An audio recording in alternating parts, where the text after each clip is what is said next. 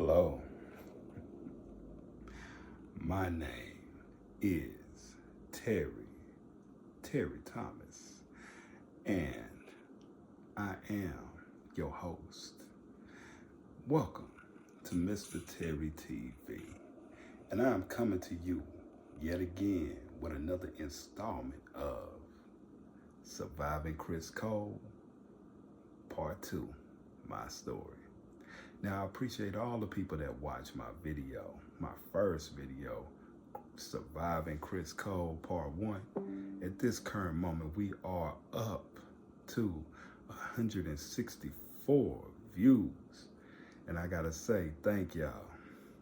I'm glad that the word is getting out about these nasty, funky weasels, these bad apples at Criss Cole, man. I'm glad that people are starting to be aware of what's going on. But I think my video got a lot of attention from certain people. My video made a lot of people at Criss Cole mad for some reason. I think they got mad because I was speaking on what's real, speaking on the truth, and to prove to you, yet again, like I've been saying, I got an interesting phone call out the blue sky. Somebody I haven't heard from in months was asked to call me, little old me, Terry Thomas. Now you may ask yourself, well, who was that? I'm gonna get to that in a second. I was told though, in my first video, I was a little bit too nice. That I brought up some things, but I need to expand on some things. So in this video, I'm gonna expand on that. In this video, for those who didn't like my first video, you're not gonna like this one. Because this time, if you don't wanna take my word for what really happened, then I'm gonna give you the raw and uncut truth. But I'm gonna let them tell it from out of their own mouths. I'm gonna give you in-depth conversations from Julie Johnson, Trey Shaw, Deanna Carter, David Armstrong, Marshall Ney. I'm gonna expose the conversation that I had with Jeff, Deanna, that made Jeff not want to be my counselor anymore after I called him on his BS. So in this video, let me tell you something. Oh, it's gonna be good. And for all the people's feelings that I hurt with my first video, for all the members of Criss Cole, the TWC that got up in an uproar about all the things I said, well, I want to sincerely tell you from the bottom of my heart, I don't give a damn. And if your feelings got hurt, good. Because you know what? You're a bad person and you deserve for your feelings to be hurt. And I'm going to tell you what, you didn't care about my feelings. You didn't care about my Uncle Brent Thomas's feelings, and you didn't care about the feelings of the students, the current students that you're hurting. You didn't care about the people that you're hurting, the past students, or I'm sure you're planning on doing the future students that come to Criss Cole wrong too. But before I go too far with this, let me just give you a little preview, a little glimpse into what you can expect in this video.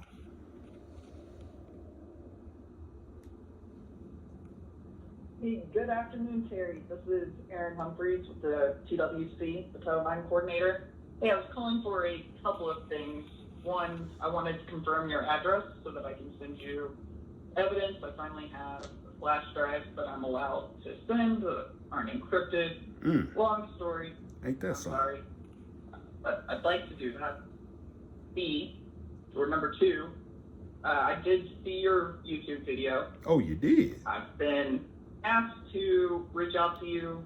But who asked you? See if I can get some details about specifically your statement about there being sexual assaults on campus and allegations that predators are getting women drunk so that they can take advantage of them. Oh, I'd really? Love to know more. That way I can You would, I bet you something do. about it.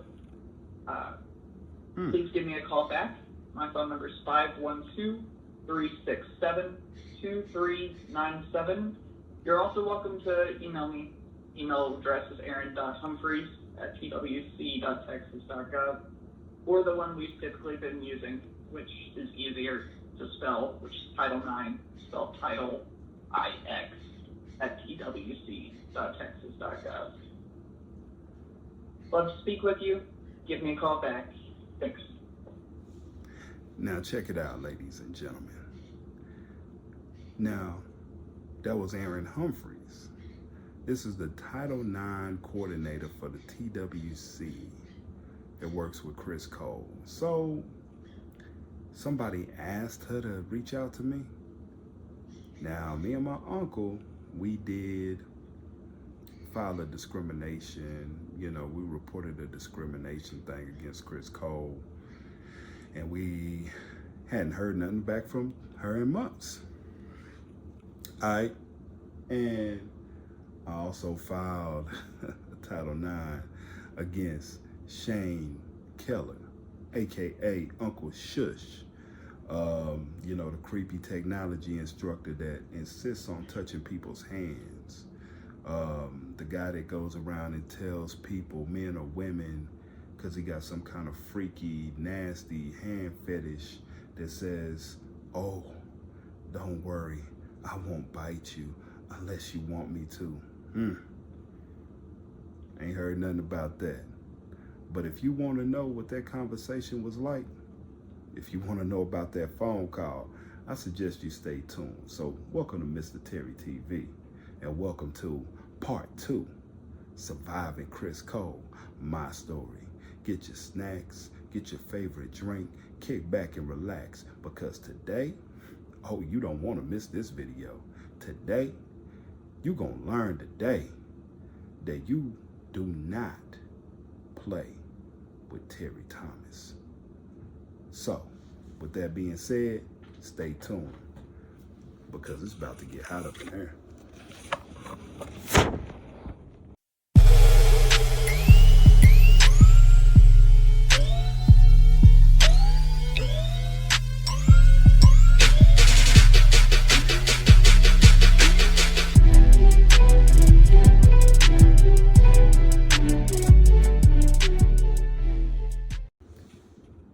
What up, everybody? We back. So, hope you got your snacks, hope you got your beverages and things like that. So check it out. This part of MR.TerryTV, this is gonna be called the Nasty Funky Weasel Report, exposing all the nastiest, funkiest weasels near you. So let me give you an update on the virus going on at Criss Cole, that C-19 that I told you about, right? So they're in mass gatherings now. You know what I mean? They back in the cafeteria. I think they back in person in class. 7 days ago, I put y'all up on game. I told y'all that 6 staff, 9 students had been exposed to the virus. You know, so I've been told and everything. They had to quarantine in their rooms. Some people have got the chance to go home for a week, which I think that's very peculiar, because you could spread that thing to your family.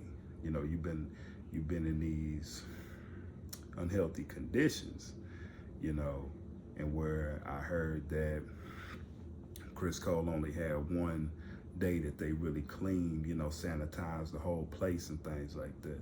So I know they looking to have an intake. It's supposed to be a big intake this month in August. So that's what I'm saying. Hold up. Now, if you come into the center, you need to be aware of this. But I don't think Criss Cole gonna let you know that they got that thing going on, running rampant. Now they in mass gatherings, back in the cafeteria. You know, people supposed to be wearing masks and stuff like that. Now, let's be realistic. Do you think that thing is gone that quick? I don't think so. But the theme at Criss Cole is, it's about the money. It's about the money. It ain't about the wellness of these students. It ain't about none of that. So let me tell you, with this part of MR.TerryTV, I'm gonna tell you something. Whether you a current student, future student, whether you a staff member, you know what I mean? You need to protect yourself, man. And I'm gonna tell you right now that no matter what you being told, if you being exposed to this thing, you shouldn't be going around your family. You shouldn't be exposing this stuff to the public and stuff like that. And I think Conrad Cruz, he needs to be making better decisions. I think, in my opinion, I think y'all should be sanitizing that place every day since those cases have went up. So I just had to let y'all know that. So getting back to the topic at hand, before I dropped that intro on y'all, I was telling y'all I had been a little too nice in my last video. I made that a quick video. This video ain't gonna be so quick. This is gonna be a long, lengthy video. This is gonna take a deep dive into my story. This is gonna take a deep dive into letting you know why I'm disgruntled, why I feel like I was shortchanged, why my uncle feels like he's shortchanged. This video is gonna expand on my first video, as I showed y'all guys that I had got escorted out of Criss Cole by armed security guard Julie Johnson and Deanna Carter. Now, one of my friends told me, he said, well, Terry, it seemed like they were talking real nice to you in the video. Well, there's a reason for that. So let me tell y'all about that right now. When Zach, the security guard, Julie Johnson, and Deanna Carter came to my room to come and get me, to escort me out the building, I didn't have my phone on me at the time. So I didn't get this right here. This is what they did. They knocked on my door. Julie Johnson said, hey, it's Julie Johnson, Deanna Carter, and Zach, the security guard. We come to escort you out of the building because it's time for you to go. So now I'm thinking, oh, man, the shit has hit the fan now, you know. So I seen Julie Johnson up until that point 3 times. This is the 4th time I'd have seen her. And she was aggressive. Let me tell you something. She was aggressive all day long when I seen her. So, I mean, this is the most times I seen Julie Johnson in person. So when you bring an armed security guard to my door, I'm like, oh no. So I automatically think, I say, oh no, man, I'm afraid for my life now.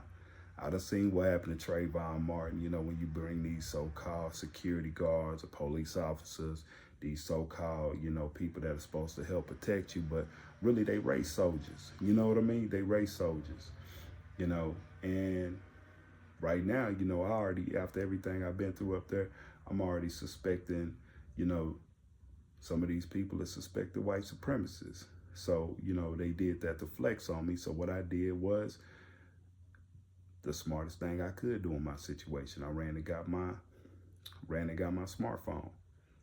And when dude Zach, he seen me get my phone, turn my camera towards them, he started whispering to him, you know. And you might say, how you know he started whispering? Well, being a blind person, once one sense goes, your other senses get more heightened. So I heard him over there whispering to each other. You know, he started saying, oh, you know, uh-oh. And they say, what? He say, he's got his phone, he's recording us. Then the energy started to change. Then they started trying to, you know, be a little nice to me and things like that. But I wasn't fooled. I know what they were there to do. They were there to try to embarrass me. And that was the whole thing about getting an armed security guard to flex on me, to show force, to make me feel less than a person, less than a human being, because up until this current day, I don't know anybody, any innocent person, any innocent student that has been escorted out of Criss Cole by Julie Johnson, the director of the center, Deanna Carter, the supervisor over counseling, and an armed security guard. I don't know anybody. They walked me down that hall in the show of force, you know, to let anybody know. You know, I found it quite peculiar that they made strategically sure my uncle was nowhere around. They made strategically sure that everybody was in class, you know, so the people who seen me were the staff. You know, people in staff seen me get walked up out of the building, you know what I mean, to flex on me, to embarrass me, you know, to demean me and treat me like a criminal. So my thing is like this, and I have to say to Zach, the security guard, and Julie Johnson and Deanna Carter, I mean, y'all thought y'all did something very impressive. I'm sure you were high-fiving, and I'm sure y'all went to happy hour that night, and y'all might have pat yourselves on the back for flexing on me, you know, thinking that you really got over and did something smart. But the only thing you did was make yourselves look bad. The only thing you did is potentially cost Criss Cole and TWC a whole bunch of money. And what you did was prove without a shadow of a doubt that you guys are racist. That y'all fear a person like me because I have morals, that I am not gonna be buck broken. And if you don't know what buck broken is or buck breaking, I want you to pick up a book or you Google it. You know, when you wanna try to treat me less than and make me feel less than a person because you feel like you had the authority to. But I'm gonna tell you something. If you seen the movie Roots, you know, all my time at Criss Cole, while y'all been giving me pushback and things like that, while you've been giving my uncle pushback, while you've been denying us certain things, you've been trying to graduate me, forcing me to graduate since February 2024, February, March, and you finally forced me out of there in June. And you proud of that? You know, you tried to steal from me, steal my belongings. You wasn't gonna send me my property until I had to message y'all about it. And that's the thing about y'all, man. Y'all cowards. Y'all spineless and gutless. And I'm not gonna hesitate. You know, I'm not gonna hesitate on y'all guys. I'm gonna tell y'all straight up the truth. And I pray this never happens again. And that's why I'm making these videos. But if you get mad about it, my best friend's mama, she got a saying about that. If you mad, you gonna get happy in the same draws you got mad in. So go ahead. I don't care if you mad. I don't care if you don't like me. I don't care if you gonna throw salt on my name. Y'all already trying to, you know, keep the people that I've hanged out with at Criss Cole. You trying to keep them away from me, trying to tell them I'm some kind of bad guy, something like that. But it's quite funny. You send your little minions to call my phone asking me about some stuff that you had no business, number one, calling me about. And number two, now you feel some type of way because now the world gonna see how low down y'all are. So with that being said, they walked me up out of there. They got me up out of the center, you know, and they thought it was gonna be all good, but I'm back and it ain't all good. And I'm gonna keep going hard on Criss Cole. I'm gonna keep going hard on them, and I'm gonna keep going hard on the bad people. Hashtag fix Criss Cole, because Criss Cole ain't never gonna be the place it was meant to be as long as people like Julie Johnson are in charge, as long as people are like Trey Shaw, the deputy director, as long as you got Deanna Carter, Jeff Malzo, as long as you got these buffoons like David Armstrong in counseling, as long as you got people like Marshall Ney down there, the supervisor, as long as you got Ada Mendoza working there, as long as you got these people that are spineless and gutless, or as I like to say, nasty, funky weasels like that, Criss Cole won't never be what it's supposed to be.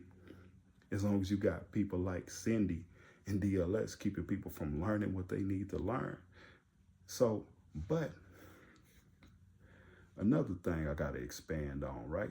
Another thing I got to expand on is I showed y'all while I was at the liquor store, right?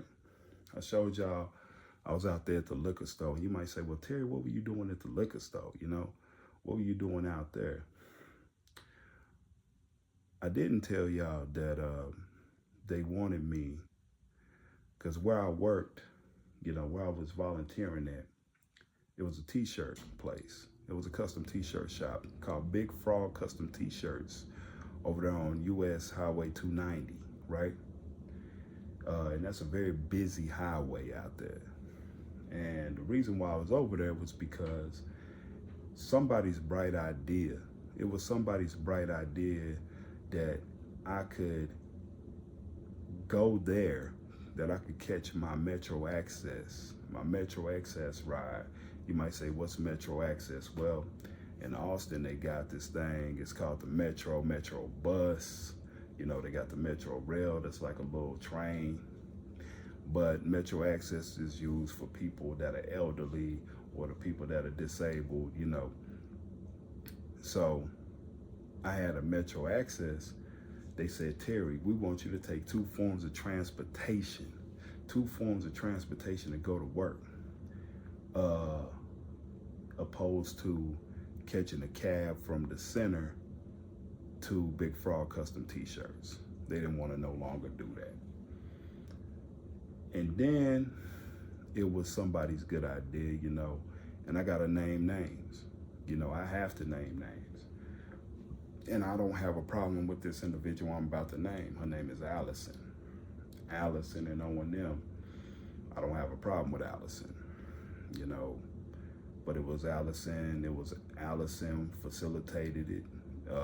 Deanna Carter, I think it was her idea for me to go over there to Specs or something.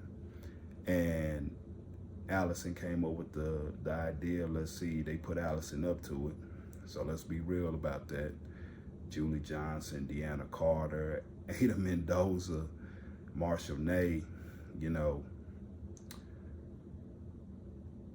Allison was put out there for me to work with because I didn't trust my career guidance instructor, Marshall Ney, because he had already said some racially profiling things to me. He told me to go to you know, ask me, have I tried a life of crime? And in this video, you're gonna actually get to hear that. You're gonna hear that. I'm gonna show you that. I'm gonna let you hear it. And I'm gonna also let you hear his boss defend him. Julie Johnson say, he didn't mean it like that. All right. Yeah, if you say so. Keep on keeping on, right? Basically, the whole thing is, I let them know up front that I ain't no stereotype. What am I doing out here? What do I look like sitting outside of a liquor store? I don't drink. I'm not some like black minstrel or nothing like that that's stereotypically sitting out here at a liquor store, you know. Oh, Terry, we're not asking you to do nothing different than we've asked any of our other students and this and that. But my thing is, you don't find it racist to put a black man in front of a liquor store and have him wait there. And just like I said, I didn't get this on camera, but it happened. The first day I was out there, another armed security guard approached me. Because I'm out there, this liquor store doesn't open until 10 o'clock, right? Thing don't open until 10 o'clock. So I'm out there. And the dude, he walks up on me. I'm out there a little bit before, I said about before 8:35, dude walk up on me and, you know, asking me questions. You know, I look suspicious because I ain't going in the store or anything. I'm just sitting there. Let him know I'm waiting on my ride. He asked me, well, how much can you see? Then that's when he tried to sympathize, you know, try to get a little friendly. But I'm looking at him, you know, he's standing up, I'm sitting down and everything, white guy. And he lets me know that he's an armed security guard. He say that he worked there at Specs. And he makes sure that the people going in and out of the place, you know, making sure that everything's good. And I find this quite peculiar because the store ain't even open yet, you know. So I know he seen me sitting out there, and just like I told Julie Johnson and everybody else that I didn't have no business being over there, they probably thought I was trying to case the joint or something. So that's one thing. Another thing is, Allison wanted me to try to walk from Big Frog Custom T-shirts to Specs liquor store. And this came down from Deanna Carter, Julie Johnson, I'm sure Ada Mendoza had something to do with it. Marshall Ney, they wanted to try to get somehow, some way that they wouldn't have to pay for a cab for me to go from one place to another, from Big Frog Custom T-shirts to Specs Liquor Store. They wanted me to walk it. Now, mind you, this is a busy highway, underpass. This is underpass. And let you know, I'm at a facility for blind people, right? Now, I think I'm good at O&M. I think I'm good at using my cane and stuff like that. But the problem with that goes to say is when I tried it with her, the lights that you use to walk under the underpass don't work, right?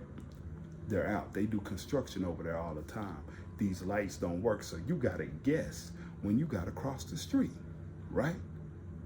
Allison says, well, Terry, sometimes you can look directly at the car to let them know that you're going across and do that.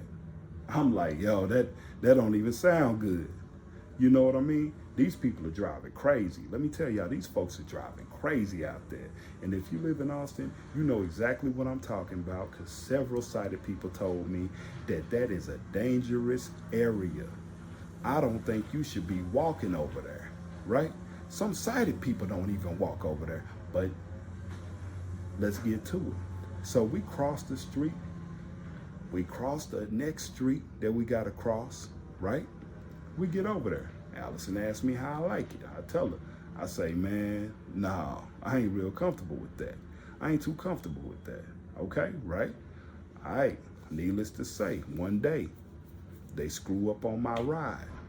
I call a cab like I'm supposed to. I do what I'm supposed to do, and I call the cab. The cab never show up, okay? The cab drivers, they mad because I'm calling them to come pick me up and take me pretty much across the highway, across the highway, right? That's maybe a $5, $6 trip. They don't like that.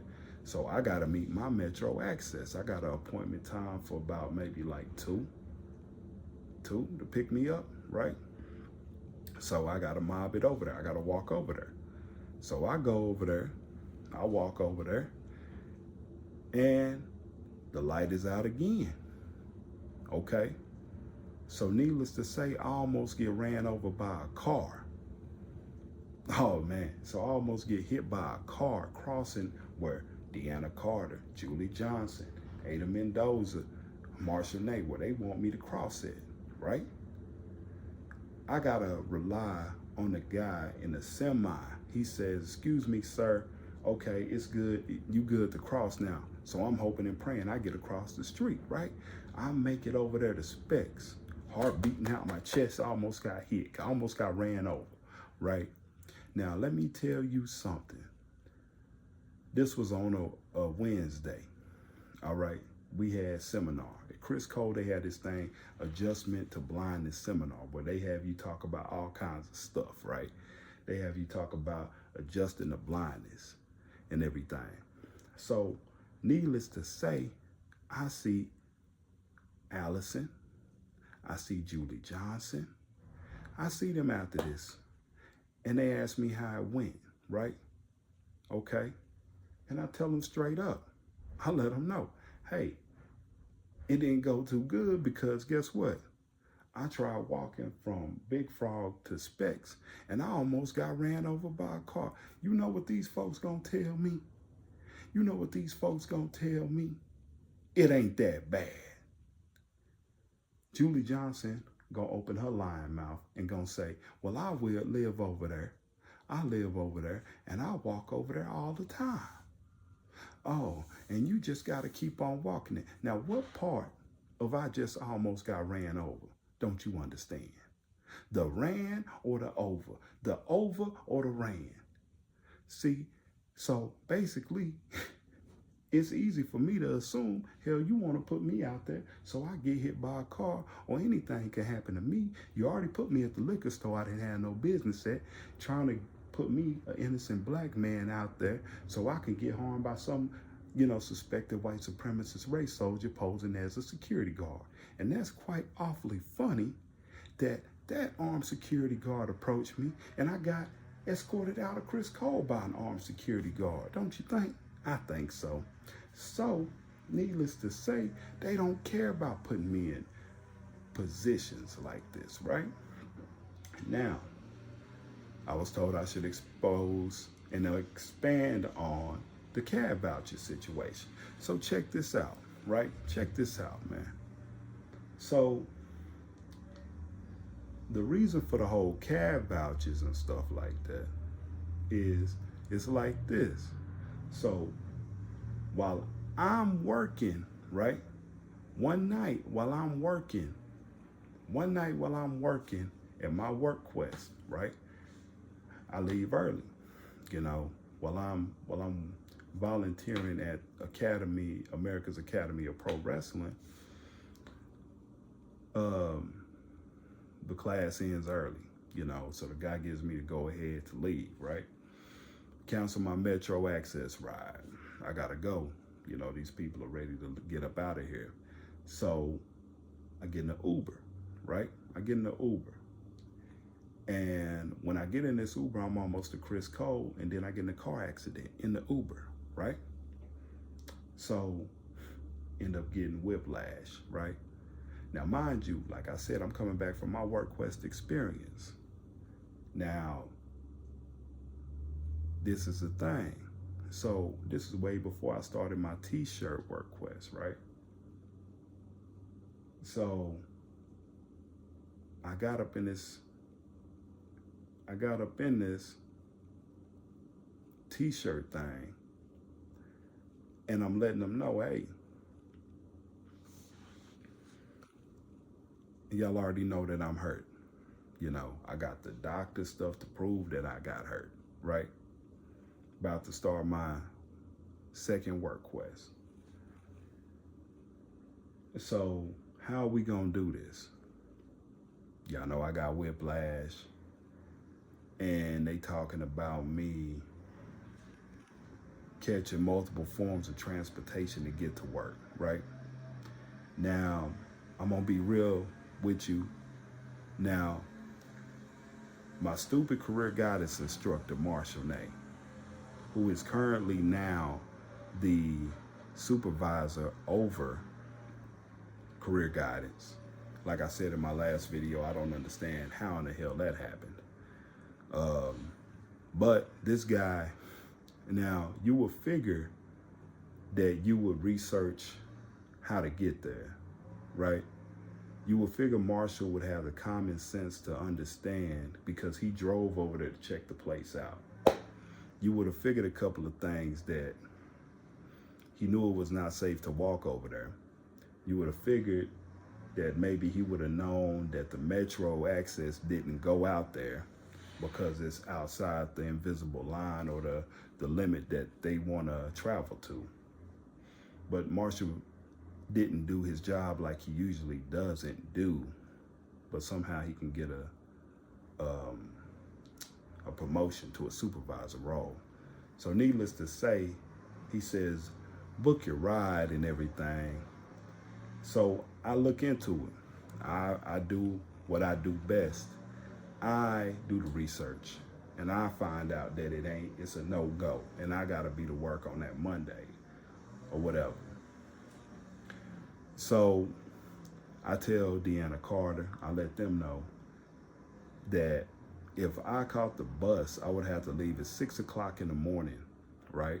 I'd have to leave at 6 o'clock in the morning and ride that bus over an hour. Then turn around, catch another bus to get off at a Walmart on Mopac, I believe. And then walk a little bit, about a mile, up to the highway to get up the road to get to the place. I said, oh no, that's a no-go.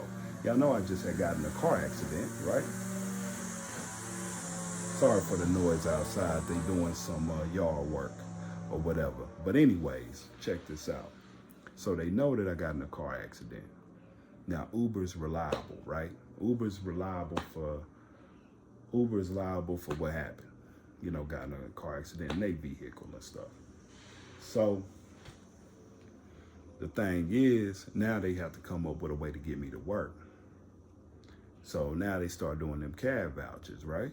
So they start doing these cab vouchers and everything. And what a cab voucher is basically a blank voucher that you give your cab driver and they can fill it out. Criss Cole picks up the bill. Now, what they don't tell you is that the cabs are not going to get you to work on time, you know, all dependent. They don't let you know that if you call them, that they may not show up at all, depending on how far you got to go, or if you got to go across the highway like I did. They don't tell you that. Now, when I had to use this, it was going all right for a little bit. As long as I was catching the cab from Criss Cole to Big Frog Custom T-shirts, it was all right. Now, I can admit that because of the cab situation, I rarely made it to work on time due to no fault of my own, right? So the thing is, then when they want to switch it up, they hit me with the okie doke.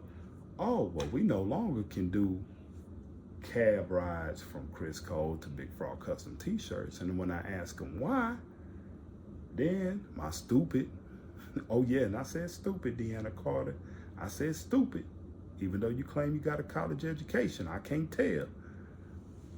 My stupid counselor, Deanna Carter, gonna tell me, oh, Terry, we discussed it.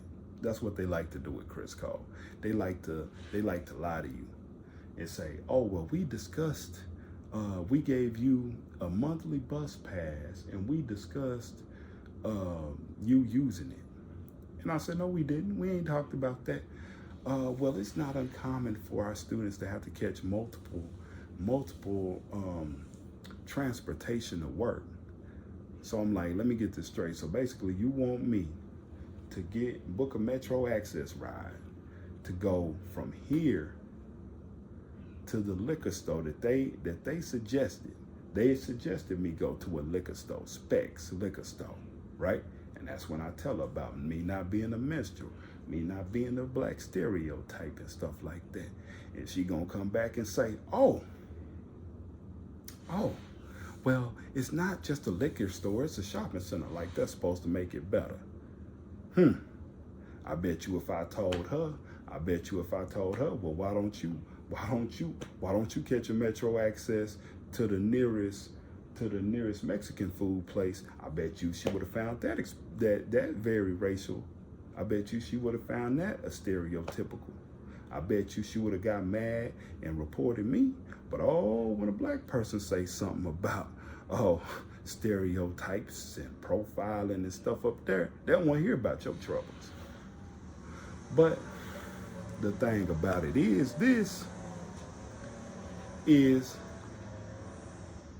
how I got in that situation. This is how I got at the liquor store. This is how I got them cab vouchers. Once they found out that I was getting hip to them and telling them how much I didn't like it, how I already was injured, had whiplash from getting in a car accident and stuff like that, how I had x-rays and stuff to back it up. And they wasn't liking that. So they started changing the address on the vouchers of the location of the place. They no longer wanted to put it on Specs Liquor Store. They wanted to put, they just wanted to name the shopping center on there. Put the address of the shopping center to cover their tracks, right? And because of Criss Cole, my work quest experience ended abruptly because I couldn't get to work on time because of them. And nobody still addressed about me almost getting hit by a car. And they wanted me to continue walking across a busy highway underpass. And mind you, I never did that on O&M. I never did that on O&M. So that's the thing with that. Now expanding on that. Now another thing that I want y'all guys to understand while we're going about this video is, I'm going to tell you today, now that I covered that stuff in the previous video, now we're going to get to the meat of this video. Now check it out. Check me out. Now I'm going to share with you something that you can access as well. You can access the Criss Cole Rehabilitation Center brochure. You can go online right now and download that PDF. Now, this brochure talks about how Criss Cole is going to teach you about being independent, confident, and competent. There's a lot of things in this brochure that a lot of you current students probably aren't getting. Probably you past students aren't getting.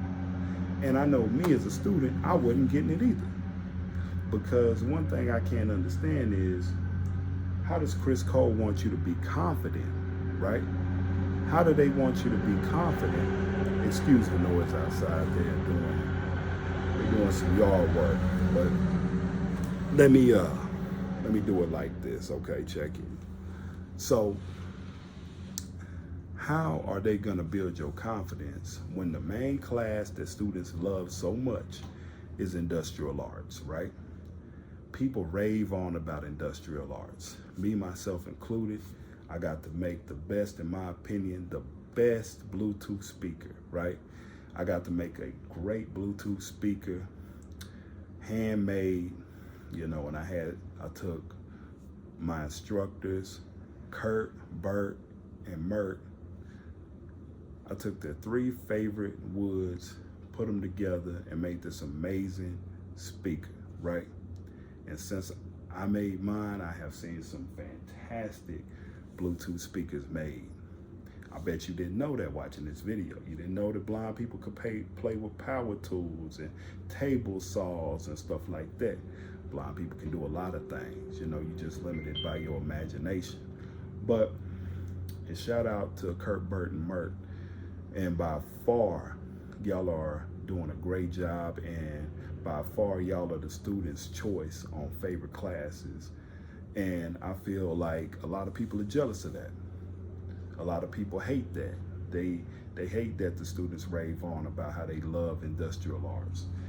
And to show you proof of that is because industrial arts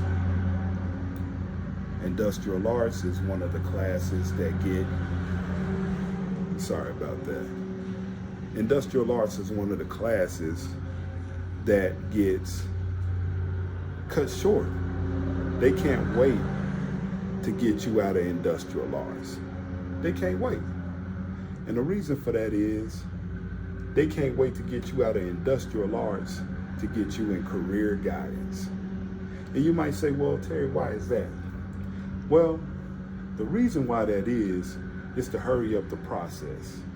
Because at Criss Cole, one thing that's very common amongst the students, and this goes for anybody you could talk to that has, you know, that doesn't fear retaliation or doesn't fear them coming at them. At the 3-4 month mark, they're already getting you your walking papers out the door.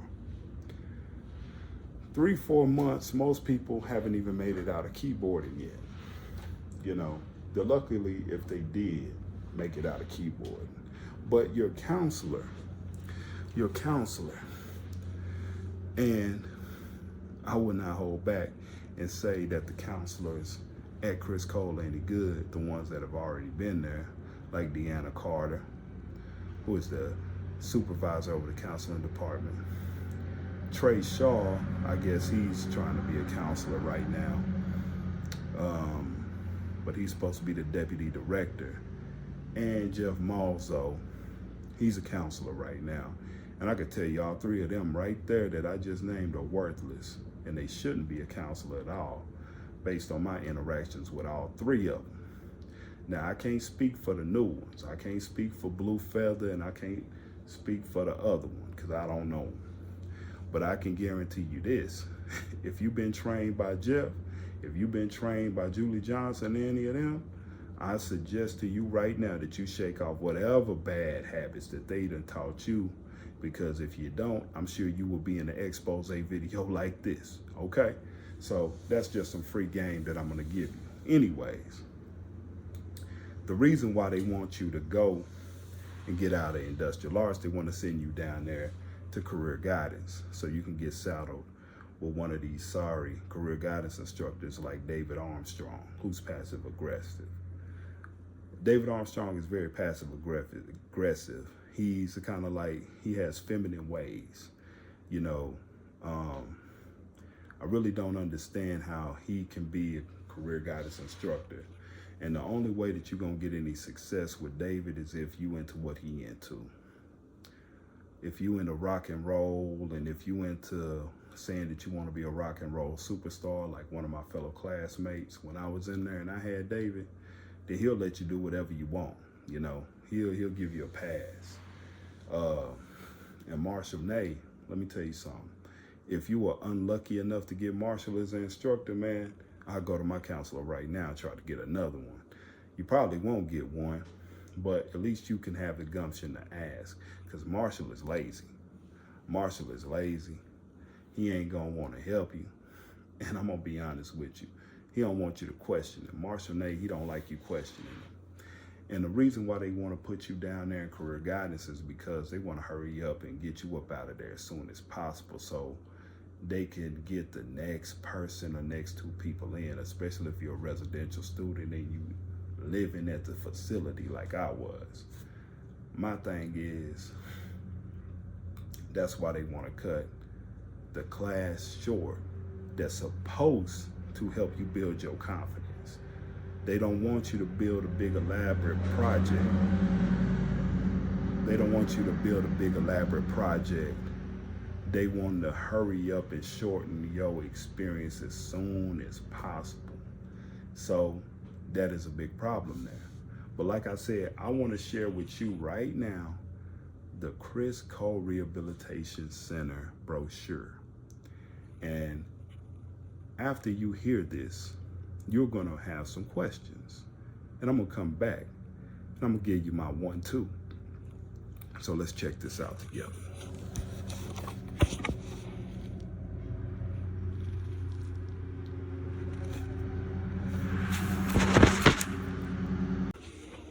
Now we're going to go over the Criss Cole Rehabilitation Center brochure. This is a 2020 brochure, and I'm sure it ain't been updated since. So let's get to it. Let me show you what's in this brochure. And we're going to stop periodically to give you my thoughts on it. And let's ask ourselves, whether you're a current student, past student, do you feel like you got these things that they're talking about, that they're advertising that they do with this center? Because some of the things, they kind of blew my mind, and I know I didn't get them. So check it out. Let's go. 1. Criss Cole Rehabilitation Center. Confidence, independence, competence, Texas Workforce Solutions, vocational rehabilitation services. Image, teacher watching a student operate a braille typewriter. Image, man cooking wearing his blindfold. Image, man operating a circular saw. All right, let's go to the next. Page 2. 2. Image, Judge Criss Cole with his seeing eye dog. Now, I do have to say this. I think Criss Cole, Judge Criss Cole, I do think he would probably be embarrassed. He probably would not be too happy with how things at his school are going, especially with the people in charge, like Julie Johnson and Trey Shaw, how these people are running this program into the ground and not making the best decision when it comes to the people that they're employing there and not getting rid of their bad staff. And you wonder why people are leaving Criss Cole right now, why you're losing so many good people. It's because you want to keep the bad people around. But I digress. Let's keep going. Page 3. Texas Workforce Solutions comprises the Texas Workforce Commission, 28 local workforce development boards, and our service providing partners. Together we provide workforce education, training and support, services, including vocational, rehabilitation assistance for the people of Texas. 3. All right, you heard that, right? Let's go. Page 4.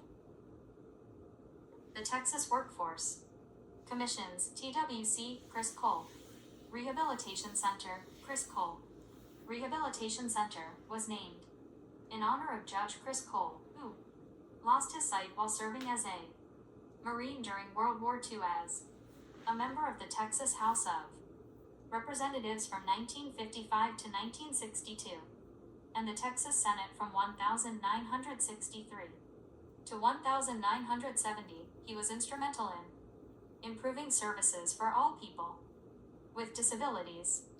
4. It sounds like Judge Criss Cole was a stand-up guy trying to improve the lives of all people with disabilities. Well, I definitely cannot say the same for the bad apples at Criss Cole. Instead of improve your life, they want to derail your program so you cannot be confident or competent as they claim that they want you to be. Let's keep going. Page 5 of 24. Criss Cole Rehabilitation Center is a state-of-the-art adult residential training facility located in the heart of Austin, the capital city of Texas. It is the largest vocational training facility in the United States. 5. Now, you heard that right, state-of-the-art facility, right? So don't you think they should have state-of-the-art, people that are committed to helping you achieve your goals? I would think so.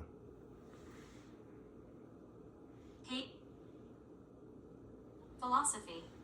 Persons who are blind/deafblind have the right to actively participate in employment, community, and society. Staff at Criss Cole Rehabilitation Center are committed to providing services.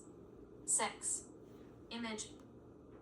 Page 7 of 20. Now, they say that they're committed. This is their philosophy. Now, these ain't my words. These are what's on this brochure. And again, you can go access this material on the internet. You go and you look up Criss Cole Rehabilitation Center brochure, and you can download the PDF, and you'll have exactly what I got in my hands right now. And you can use voiceover, or you can use talkback like I'm using right now to read this. And you might say, Terry, how are you using talkback? Well, like I said, I had to fight just to learn how to use my Android phone at a facility that should have been teaching me that soon as I came through the door. But I guess, I had to wait a little bit longer because my incompetent counselor at the time, Jeff Malzo, is worthless. And Jeff, I hope you watch that dog, man. All right?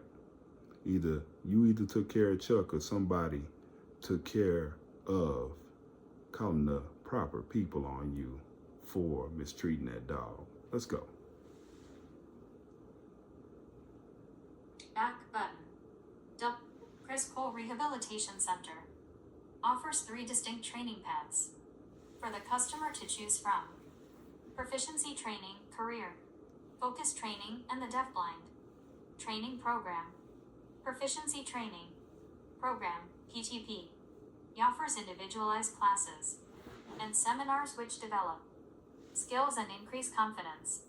It provides targeted, customized training that supports students' employment goals. 8. Now, they said they got 3 different career paths. And I do have to say something about that, right? I have to say that more often than not, a lot of people get individualized teaching. And you might say that might be a good thing, Terry. Well, you might think so.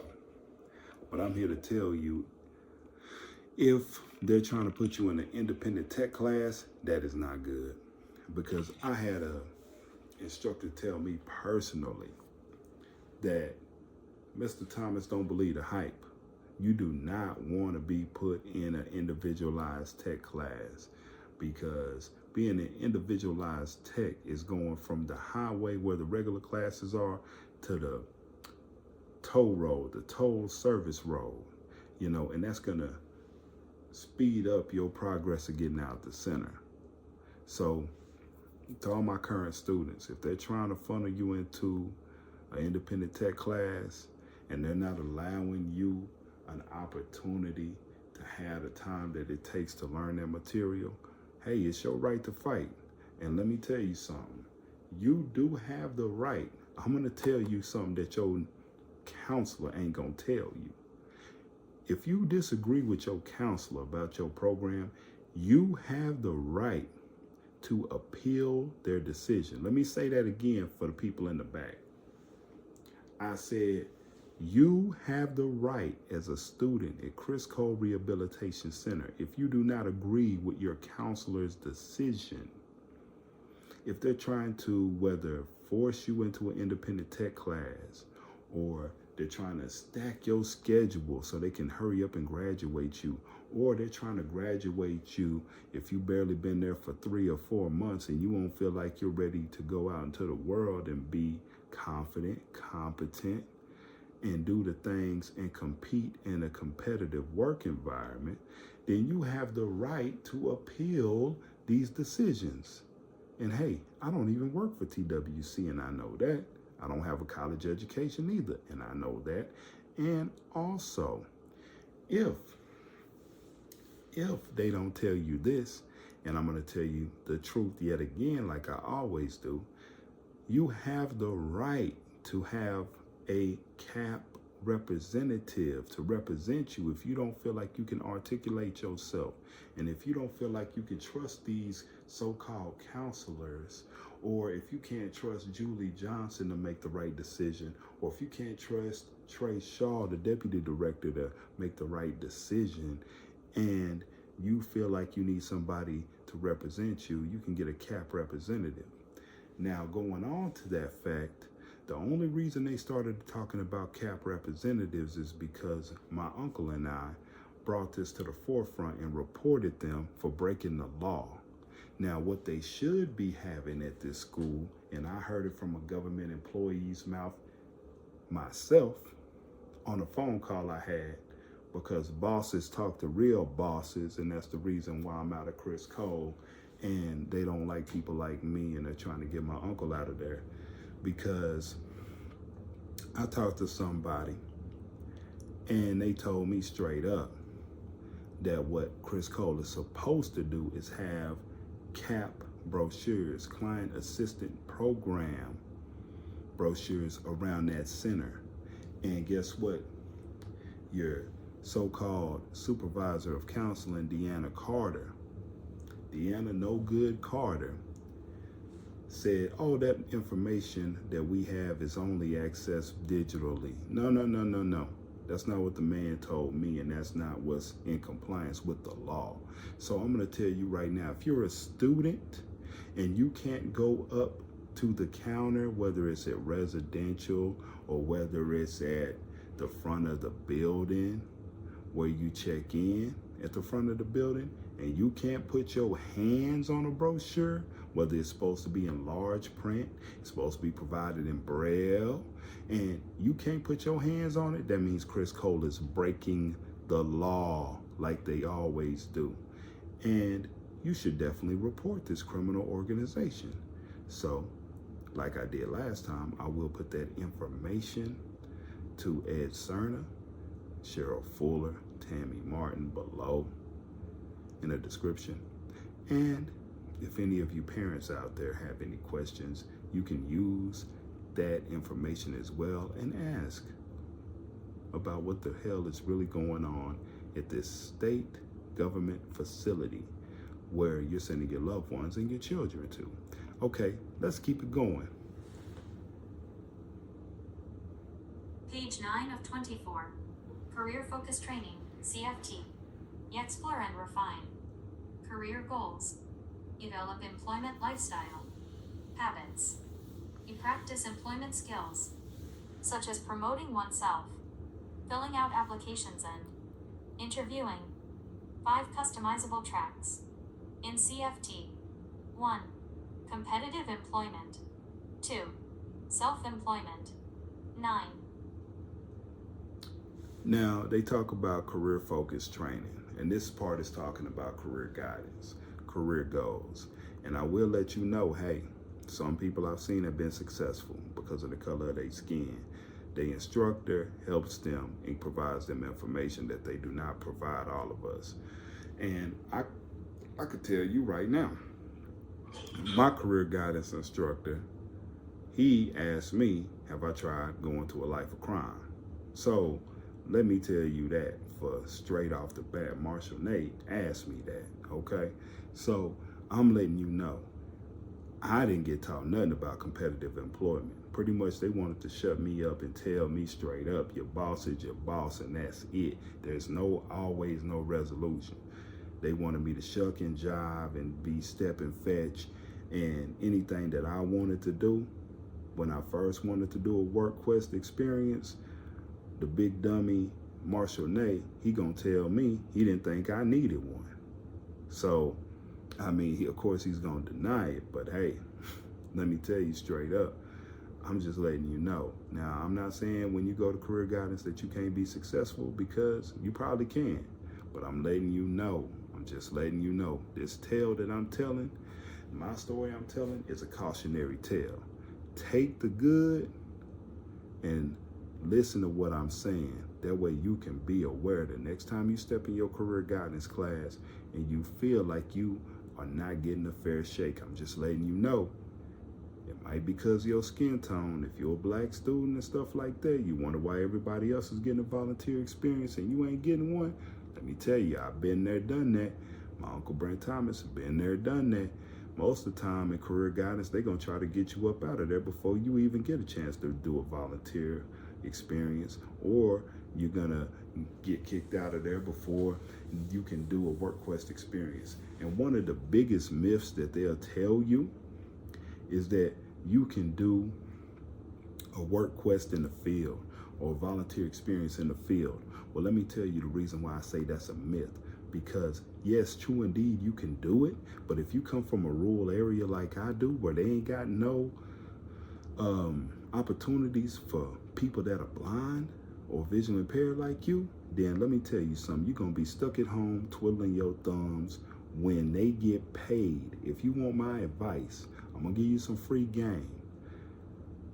If you want some advice from me, don't let these people talk you out of not doing your volunteer experience. Don't let them talk you out of that. They get paid to give you this experience. And you should do a volunteer. I suggest you do a paid work quest, because you know you need some money. You need some current on your resume. Get your money and make these people do what they get paid to do. It should add 3 more months onto your program. It's supposed to be 12 weeks long. Don't let them lie to you like they lied to me. I'm telling you, straight up. Page 10 of 24. 3. Supported employment. 4. College preparation. 5. Business enterprises of Texas. 10. Image, man working on a wine cabinet.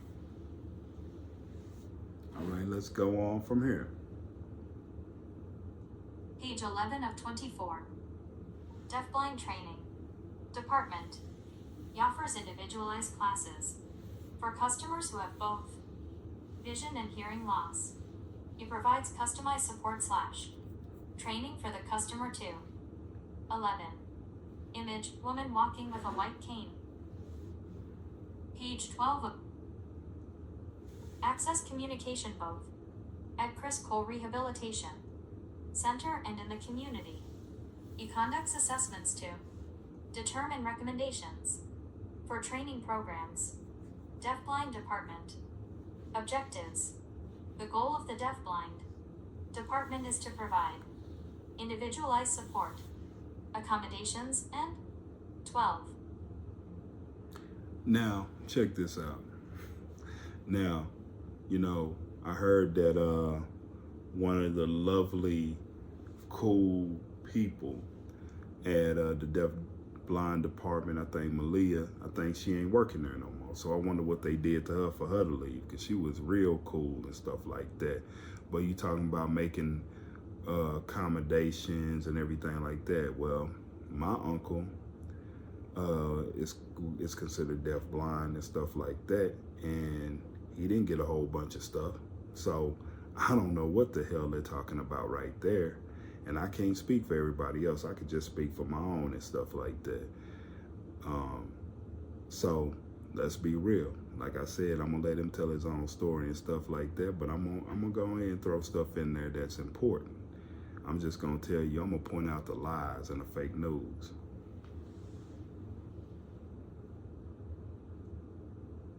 Hard of hearing blind Criss Cole. Rehabilitation Center students in. Classes and employment readiness. Training.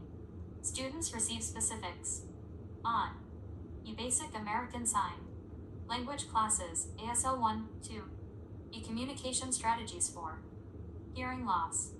Hearing assistive technology. Adjustment to deaf blindness / hearing loss. Deaf blind resources. 13. Page 14 of 24. Outreach. Criss Cole Rehabilitation Center also provides 3 to 5 day mini trainings to groups of customers in their local communities. Program guidelines. To participate in Criss Cole Rehabilitation Center programs and services, customers must 1. Be legally blind or meet the definition of deafblind. 2. Be referred by a vocational rehabilitation counselor. 3B. 14. Page.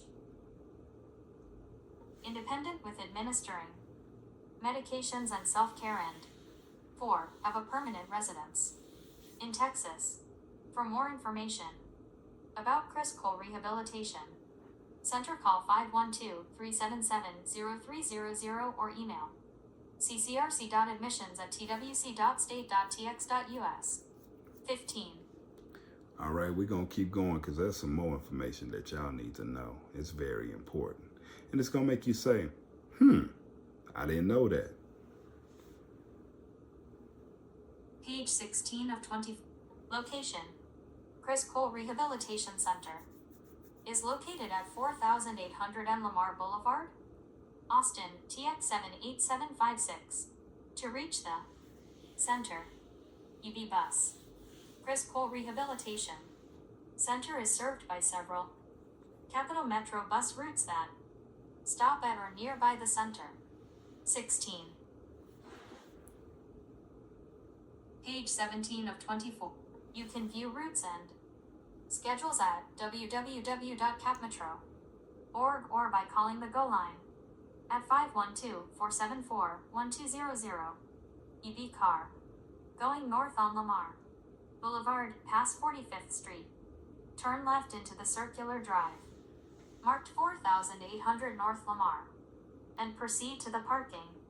17. All right, we're going to keep on going. It's going to get better. Page 18 of 20. Garage. You may park in any unreserved spot in the parking garage or along Sunshine Drive, directly west of the Criss Cole Rehabilitation Center building, or in the visitor spaces of the Criss Cole Rehabilitation Center parking lot. 18. Page 9. Your Texas Workforce Solutions Vocational Rehabilitation Services Office. To locate your Texas Workforce Solutions Vocational Rehabilitation Services Office, visit www.twc.texas.gov/ find locations. 19. Texas Workforce Solutions. So you can definitely get in contact with these people. If you don't know where facilities like this is, wherever you from, we're in Texas, but you may be in another state. But you can definitely search this information right here, and it'll lead you to somebody to talk to. I don't know if y'all knew that, but I'm here to lace you up and let you know what's going on. Don't know if you got this brochure. Don't know if you ever knew that there was a brochure out there, but I'm gonna keep going with this, and we're finna get into some juicy information. Page 20 of 24. Texas Workforce Solutions Vocational Rehabilitation Services. 101 East 15th Street. Austin, Texas 78778-0001. 800-628-5115. 20. Image of the Texas Workforce Commission seal. T-Mobile, spelling the T with Teddy. See, Page 21 of 24. now you can look up your Texas Workforce Commission. Now, Criss Cole don't want to let you know this office is not far away from Criss Cole. You know, it's right there in Austin. So students, I encourage you. I really encourage you. If you're not satisfied with your program, I say, hey, you could definitely go down there to the Texas Workforce Commission and ask for Mr. Ed Sarna or Cheryl Fuller or Tammy Martin. Go down there and try to make an appointment with them. I would say give them a call or something like that. Maybe you should send an email, but I know one thing's for sure, they didn't get back to me or my uncle. So, hey, maybe this video will help them free up their schedules for people that are having concerns about their program, because they ain't been doing a good job so far with that. Back button. Page 20. Link twc.texas.gov/.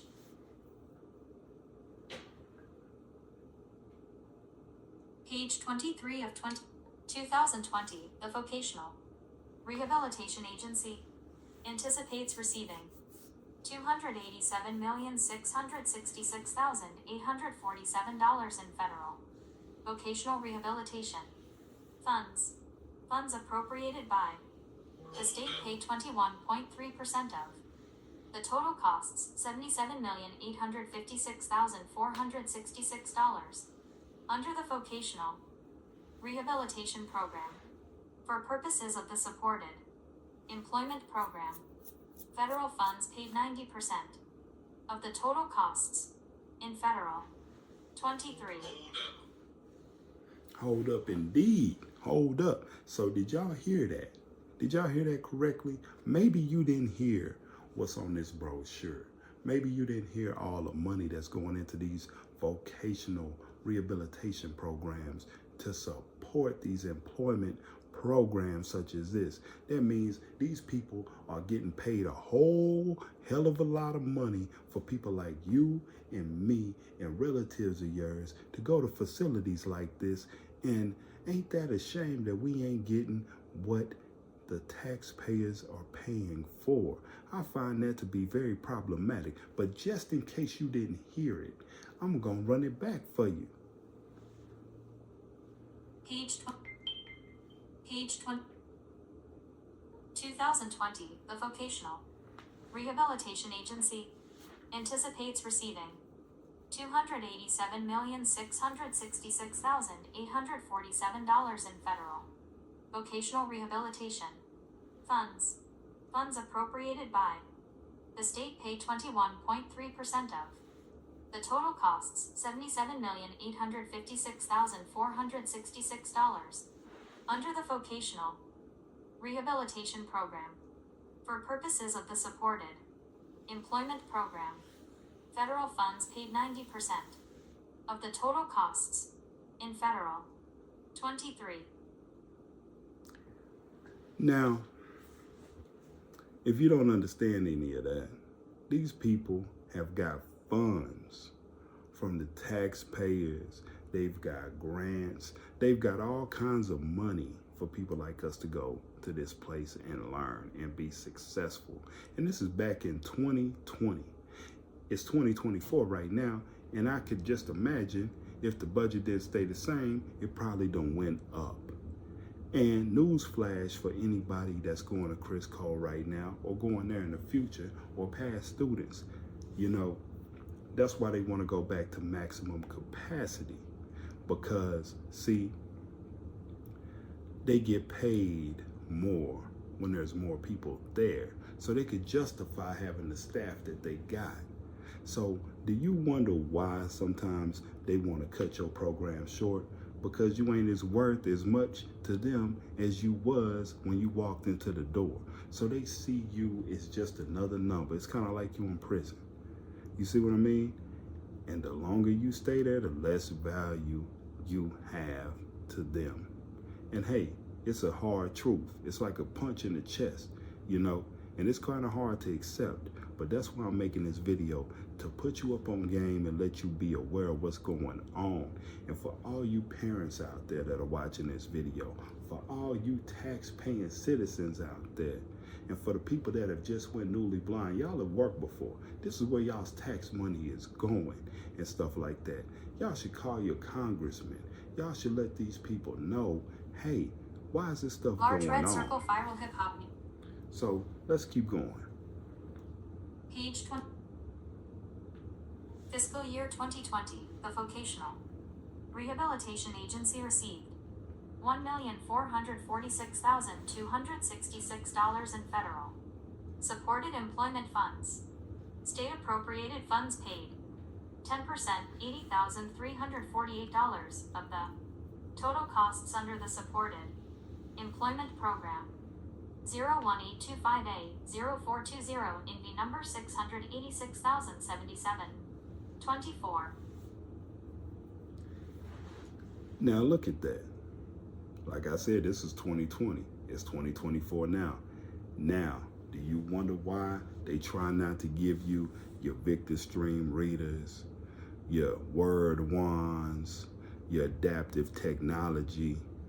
And for all my students out there, Fiscal year 2020. I'm sure you were told on the tour or by your field counselor and things like that, when you go to Criss Cole, you were gonna get an ATU evaluation. Well, newsflash, I'm gonna tell you what's up. What you're supposed to do, yeah, that's what's probably supposed to happen. But I'm gonna tell you often, more times than not, it don't happen, okay? Let's be real, it don't happen. I knew a girl that went to the center and stuff and told me out of her own mouth she had Worthless Jeff as a counselor and stuff. And she said she had an ATU evaluation before Thanksgiving break. And let me tell you what, that girl graduated in the beginning of 2024. And guess what? Still hadn't received her ATU equipment. And you might be saying, what's an ATU? That's a technology evaluation. That's where they're supposed to give you, you know, and go in there and let you see the computers, the CCTVs, all this good equipment that's going to help you as a blind person in this competitive work environment. That's where they're supposed to, you know, ask you whether you want Fusion that comes with Zoom text and JAWS and all this kind of stuff right now, these screen readers and things like that. That's where you get your iPads, and that's where you see your Envision glasses or your Orcams and stuff like that. Well, let me tell you something. More oftentimes than not, your counselor, not your field counselor, but your counselor at Criss Cole is very instrumental in you getting this. And more oftentimes than not, they push you out the door and shorten your program before you can even get it. And a lot of times they say, oh, it's based on whether you go to work or go to school. I done seen many people come and go, and let me tell you what, they darn sure didn't get it. So I wonder what's up with that. Because when I was at Criss Cole, and keep this in mind, I just barely left. I just barely got forced out of the program. Now, you've seen all that money that they getting to help the employment program, so I'm still wondering why that I didn't get to finish my WorkQuest experience. Why did Criss Cole violate the ironclad legal agreement that I signed and that they signed for me to work and get paid by TWC, or the company called U&I, to continue my WorkQuest? I think somebody owes me some money. And I would also say Criss Cole owes me some money for doing their job as well, because my worthless career guidance instructor didn't help me. And guess what? I did his job, so I'm expecting that check, Marshall. I'm expecting that check. I want to be reimbursed my money, not only for the Uber that I didn't get my money back for, but for doing y'all's job. And I'm helping do your job right now by educating the masses on what y'all ain't telling them. But see, let me tell you something. If you want to know more about this, you're going to have to do your own research, because guess what? When I asked about who's in charge of these funds, I got an automated message from TWC talking about they didn't know who the people were that were donating this money. But I'm sure if I keep making videos like this, eventually I'm gonna find out. And I'm guaranteeing you this, Criss Cole shouldn't be getting these funds because they ain't helping nobody. And they wanna pick and choose the people that they help, but they don't wanna help people like me with this skin color, you know? So as long as they talk about maldistributing resources away from people like me, I'm gonna keep talking about Criss Cole so I can put you up on game. Let's go.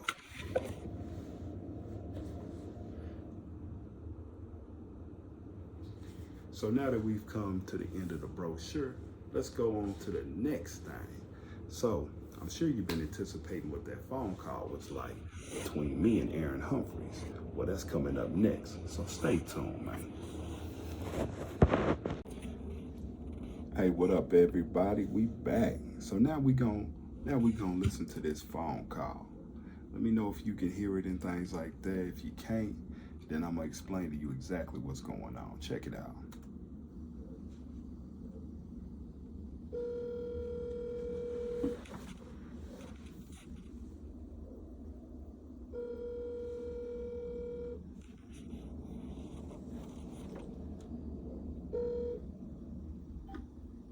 TWC Vocational Rehabilitation Division. This is Aaron Humphreys. How can I help you? Hello, this is Terry Thomas. Hey, Terry. How are you doing? Well, I'm not doing too good, I can't say. That's fair enough after listening to your video. Yes, indeed. I understand. I got your voicemail and I got your... Now, I got to stop it right there. Now, Aaron Humphreys. Now, how can you understand how I'm feeling? Have you ever been black, Aaron? Have you ever been escorted out of a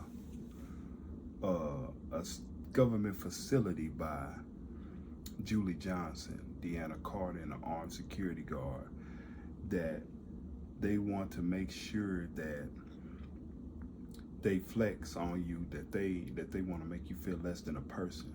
Have you been going on for months and months in a criminal organization known as CCRC and TWC working together to railroad you out of your program? How can you understand where I'm coming from? But I just had to let you, the viewer, know she will never understand what it's like to be in my shoes. Email, and I figured I'd give you a call. Yeah, good. Thank you. Obviously helped me a lot because, I mean, as you know, Title IX, what I'm concerned about it, Criss Cole, is the sexual assault, sexual harassment front. And your video covered a couple of those only extremely briefly. I would love more details if you have them and can share. Well, see, my thing is like, I was surprised to get your call because me and my uncle, we haven't heard from the Title IX department or anybody in a couple of months. True that.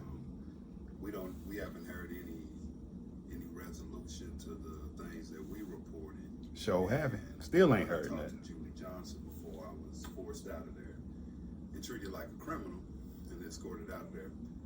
Was that apparently that the case was moved from your hands to somebody else in the Title IX department, that they got a new Title IX. Natasha Fields. Working here. Natasha Fields is supposed to be, I guess, a new addition to the Title IX department. I'm sure you, the viewer, didn't know that. I'm sure you don't even know who Natasha Fields is. but I came across this information by Julie Johnson. So I just want to let you know, I know y'all haven't had a Title IX seminar since the last 3-4 hour one that I was a part of, that we sat there and were bored out of our minds about this whole Title IX nonsense. But let's go ahead and continue with this phone call. In hand with, and then they were saying that my uncle got the word that Tammy Martin was supposed to be in contact with me and him. So I'm kind of confused on what's going on. Sorry, are you telling me no one followed up with you on your discrimination complaints? Yes, that's exactly what I'm saying. Now, ain't that quite peculiar? Now, don't you find that peculiar as a viewer, that no one from TWC or Criss Cole Rehabilitation Center, now mind you, I was forced out of this program on June the 28th, right? And it's August 5th right now. So tell me, we had put this complaint in a while ago. And while I've been in the same building with these people, same place, me and my uncle, ain't heard nothing. But as you can see, Erin Humphreys calls me out of the clear blue sky, out of all things, not because she wanted to say, hey, we got something for you on this discrimination complaint. But, hey, I want to tell you something about, I want you to give me more information about what you said in your YouTube video. The audacity of these people, man. If you're doing your job, you would know what the hell is going on at the place that you work. Ain't that something? But yet again, I might add, I don't work for Criss Cole. I don't work for TWC. And the reason why they don't like me right today is because the students there rather ask me or my uncle for advice instead of asking the people that are supposed to help us. Because guess why? The people that are supposed to help us, they don't do nothing. All them folks is doing is sitting down collecting the check. So let's continue. Let's listen to more of this conversation, shall we? That's exactly what I'm saying. I'm saying that. Well, what I can tell you is I finished my investigation on those and submitted them to I'm supposed to. I can't do any more on the non-Title IX ones because it's not in my hands as investigator to do that. They're supposed to communicate with you, so I will talk to Tammy, my supervisor, and figure out what's going on those. The Title IX ones, that's on me, genuinely, because you are the first Title IX complaint we had. Your case, I've had to deal with our risk and security division to figure out a way to get you the evidence.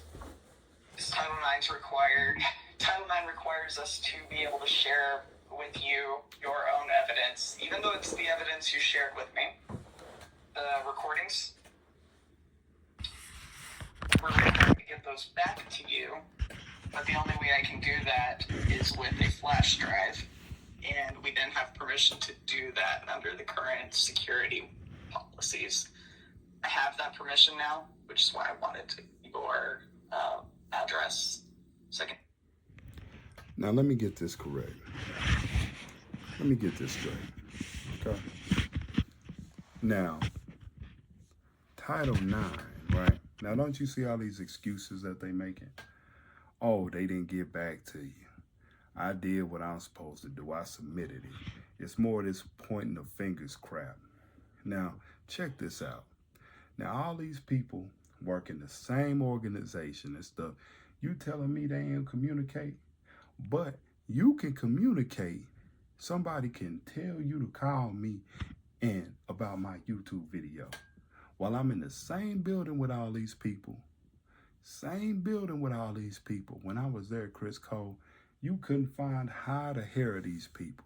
You couldn't find them. They wouldn't be in their offices and stuff like that. I mind you yet again, when I was looking for Julie Johnson to help me and try to get a resolution of me being forced out of Criss Cole, do you think I could find her? I was supposed to meet with her since June the 11th, and I didn't get a meeting with that woman until June the 18th. Now tell me what's up with that ducking and dodging. And now I get a phone call like this talking about, oh, Title IX, you are first Title IX case and this and that. But now, why would that be? I wonder, why is that? Why is that? Don't you wonder the same thing? Let me know. Maybe I'm tripping. I'll send that to you. But I thought for sure that someone had already been in touch with you about the discrimination complaints, so No. I'm sorry, that's a surprise to me. Oh, no. Most definitely that they have not. But see, the thing about it is, I clearly showed in my video being escorted out of there by Zach, the security guard, Julie Johnson, and Deanna Carter, which was on tape, in which I sent this information also.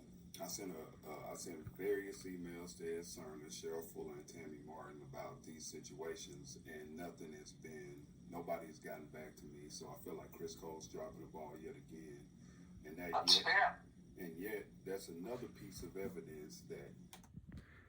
And you hear that? She said that's fair.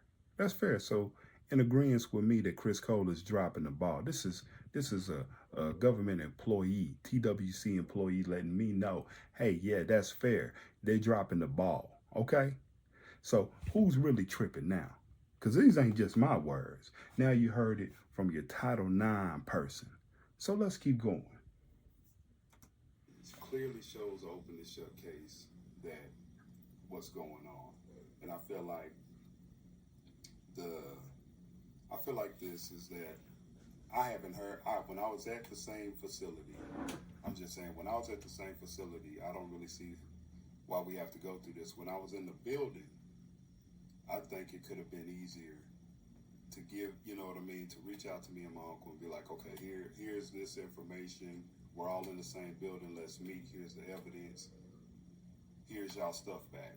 You know, because my uncle, he tried to go get his thumb drive several times, and you were not in the office. The people in life skills, they were like, well, we don't know where Aaron is. We haven't seen Aaron or whatever. And so, like, now, when I got your call, I was really surprised because I'm like, somebody from Criss Cole's reaching out to me about a YouTube video of all things. So, well, I mean, I was able to get your uncle's flash drive. That was in my possession because that's where it's secure at the time. And I was emailing your uncle to coordinate that. But I'm sorry, I didn't know no one had reached out to you about the other investigation. So you have my sincere, confused apologies on that one. but yes, that's where I'm at. Outside of me. And so I'm a little hands tied on what I can do on that one, except for reach out to my supervisor, whose job it is, to do that part. Now, as you see, here come the finger pointing. Now, Tammy Martin, you her supervisor, right? You her supervisor. So I'm expecting somebody to reach out to me, whether it's you, Tammy, or, well, I guess it's supposed to be you, Tammy, since you the supervisor. Because Lord knows can't get a hold of Ed Sarna or Cheryl Fuller or nobody like that. So I'm expecting somebody to reach out about this discrimination thing. Because I done showed you what's going on. Yet again, you're hearing it from your own employee and stuff. She's surprised about what's going on. But I know I ain't surprised. I know my uncle ain't surprised because y'all playing around. See, we've been going through this for several months, and I done had it up to here with y'all. and y'all's bull crap. I'm gonna tell you that right now. I ain't never seen so many incompetent people at their jobs in my life.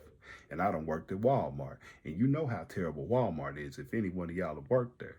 So let me tell you something, man.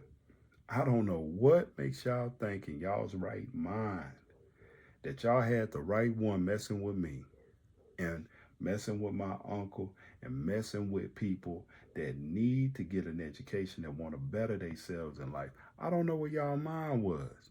I guess you thought because we use, you know, yes sir, no sir, yes ma'am, no ma'am, and we polite and we intelligent, you know, I guess you thought you could just run over us or something like that. I guess you think we just gonna suffer in silence. I guess you think this is roots and, you know, we supposed to be Kunta Kinte. You know that you know, when they whipping Kunta on the back and they giving him a new name. What's your name? Kunta Kinte. I guess since I didn't say my name was Toby, or I don't want to step and fetch and stuff, that's why y'all don't want to help me. But y'all are gonna help me. Y'all are gonna help me. Because let me tell you something. I'm gonna put it out there into the universe right now. I pray to God and the ancestors and the universe and everything that's holy, that this video reaches millions upon millions, if not billions of people across the world. And I want these people, I want all the lawyers, I want all the people out there to see this expose on Criss Cole. And I want all the litigation to come TWC's way, and I want it to come Criss Cole's way. And until we get justice, and get these bad apples out of here, and y'all do what y'all are supposed to do, let me tell you something.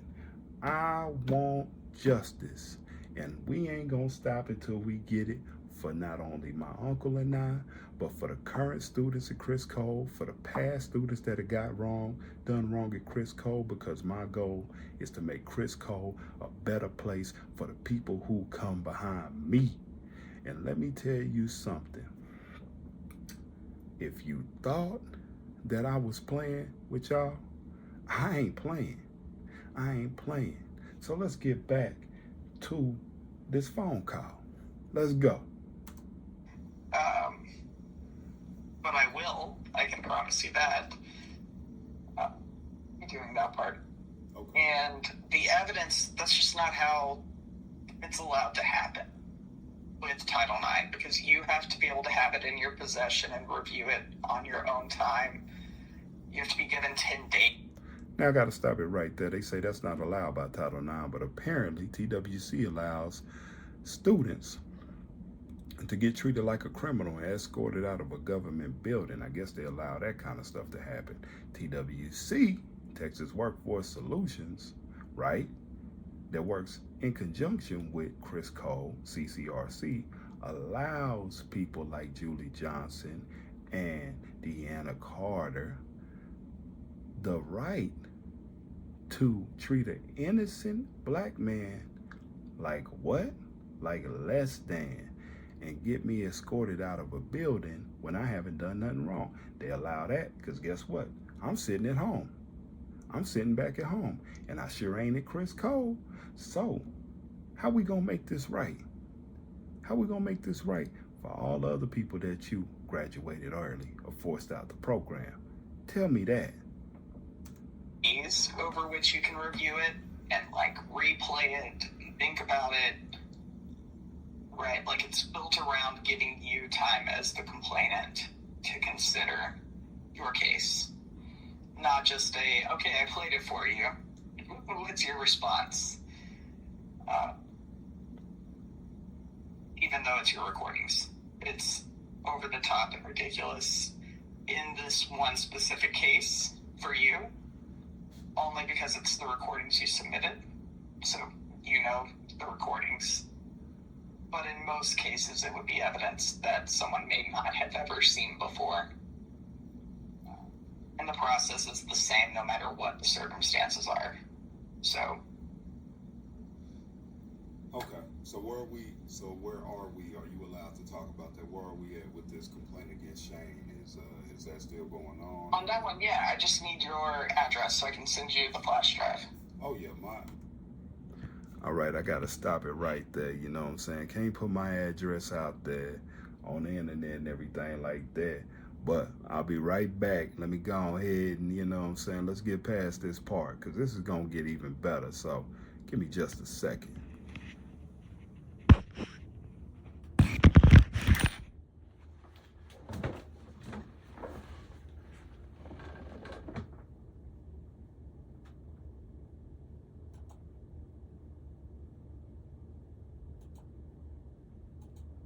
Should be wrapped up quickly. GR.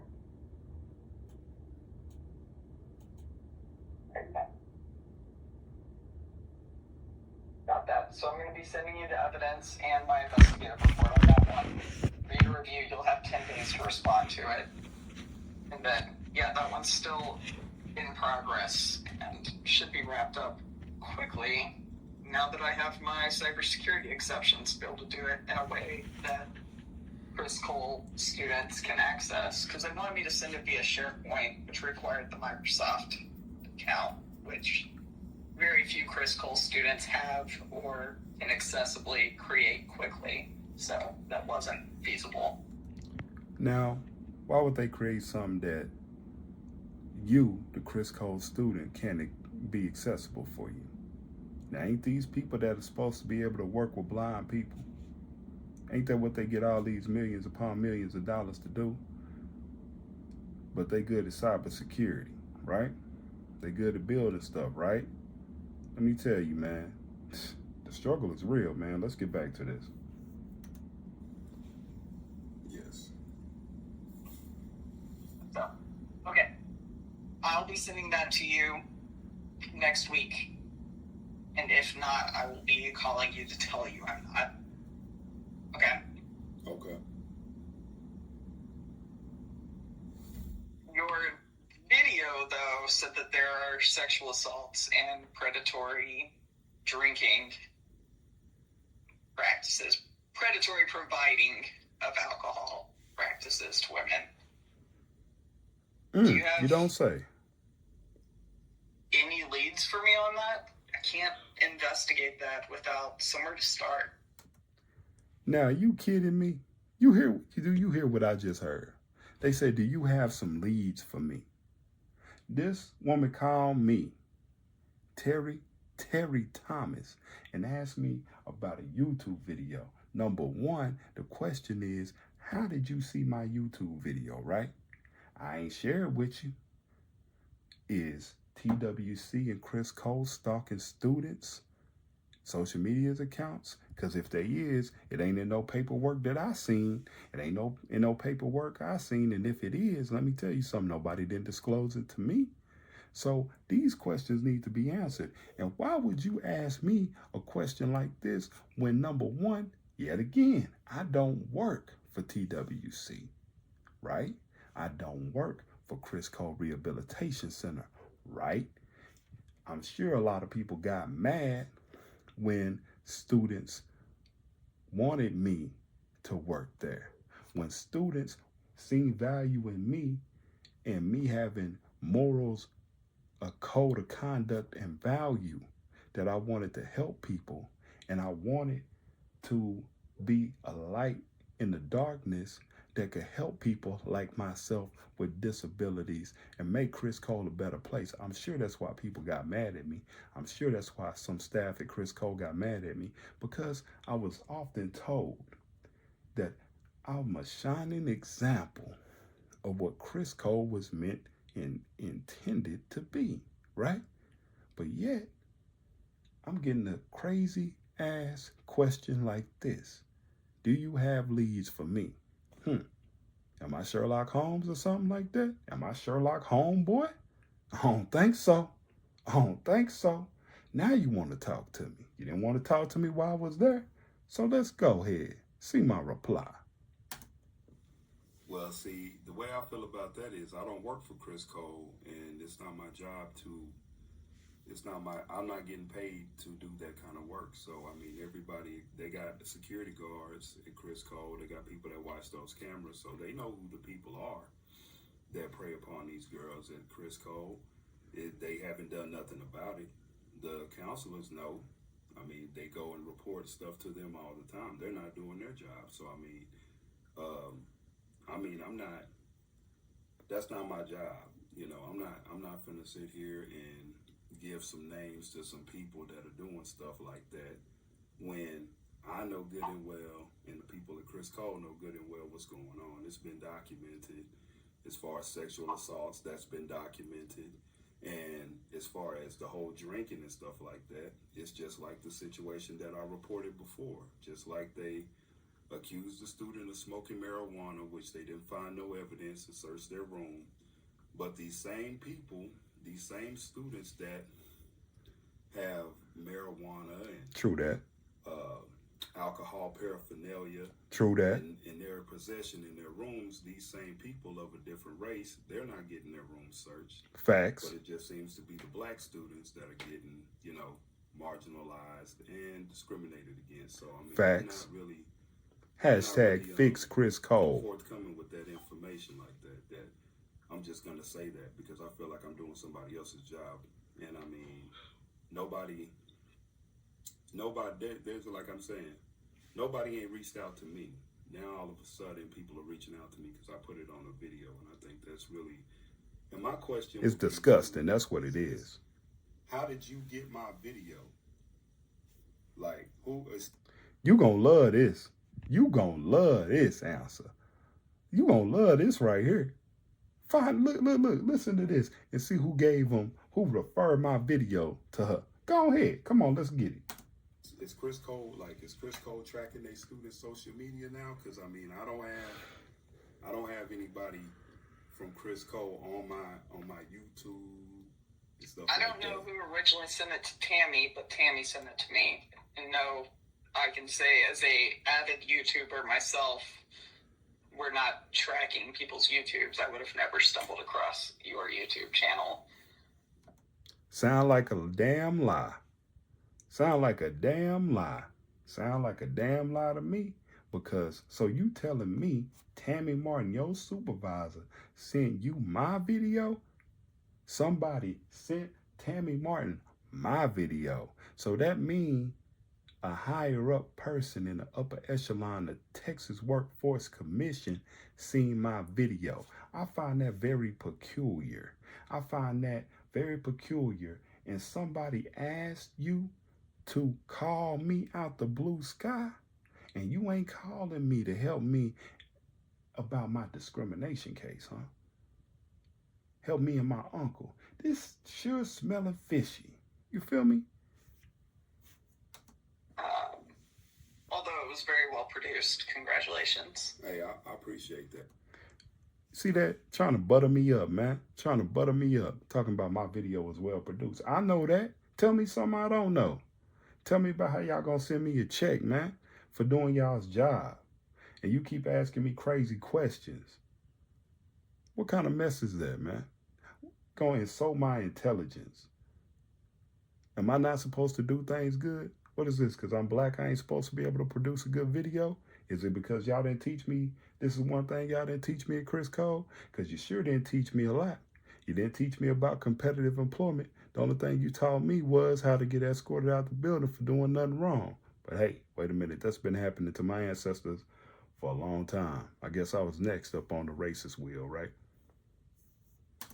Now Just so you know, I can appreciate it. It was well done.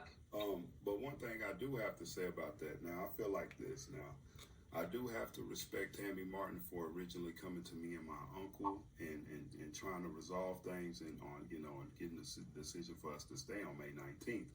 But after that, we went through nothing but hell and nothing changed, and reached out to Tammy and Ed and Cheryl Fuller several times, and nobody got back to us on that. So I'm kind of surprised that she sent you my YouTube video, but she could not get in contact with me or my uncle or about any of these things before I was forcibly, graduated and screwed out of my program. Now, I could understand that you can see where I'm a little disgruntled about that.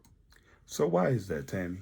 Can you answer me that question? Why is that since they're putting this on you anyway, since Aaron said you're the person that got sent the video and you're the person that shared my video with her, and since you're the person that I'm sure Ed Sarna and Cheryl Fuller sent you down to meet with me and my uncle to Criss Cole, and you decided for us, after all the evidence and all the discrimination stuff that we had reported and all of that, and it was decided for us to stay, and I said March. It was in March. So that's when we met with Julie Johnson on the 18th, March the 18th, and everything like that. So to get all the rundown about the decision for us to stay. So my thing is like this, right? My thing is like this. Why is that? Why didn't y'all get in contact with us? That's my question. Did you not care? Did y'all not give a damn about what we going through? Because that's what it sure seems like. Let me know. Somebody get back in contact with me. Tammy Martin, get in contact with me and my uncle and let us know the real deal, why y'all didn't get back to us. Right. Yeah, I can. So I'm kind of confused on what y'all are wanting from me. Now, I mean, I'm not saying anything that hasn't already been said or that is known in Criss Cole. I feel like the only reason that y'all are reaching out to me is because now it's getting outside of Criss Cole and TWC scope, and it's getting on social media, and people in the news may see this, or lawyers or whatever, and other people I'm probably pretty sure are going to come forward about these things. And I feel like TWC has dropped the ball, and I feel like Criss Cole as in a whole has dropped the ball in providing safety for these people, whether it's male and female, because they know the predators that they got. And I do know for a fact that there have been people that have wanted to file Title IX complaints, and the counselors do not send them to the Title IX department. So that's a violation, from what I understand. So in your opinion, why aren't they coming to me directly? Because the counselors ain't sending them to whoever's in the Title IX department. Well, but they should be able, and I've communicated my info because I'm separate from them. I'm going to be honest with you. Just like I sent the email to Tammy Martin and Ed Sarna and them, when Tammy Martin made her decision, they didn't respect her decision, Julie Johnson and everybody. They don't respect the decisions of, I guess, people at TWC that are over them. So I guess they don't respect you either, because obviously they're not facts, straight facts, all right? Because mind you, when I But if the students come to me, then the counselors don't have any say. Well, see, they I think it's why I'm wondering why they're not coming to me directly. They don't know who you are, and the counselors are not telling them who you are either. Most of them never have even seen you before, and they don't know where your office is. When I found you, I had to go look for you personally to go report it. My counselor never told me anything about that. Now, why is that? Now, let me ask you a question. Why is that? Now, what I'm sharing with you, the viewer, yes, you. Like I said, I hope you got your beverages and your snacks, because, boy, ain't this ride getting a little interesting? Ain't it taking some sharp left turns and stuff like that? And mind you, this is only the first piece of evidence I got to show y'all, though. I hope you enjoyed that brochure, because it damn sure don't look like I've been getting what I've been promised, right? Right? So check it out. Why would I have to go look for somebody in Title IX when I get ready to report something that's happened to me, right? And why are the counselors that are getting paid with your tax dollars not doing what they supposed to do? I wonder if it's because they're too busy, like Jeff Malzo, working on a crappy podcast that nobody likes. Wonder if that's the reason. Or I wonder if it's the reason they too busy up there in the counseling department, talking about what they gonna do after hours of work. Or I'm sure this one's gotta be it. I'm sure that they're too busy in there thinking about who they're gonna railroad out their program next and how they can get some new students in there that are unfamiliar with the things that they got going on, so they can just get them to believe that this is not a 9-month to a year program like your field counselor says. All this program is about 5 to 6 months, because the sooner we get you out the door, and we ain't got to give you anything, we ain't got to give you no technology evaluation or nothing like that. We can go ahead and send that money back and it make us look good, so they give us more money for our budget that we could put in our pocket. I guess that's what it is, huh? But, this is really getting juicy. What you think? Let me know. Comment, like, subscribe. Get at me. I'm the one, but see, mind you, for me, myself, none of these people wouldn't even have any of y'all's information if it wasn't for me standing up in front of everybody asking for the information, which Jeff Malzo did not want to provide me. And then oh, did y'all hear that? Did y'all hear that? See, what they don't want you to know is, back in, I think it was February, we had this big old meeting, town hall meeting and everything like that. Might have been January we had it. You know what I'm saying? I'm sure I got it somewhere. But anyways, check it out. We had this big old meeting, and everybody was disgruntled because they talk about, we going back to roommates, because we got the word from up top. Oh yeah, up top, Ed Sarna. She's saying that they got the word from up top at TWC. That means you, Ed Sarna. They got the word from you, Cheryl Fuller, and maybe Tammy Martin. Y'all need to go back to maximum capacity. Because of what? Because they need to justify the staff that they got. So they need more people in there. More people means more money. So if you're wondering why your kids' program is getting cut short, it's because Criss Cole needs that money on top of all the millions of dollars that have been allocated to them through all these funds that they're getting. Ain't that something? But none of these people want to do their jobs. That's why it's silence on the other end of this phone. That's why their hands are tied on the other end of this phone. So tell me why we can't get the services that people are paying for in the state of Texas. It's a damn shame if you ask me. The reason I got in contact with you or Ed Sarna, Cheryl Fuller, or anybody is because I stood up in the auditorium and asked. Well, Trent sent me your email, your original email, back when you sent home info about Shane. Yeah. So that's what I'm saying. I can only investigate what I'm told about. And I can tell you, I don't know anything about sexual assaults or predatory, uses of alcohol on campus. And I would very much like to, if it's true. Oh, yeah. That being my job. I mean, like I said, it's like this. I also can't force people to tell me, and that includes you.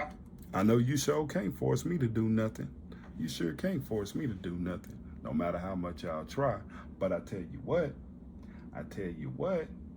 now how don't y'all know about what's going on up there? How do you get a job as the Title IX coordinator and you don't know what the hell is going on at Criss Cole? I don't understand, for the life of me, I don't understand how people get these jobs. Now, one or two things have got to be happening. Number one, if you want to go with what Aaron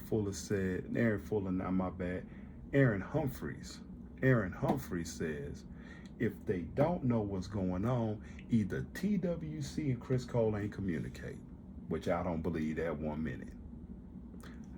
Or the second thing that's going on is either I got Boo Boo the Fool on my forehead, and I think they just think I'm gonna believe anything. You don't know. You don't know that these things are happening.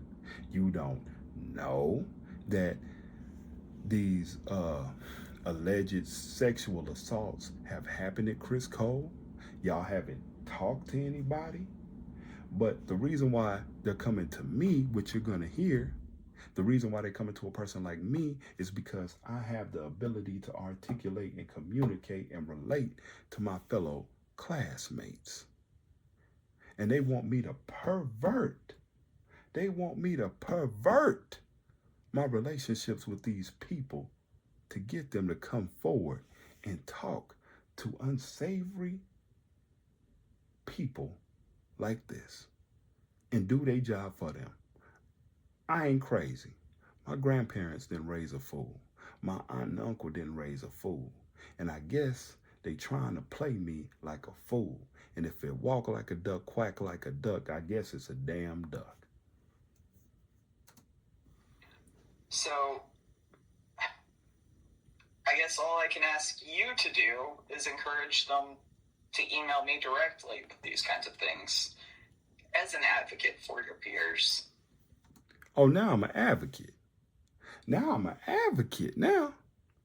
So if I'm an advocate, why'd y'all put me out of the Criss Cole Center like a damn criminal? Huh? If I'm an advocate for my peers, all of a sudden, you will feel like I deserve to work at Criss Cole and get paid for what I'm doing, right? I don't think they believe that, but you see how they try to butter you up and try to tell you things, try to stroke your ego. Well, as my homeboys say, one of my very good friends that I got at Criss Cole, I don't have an ego to offend or inflate, okay? So I'm going to let you know how it is. I'm going to let you know how it is. I'm not fooled by your kind words because I know your kind words come with a knife in my back. You hear me? So I'm not trying to hear all that. I'm an advocate because that's all y'all preach at Criss Cole. Advocate, advocate, advocate for yourself. But I know, just like I looked into that lying woman's face, Julie Johnson, and told her, a lot of people say advocate, but advocacy is a double-edged sword.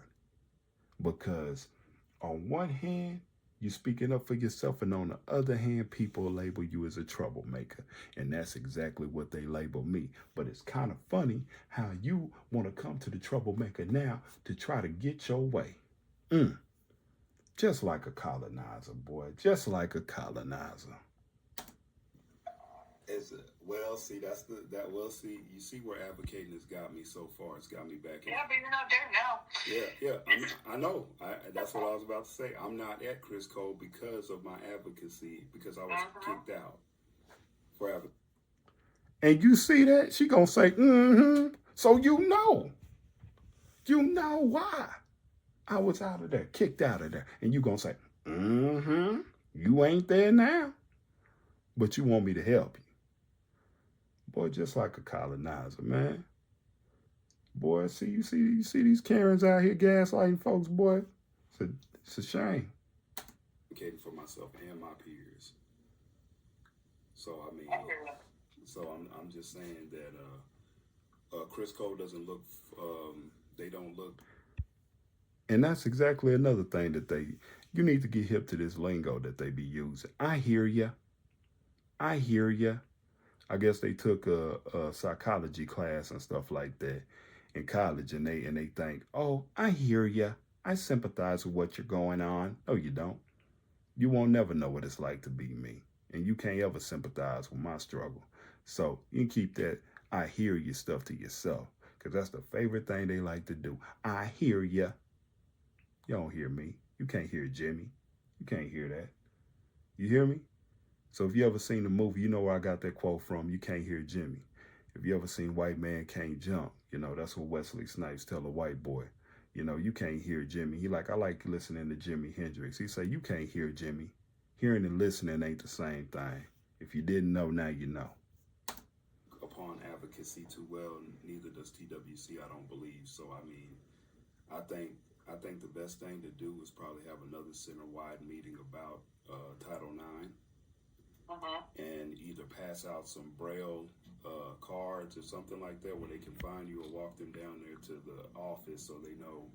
And you probably should be talking to their counselors or Julie Johnson or something and find out why they're undermining TWC regulations and finding out why they're talking students out of reporting to you. Okay. So,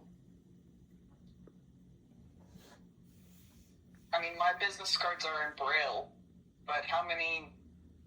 I've had some mixed messages on whether or not students could read Braille. What's your feedback on that? Now, why would you be having some mixed messages if students could read Braille or not? I wonder whose fault that is. Now, see, y'all thought I was playing, didn't you? Y'all thought I was just making stuff up, didn't you? Boy, boy, boy. But the further we go along on this journey, y'all gonna find out your boy ain't lying. You gonna find out that I ain't lying. You gonna find out that these people is just as corrupt as I've been telling y'all from day one. You gonna learn. You gonna learn today, like Kevin Hart say. You gonna learn today. They're not being, a lot of them, if they want to learn Braille, Cindy and DLS is stopping them from learning it. So she's a supervisor. So if they want to learn anything other than the alphabet or how to learn grade 2 Braille, then they're not going to be able to learn it because she's over the, over the department. And what she says goes. And a lot of them, they're afraid that if they speak up, they're going to get kicked out of their program about that.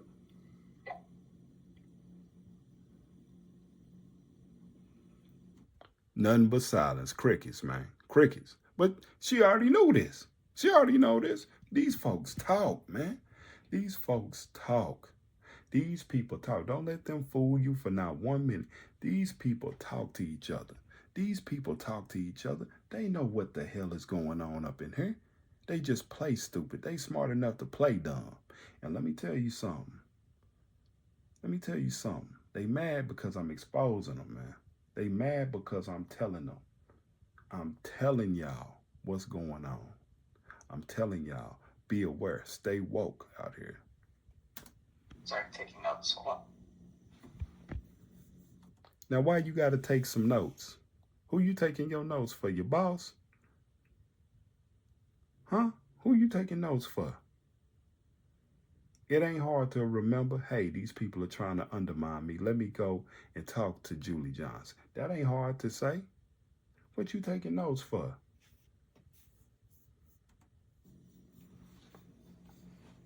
Yeah, I think her name is Cindy Johnson, if I'm not.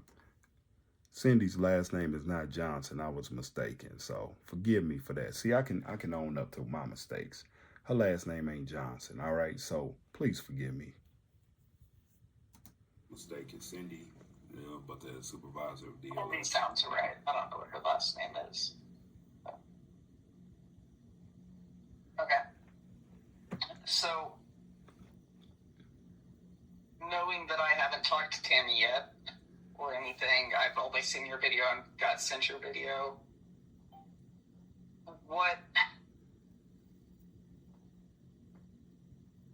What's going on, basically? What do you need? Now, see, now we get to the root of the problem. Now we get to the root. Now, why would you think she would ask me a question like this? Because you've been sent by massa. You've been sent by massa, and you want to come down to the slave quarters, and you want to ask me. You want to ask me, what do I need? Pretty much, what do I want from y'all? Pretty much, Terry, well, what do you want? What do you need to make you stop acting out and, stop making videos? Probably. You know what I'm saying? See, I knew there was an ulterior motive to all this stuff. Like I said, I ain't boo-boo the fool, man. I wasn't born yesterday and started walking last night. Come on, man. Right now from us that we're not providing.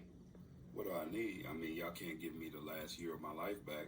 I mean, we had this talk before about what was the resolution that y'all wanted, that you asked me about in the discrimination thing. I mean, you asked me about, well, what do you want to be done?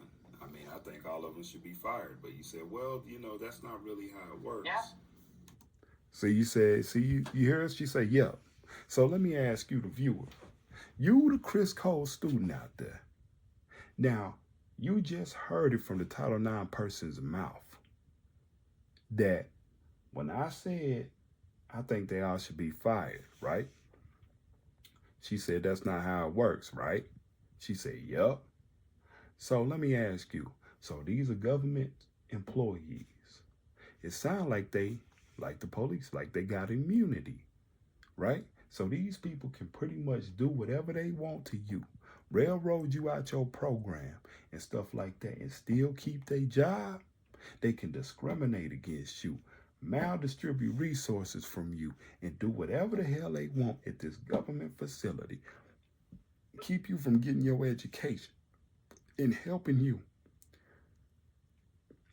And you telling me they can keep their job. It don't go like that. I think that's very peculiar. And that's why I put their information down there in the description, their office numbers, the address to the Texas Workforce Commission. Because listen to me, parents out there. If you send your kids to facilities like Criss Cole, you need to be more involved in their education. Julie Johnson needs to know your name. They need to know your name. Sarna needs to know your name. Cheryl Fuller needs to know your name. Tammy Martin needs to know your name. And need to know why your child or your young adult or why your relative is not getting what they need. And I'm going to tell you, everybody didn't grow up, ain't raised the way my grandparents and my aunt and my uncle raised me and my uncle.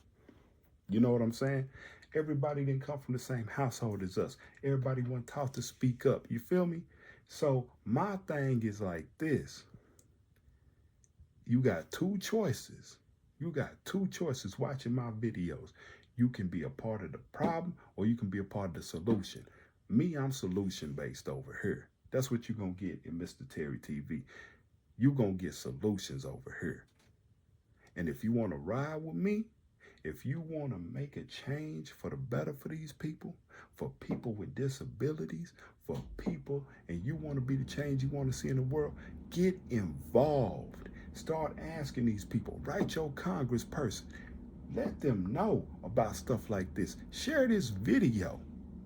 Share this video with the news channels and stuff like that. Share this video with lawyers and let them know injustice is going on right under our nose. Our tax dollars are going to people and pay their pensions for people that don't want to do their job. That is against the law. And I'm not going to stand for it. I'm not going to put up with it. Because you know what? There's somebody right now that might have just went blind and they looking for some salvation. They looking for somewhere to go. And they might come across Criss Cole. And them unknowingly, they will go into this hornet's nest and not know what the hell is going on. But that's why I'm making these videos, because I know people personally. I've got to form bonds with people at Criss Cole personally and heard their stories that will bring a tear to a glass eye. And I will not sit idly by and stay quiet. I will use the gifts that God gave me to speak up and fight for what I know is right. And I hope you feel the same way too. That's really not how it works. They need more training and stuff like that. Well, I mean, I don't know what to tell you right there. I just want justice because, I mean, I got screwed out of my program. It's not like they're going to send me back to Criss Cole and let me do my program all over again. My uncle's getting screwed out of his program right now currently, and nobody's doing anything about it. You know, there have been several students that have been kicked out of the program or sent home early out of the program and stuff like that. So, I mean, if, you know, can y'all make that right? That's my question. How am I going to get back? How am I going? I got promised something by TWC And people paid their money for me to go there, and I did not get what I was supposed to get. I'm not in school. I'm not employed because of Criss Cole. I was supposed to have a work quest that was supposed to last 3 months. I signed a legally binding contract with TWC, which was violated by Criss Cole. True that, it sure was. They sabotaged my work quest. I only got to work 1 month, and when I asked them to reconsider what they did not. I did not get to fulfill. That came straight from Tammy Martin, that I was going to get to do this, and I did not get to do so. I sure And didn't. that came out of the mouth of the. Tell me why, Tammy, though. Tell me why I didn't get to. Julie Johnson, these people helped facilitate the sabotage of my work quest, getting me to work late, almost getting me hit on a freeway by a car, sending me to a liquor store where I had to wait on a cab that never came to get me to work, where I paid for money, cab fare out of my own pocket that I was never reimbursed for, and forced out of the program, forced to graduate, and escorted out of the building like a criminal when my other Hispanic classmates had the time to gather all their material possessions and given days to leave the facility like civilized human beings. Were you on time for your flight? Because I know you had a flight. Oh, so how you know I got a flight? See, that's exactly what I'm talking about with these people. I'm telling y'all. Now, don't you find that peculiar? Now, you don't know about sexual assaults. You don't know about people having alcohol as contraband in their rooms. But you know about Terry Thomas, though. You know about Terry Thomas, though. You know about me having a flight. And you going to ask me, was I on time for the flight? Of course I was on time for the flight, because they escorted me out the damn building like a criminal. I didn't have no other choice but to be on time, ahead of time for the flight. Ain't that something? Didn't ask me if I had my own ride. Didn't ask me nothing. I didn't get to pack my own belongings and stuff like that. Didn't get to gather all my stuff. So they gonna go through my stuff and everything and decide that they gonna try to keep whatever the hell they wanted of mine. But let me tell you something. They didn't want to give me my stuff back until I reached out to them and told them if they don't give it to me, if they don't send me my belongings, I was gonna call the proper authorities and take litigation against them. But see, now you got somebody like this calling my phone, asking me crazy ass questions. Can't make this up, man. Can't make this up. A Hollywood writer couldn't write a better story than this right here, because this is real life, man. Are you gonna be there on time? Oh yeah, I was on time. I was way before time on my flight. What time did you end up at the airport? I ended up at the airport before a little bit before 2:30, and my flight didn't leave. This flight said it was gonna leave at 2:35, and it did not leave at 2:35. When I was sitting on a plane at 2:35, and they were still loading passengers on the plane. You didn't get there till 2:30. No, I got there before. And What time did you get there? I don't remember. I have to sit there and Okay. look at it. But I was harassed all day long by. You curious, huh? You curious. Sound like to me you curious about the wrong damn thing. What you need to be curious about is doing your job and getting me the answers that I need. That's what you need to be curious about, Aaron. You need to be curious, not about no water cooler talk. You need to be curious about getting me and my uncle the results that we need. You need to be curious about asking your boss, Tammy Martin, the person that sent you my video, the right question. Why haven't you got resolutions for these gentlemen? That's what you need to be curious about. Not what time that I got on my plane.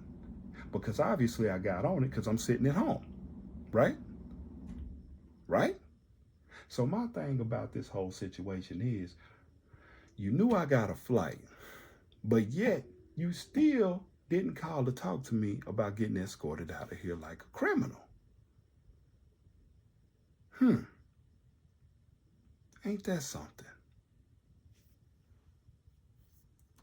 Julie Johnson, a person that was ducking and dodging me for the past, up until that point, for the week or so, trying to get an appointment with her to talk to her, trying to get her to reverse the decision that, you know, her underlings had made. She did not do so.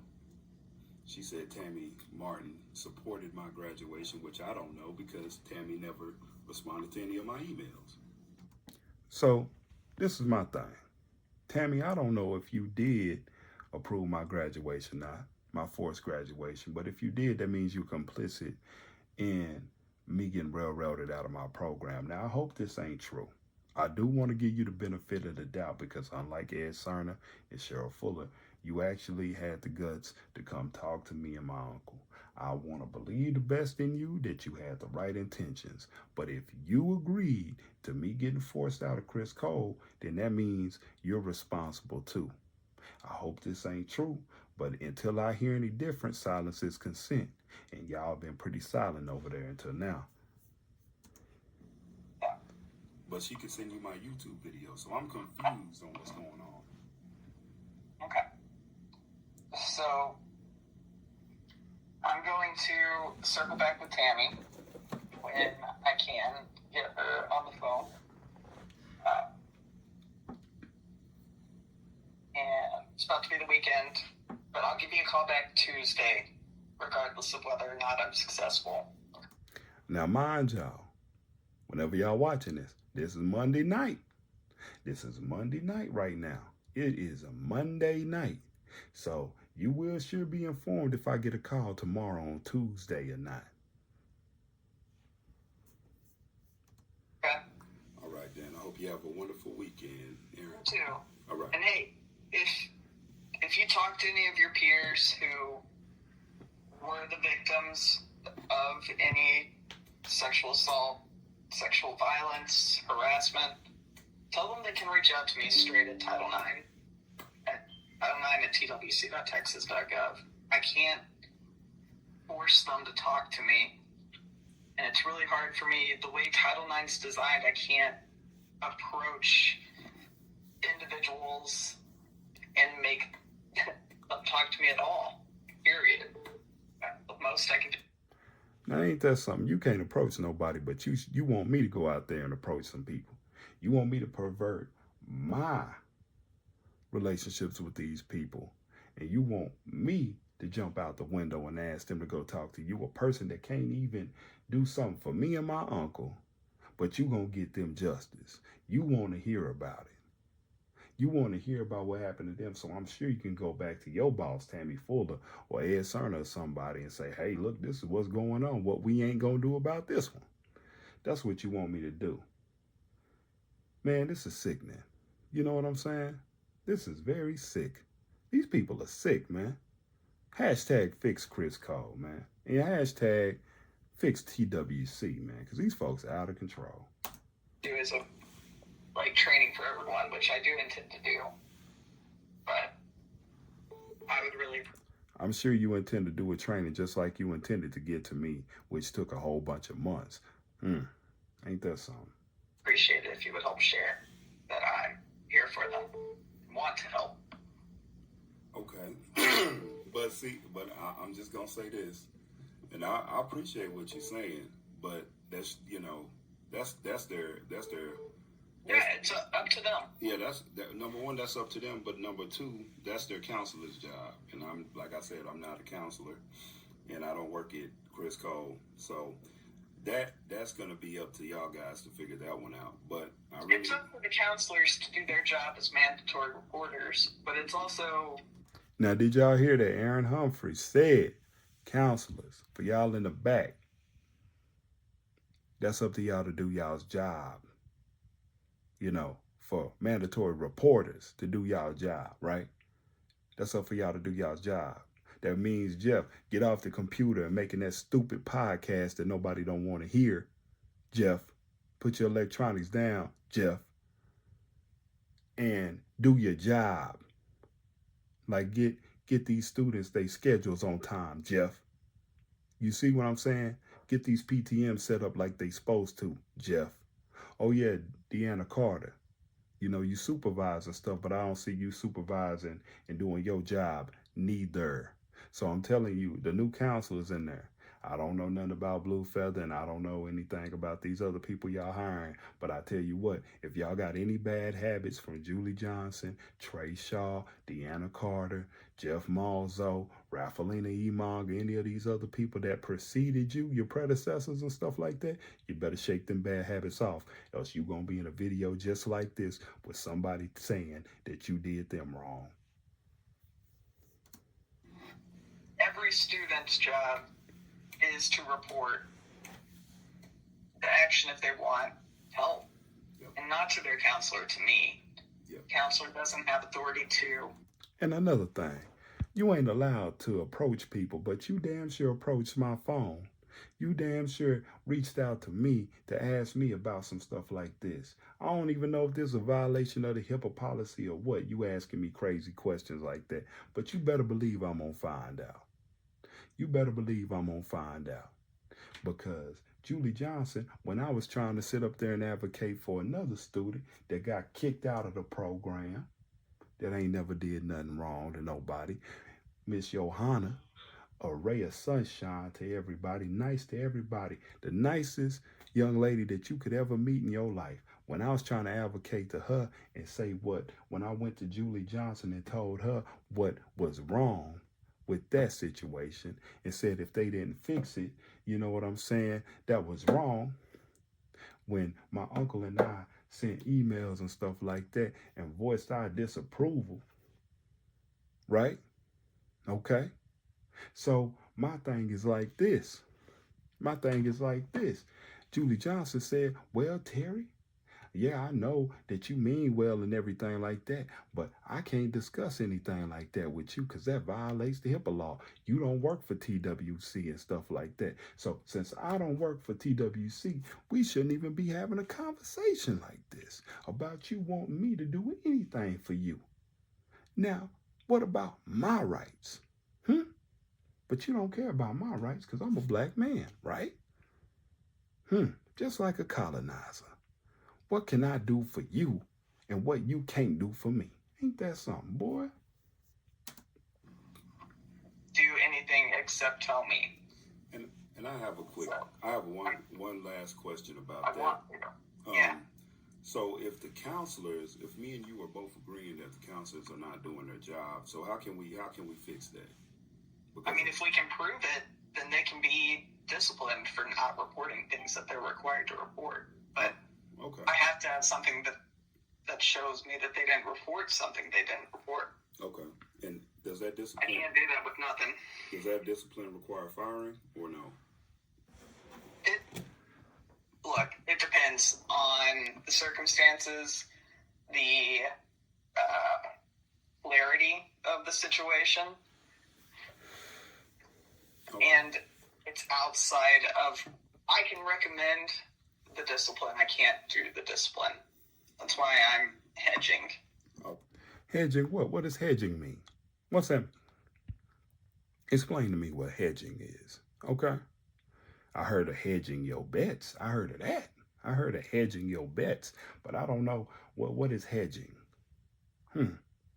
But we both agree on the same thing, that they ain't doing their job.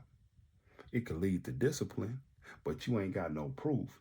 They ain't reporting. I done just showed you a whole bunch of proof about how no good they is, but you need more proof that they ain't reporting. I'll say, man, this is terrible. Okay, I understand you're in what position you're in, Aaron. But I appreciate your phone call, and I look forward to hearing back from what Tammy All right, says. Terry. I'll call you on Tuesday, no matter what the issue is, okay? All right, you have a good day. All right, thanks, Terry. Now, you just heard it. You just heard all of that. Let me know what you think about that, man. Let me know what you think about that. Put it in the comments below. Now, if you know your counselors and these people at Criss Cole ain't going to get disciplined, if you know what their resolution is, instead of them losing their job, right? Instead of them losing their job, they want to talk about, oh, well, they might need some more training. they can't just get fired. So these people can damn near get away with murder, right? And they still may not be fired. Ain't that something? That's terrible. But give me just a second and I'm going to share with you another person's point of view on trying to reach Ed Sarna.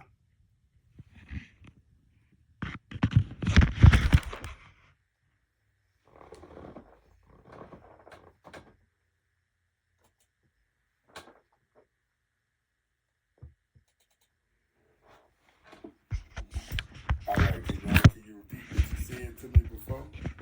Okay, I done called Ed Sarna, top dude of the TWC. Say it ain't so. 10 weeks ago.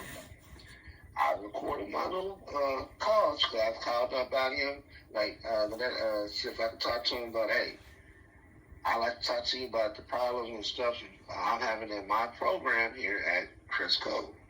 And I got the voice recording and stuff like that. Oh, well, we'll get back to stuff like this so you can set up a meeting and stuff with Ed Sarna. You know what? The secretary ain't called me. Ed Sarna ain't called me. Nobody ain't called me about my concerns and problems while I'm still currently having problems here at this place. Now, why is that? Now, this is another concerned student. Now, why haven't you returned his call, Mr. Edward Sarna? Why haven't you returned this man's call about his program?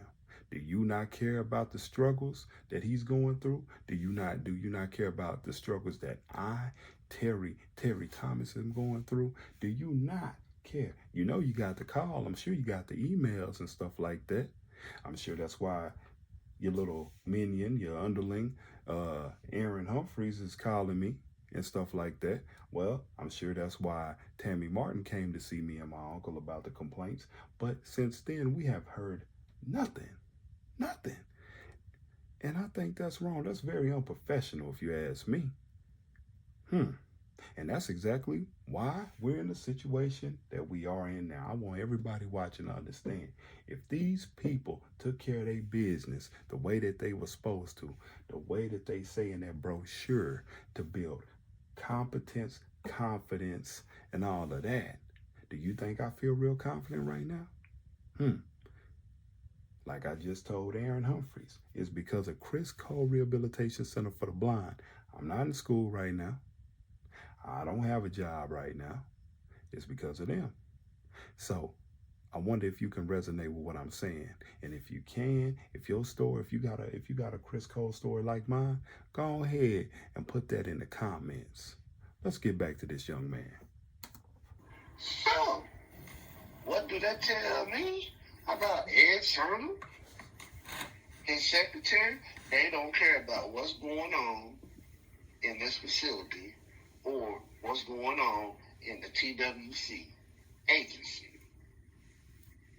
Point blank. So, is it safe to say that do you think that what would you say for the viewers out there that think this is a lie? This is not no lie. It ain't no lie because like I said, I called him, tried to set up an appointment with him to talk to him. I know he got it because the secretary hadn't listened to it. I just sent emails, got no response back. So either they don't know, don't want to know, or don't want to show. So, but either way it goes and stuff like that, hey, whatever they got going on here, they want to keep it what?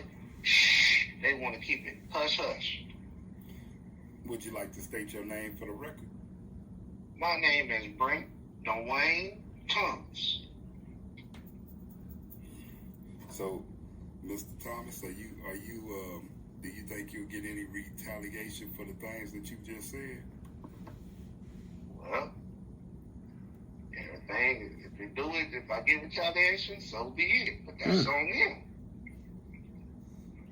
Why? Why would they want to retaliate against me if I'm telling the truth? That is true. That's true. But I feel like, and that's right. Why would you want to retaliate against somebody if they telling the truth? That's my thing right there. But as you can see, they retaliated against me. I'm sitting at home right now. I'm not at Criss Cole. I'm not on the job. I'm not at somebody's school getting an education. But see, that's because Criss Cole and TWC don't like people that advocate for themselves, no matter how much they lie in these seminars and tell you that they do. So maybe, because I know the people at Criss Cole, I know the staff at Criss Cole are watching this video. I'm sure maybe a topic like this may come up in the adjustment to blindness seminar. Oh, because y'all might feel like I'm bashing Criss Cole, but see, no, I love Criss Cole just as much as anybody else, and that's why I want it to be a better place for the next person that comes in there. And the only way to make it a better place is to get rid of the bad people in there. And it sounds like TWC needs to be cleaned up a little bit too. So hashtag fix Criss Cole, hashtag fix TWC, because it sounds like if the bosses don't care about what's going on there, maybe they need some new bosses with some empathy for people. We've been getting retaliation ever since we've been advocating for ourselves, don't you? Well, that's not all it is. You try to advocate against yourself. Why would somebody want to well, we'll look into it. Oh, well, we got to check on that. Well, you do all the checking, but we get no response and no answer. Facts, straight facts. Well, that is true. That's true. That's very true, man. So, with that being said, I really thank you, Mr. Thomas, for sharing. We're gonna have to get into your full story next time. Okay, you got the tape. I got the time. All right, as you heard it right there from another student, a current student right there in the facility, that tried to reach out to the head man in charge at Sarna and ain't got no response. Email out the email, phone call out the phone call, you know what I'm saying? Voicemail, guy ain't got back to him. They ain't never got back to us. So my question is, what's really going on at TWC? Because what I'm starting to think is, what I've been thinking for a long time, y'all are complicit with this racism, this discrimination, and this maldistributing of these resources. And if y'all are complicit with that, y'all complicit with taking the taxpayers' money and making sure this vocational rehabilitation program is, you know, you're picking and choosing on who you want to succeed and who you don't want to succeed. And as a person on the end of not succeeding, I do not appreciate it. I feel like either it's gonna be fair for everybody or it's gonna be fair for nobody. And I am not gonna lie, I want somebody to lose their job behind this right here. Somebody needs to answer for what's going on. And I don't know, with all this finger pointing, as you can see, the ship is going down. This Titanic is sinking, and everybody want to point their finger. You seen Erin, she pointing her finger at Tammy. I wonder who Tammy gonna point her finger at. You see Julie Johnson and them pointing fingers at each other. So let me see, who, when all of this stuff come down to it, who is gonna pay the price? Which one of these TWC staff and which one of these Criss Cole, these CCRC people gonna pay the price? Who gonna lose their job? How many people are gonna be in the soup line so they can know how it feels to be struggling out here with no job? Who gonna be in the soup line? Who gonna be out there begging for change when it all come down? That's my thing. So with that being said, let's go to the next piece of evidence. Let's go to the next conversation exposing these nasty, funky weasels at Criss Cole. Let's go. Stay tuned. All right, ladies and gentlemen, we are back. Now check this out. I'm finna show you how dirty, disgusting, and low down and shifty these career guidance instructors can be. So my first career guidance instructor I had when I got to Criss Cole was David Armstrong. You know, so basically, the problem with me and David started right here when I got invited to an event. Now, I know some of you current students don't know who this is, but some of you former students know who this is. This is a wonderful individual. a very lovely lady by the name of Ray Ray. Ray Ray is an amazing cook. She is an amazing baker, and I got the honor and privilege of getting to know her. I believe she's gonna, you know, open her own business, you know, and sell food and everything like that. She got that good down home cooking, you know what I mean? The kind that, you know, feeds the soul, you know, and she can bake. Let me tell you something. She baked some desserts, man. Let me tell you, man. That stuff was amazing. She made me some vegan bread, man. It was amazing. Let me tell you something, man. I wish I had me a piece right now doing this expose video. So shout out to you, Ray Ray, if you're watching this video. So check this out. I'm gonna shoot them a fair one. I'm gonna give these guys a fair one. Jeff Malzo, a worthless counselor, and David Armstrong, a worthless career guidance instructor. But you're gonna find out why I say they're worthless. Now, check this out. I'm gonna shoot them a fair one. I'm not gonna lie on anybody. I'm gonna share my email with y'all. I'm gonna have my talk back, read out the email, and then I'm gonna play the audio from my conversation. Okay? Now check this out. Peep gang, check this out. I'm finna let you know. If you got David Armstrong as a career guidance instructor, I'm sure you came across his passive aggressive ways. I'm gonna be honest with you straight up. I don't even understand how he got the wife he got acting like this, acting just straight up unmanly. You know what I mean? Because I could tell he don't stand on business or nothing. So I'm just gonna be honest with you. I'm gonna be straight up honest with you about my experience with him. It wasn't good, and that's why I asked for a new career guidance instructor. Only if I knew how bad Marshall was in the beginning, I probably would have wanted somebody else. Hold up. I would have probably asked to go back to industrial arts if I was gonna get this kind of incompetency. But you know what they say, it's better to ride with the devil that you do know than the one you don't. And I was running from one devil just to an even worse devil in Marshall Ney. But we'll get to that in a little bit. So let's go. Let me have this talk back. Read this email to y'all. So, like I said, I got invited to this, right? I got invited to this event in the auditorium. Now, mind you, this is in the same building. I ain't left Criss Cole or nothing, right? And Jeff is my counselor at the time. David tells me, and Rock and Roll Superstar, one of the other classmates, he say, yeah, I'm a cool laid back counselor and stuff. If y'all ever, not a counselor, career guidance instructor, I'm a cool laid back instructor. If you let me know that you're gonna miss class and stuff like that, then just let me know. And I'll be cool with it, you know. All right, okay, cool, okay. I'm paying this guy the respect I believe he deserves. I'm letting him know. Now we're gonna get more into this story. Let's go.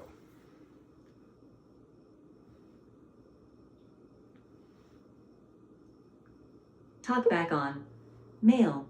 Will not be in class today. Important inbox. To David Armstrong. Terry Thomas, August 29th, 2023. Double tap to activate. August Double tap 29th, and hold to right? long press. Show contact information. Hello, good morning, David. Hope your day is going great. I will not be in class this afternoon because I got invited to Ray Ray's event in the auditorium, and I will be going to support my fellow classmate. Thank you for taking the time to read this email, and I hope you have a blessed day. Right? Hey, pretty classy, right? Just letting them know, hey, I got invited to this event. Now check this out. Check this out. Now, mind you, over the intercom, this has already been approved by Julie Johnson, Conrad Cruz, the person that's over the residential area, right? This has already been approved. So really, honestly, you know, Ray Ray already looked out for all of us and had it approved for us to miss class, right? I really didn't have to let this guy know anything, but I'm showing him respect. Now, mind you, my other counterparts, my other classmates and things like that, they already told their career guidance instructors that they wasn't going to be in class, right? And they didn't get no pushback. But me, Terry Thomas, I got some pushback. And I'm going to let you know why. So just like a little female with some feminine ways, instead of being a man and taking it up with me, instead of taking it up with me and saying, you know, shooting me back an email like a man and letting me know what's up, guess what David does? Guess what David does? He goes and runs to Jeff, right? And asks him, does he know about it? Does he approve it? And this is what, see, Jeff thought he was slick. This is another thing that put Jeff on my radar, because he just like David. He just got some feminine ways, right? So, you know what I mean? I'm just gonna say he acting like a female puppy. Let's just say it. And if you know the term for a female puppy, then you already know what I'm saying.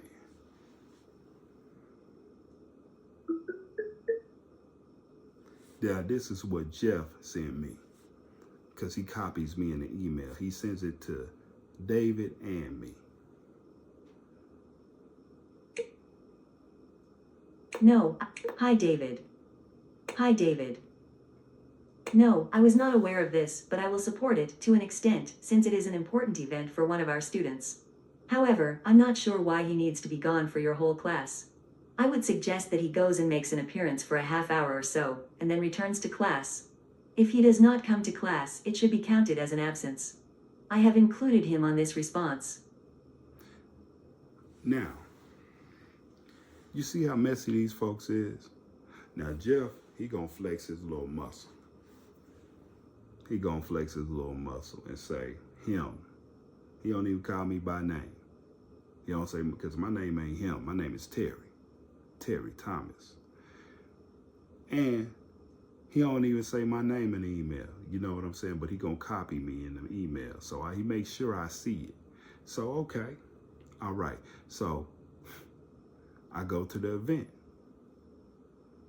When I get this, I'm heated. Boy, I'm mad. I'm mad.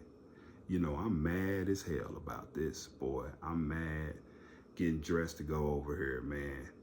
Thinking about going down there and giving David a piece of my mind, right?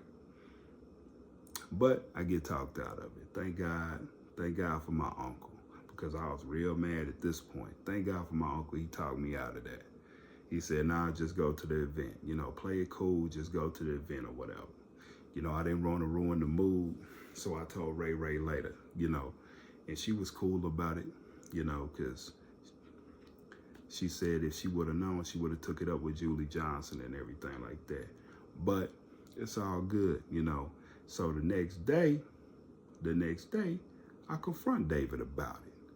And I'm going to let you hear that right now. Now, I want you to pay attention. Like I said, a female puppy. So when confronted by a man about a situation, let's go and see how this thing plays out. Let's check this out, man. Check this out.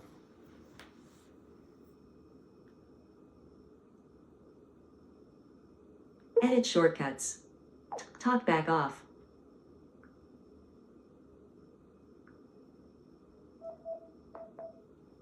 I'm gonna turn it down just a tad.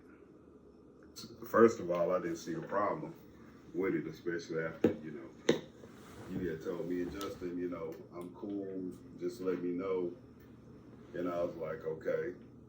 And so then when Jeff got involved, and he was like, well, I didn't like it because it felt to me like an ultimatum, like either you go, all right, and you spend 30 minutes and you come to class, but if you don't, then count him as an unexcused absence. Well, and so, go ahead. No, sorry.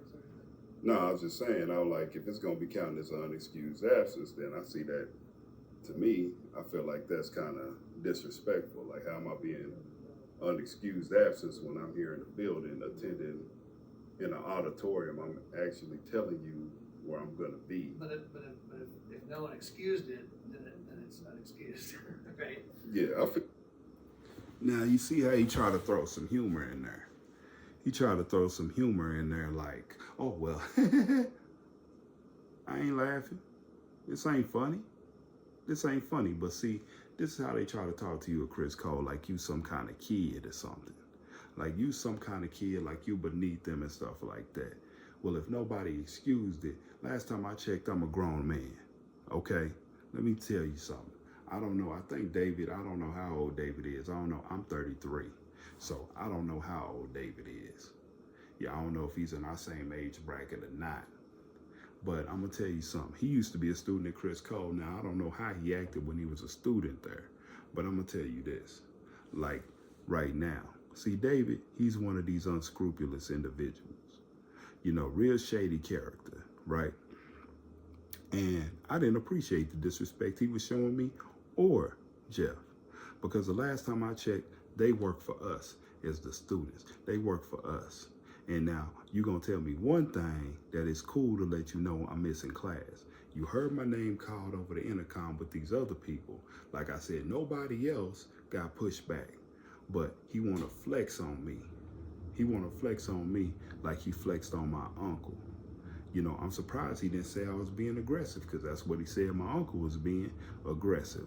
I think he really took his vendetta against me out on my uncle once he found out that we were related. You know what I mean? So he kind of tries to throw his little weight around, but let's get back to it. If I didn't excuse it, Jeff didn't excuse it, no one excused it, then it's by definition unexcused. I didn't wear Gavin. I'll let this one go if it was a miscommunication or something along those lines. But you know, just in the future, we can just kind of obviously if you're gonna got appointments, things like that. Life goes on. Now he gonna say he gonna let it go. You ain't got no choice but to let it go. You ain't got no choice but to let it go. You ain't doing it. See, this is one thing you gotta realize about these people at Criss Cole. They act like they being courteous and kind to you, like they doing you a favor. And this is what make this dude one of these bad apples. That's why I say he feminine. He passive aggressive. Have you ever been dating some of these girls and stuff like that, and they got this real passive aggressive behavior? Or have you seen that movie Mean Girls? How they be real passive aggressive and stuff like that? Man, this is David and Jeff, straight up, how they do. Well, watch how he switch up on me. Watch how he switch up and start copping, please. Watch. Keep listening. Understand. You don't have to say, you know, hey, is it all right if I go to this doctor's appointment? Got a doctor's appointment, I understand. But if there's an event or something else in the center, you know, just kind of running that by me.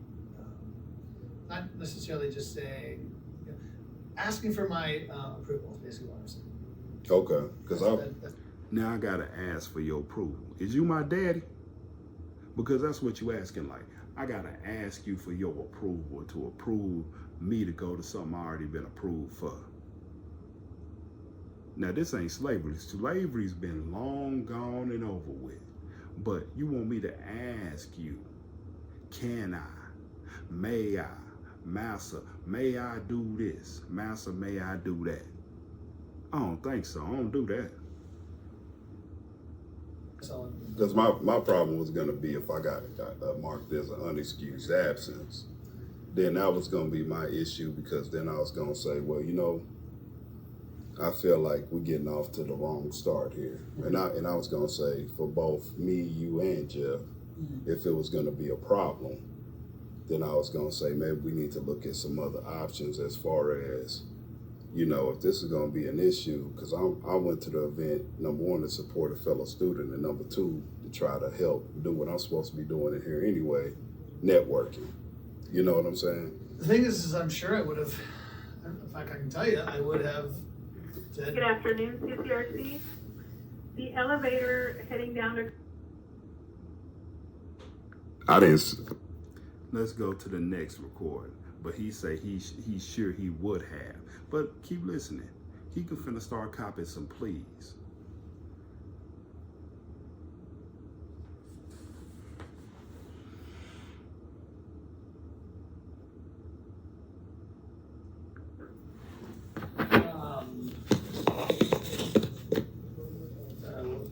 Yeah, you know, I think if he just said, hey, you know, I've been invited to this event, is it all right if I miss class or some part of class to go to it? I would have been like, yeah, sure, that's fine. You know, we could have come up with something like, you know, maybe, you know, could it be here at 4, could it be here at whatever, come up with something like.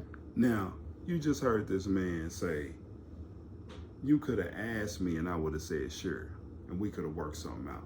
Now, if I tell you I'm gonna miss class, then why you keep trying to negotiate with me and talk about, oh, well, we could have said, oh, you're gonna be at 4, you saying the same thing that Jeff was saying. You just trying to word it a little differently and you trying to play with my intelligence. But let me tell you something, man. Just because I look the way I do don't mean I'm intelligent. Don't mean I ain't intelligent. Don't mean that. You think because I'm country and I'm country cornbread fed that I ain't intelligent? You think because I use my manners I ain't intelligent? Or maybe it's because you think I'm black that you think I'm not intelligent. I don't know. And I don't want to hear that crap about, oh, well, David's blind and I don't know, how does he know that you're black? Hey, let me tell you something. I don't want to hear that. You know what I'm saying? A lot of people are these people that say that they colorblind and stuff like that. They don't see no color and things like that. I don't care what nobody say. I know about my experience and I'm letting you know straight up. This dude's a piece of trash. Point blank, period. That, so that we haven't missed the whole class period, but, yeah, you know, I think that's the distinction, right? That's my only point. Yeah, and I feel it. And when he say miss a whole class, I just got started in career guidance. I just got started. I ain't been doing nothing in that man's class. All I've been doing is filling out a stupid personal data sheet.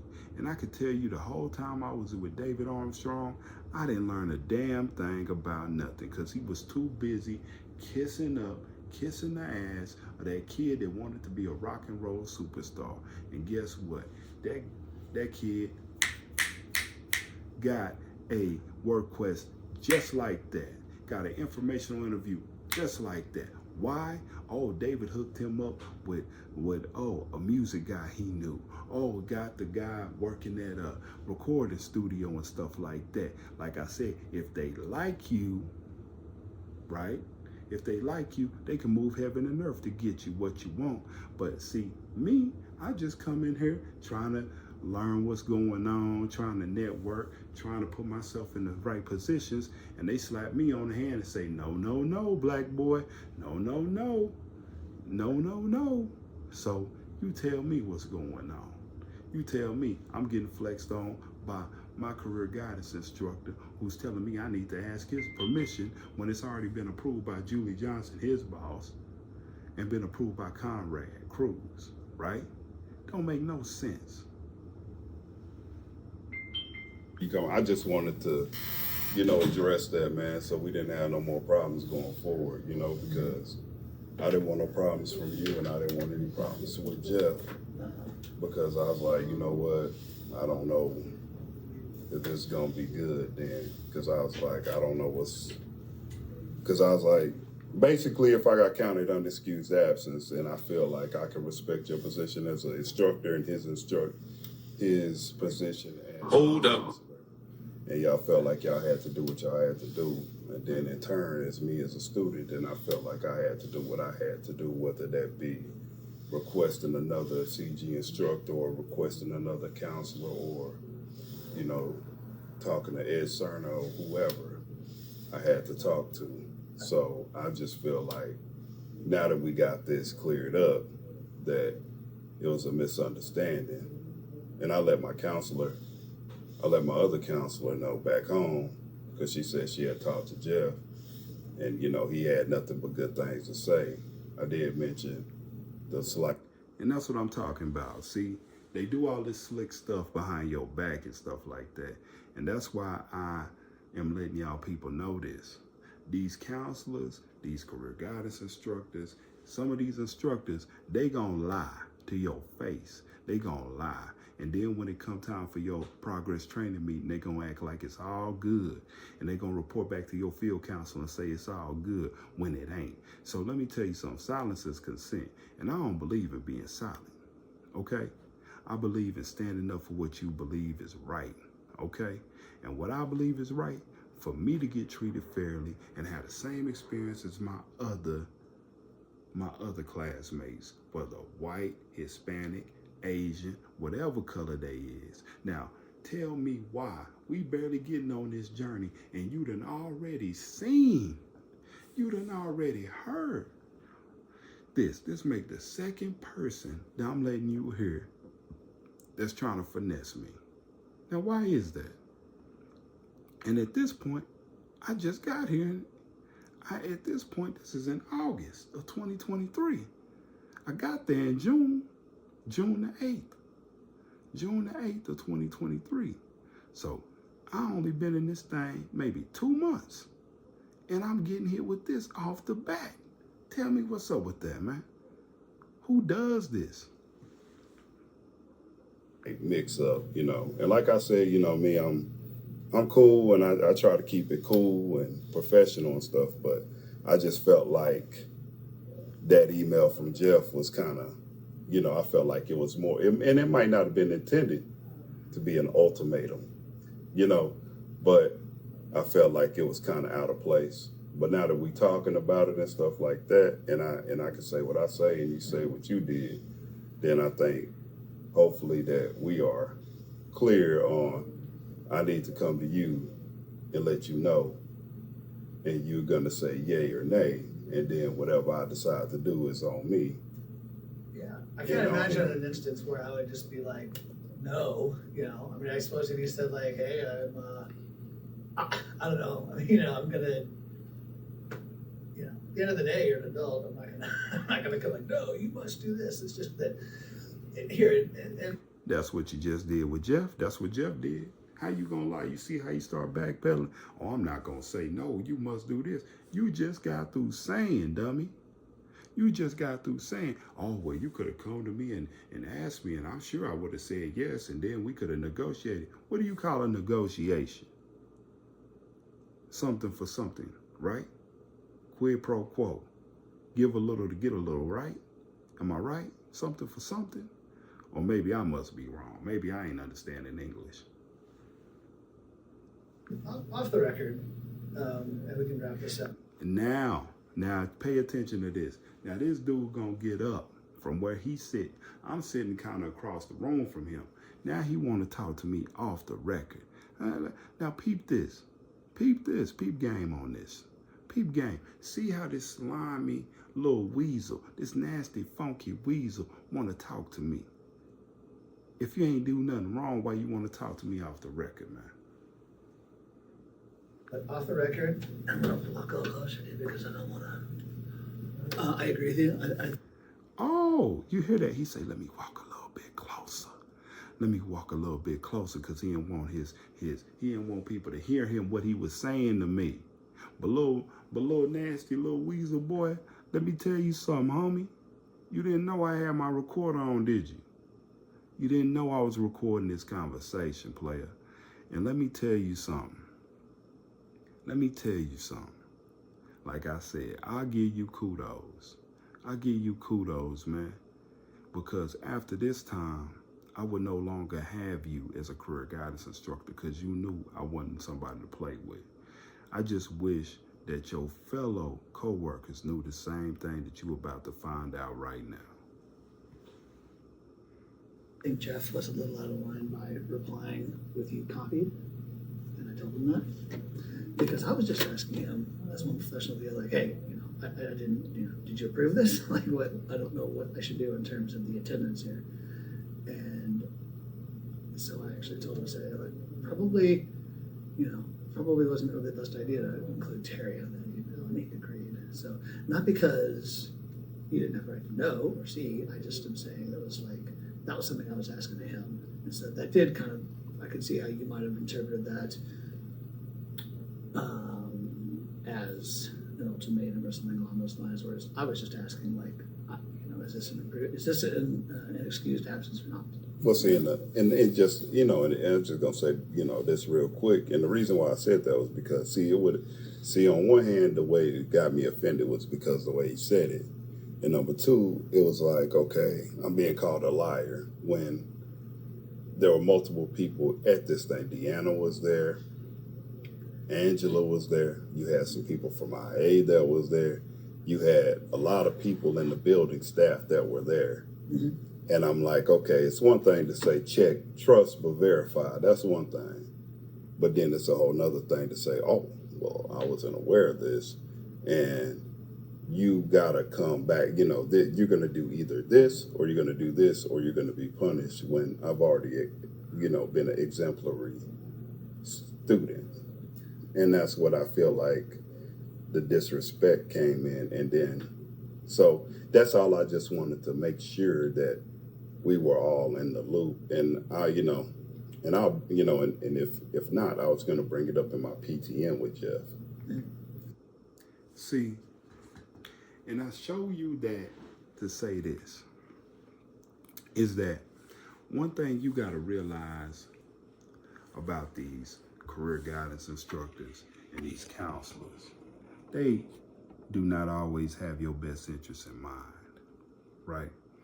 And if you talk to people like Ada Mendoza, who was formerly the supervisor of this career guidance department, she backed these people.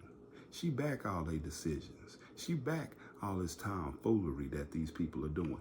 But you see this man, how he got up from where he was sitting across the room to walk over there to me and say, oh yeah, I want to walk over there.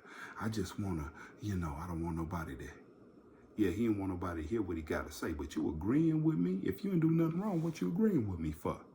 What you agreeing with me for? You saying, oh, I agree with you. I don't think Jeff should have did that. I can see how you would interpret that as an ultimatum. Well, no shit, right? No shit, dummy. Of course, I would assume it was that because that's what it was, an ultimatum. But luckily, David eventually went on vacation. A week-long vacation, and no sooner than I believe it was the next day after this, or a little while after this, he told me straight up, he said, Terry, I've been talking to my supervisor, and we both agree that since you're going to be working with Marshall for a little bit, it wouldn't make no sense for you to work with Marshall and get all that progress started. And then when I come back, work with me. So you'll be working, when I go on vacation, you'll be working with Marshall going forward. That's what I'm saying. Hold up. See, I thought I was getting a winner with Marshall. But guess what? I guess I was wrong. But y'all gonna find that out too. So, but this wouldn't be my last conversation or my last incident with Jeff, because me and Jeff are gonna have a real good conversation, and I'm gonna let Jeff know how I really feel about him. And if you want to hear how I feel about Jeff Malzo, the man with the dirty, nasty, stinky dog, you already know what to do. Stay tuned, because we about to go in. Hey, what's up, everybody? Now, check this out. After you heard the spiel, now you heard two people so far. You heard Aaron Humphreys from the Title IX department. You heard that phone call. You heard David Armstrong, right?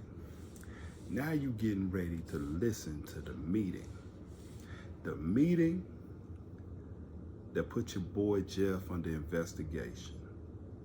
You're gonna listen to the meeting a little bit. I'm gonna let you listen to a little bit of the meeting that put your boy Jeff Malzo under investigation for being a scumbag and a no good counselor, right? So I want you to check this out. And if you got Jeff Malzo as a counselor, then I'm gonna tell you something. Number one, I feel sorry for you. And number two, one thing you need to realize that the current students already know, when they got Jeff as a counselor, they say Chuck, because I'm sure Chuck has more common sense than Jeff. I'm gonna be honest with you about that, because at least the dog is trained to do his job, because the dog is a CNI dog and it's been trained since a puppy to know what to do. Now, Jeff went to school for this, I assume, right? I assume that this guy, he went to school to be a counselor, but I tell you what, he should get the money back that he spent on his education, because apparently, he is not good at his job. But I ain't gonna let you just hear it from my mouth. I'm gonna let you hear from this recording what I said to Jeff, what our conversation was like. So, without further ado, let's check it out, okay?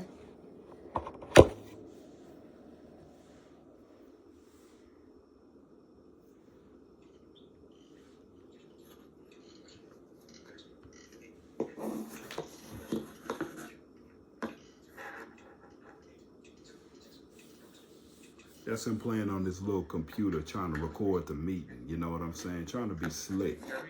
I would like to record this meeting to make sure I get everything correct, okay? And I want to make sure we get all your concerns laid out. You are absolutely welcome to record the meeting as well. I know I am. Yes, sir. I know I am. Yes, sir. And let me tell y'all students out there something, man. Let me keep it real with y'all. He telling me something I already know. Mind you, I told these people, I shot them a fair one when I walked in the door. I let them know when they asked me about me.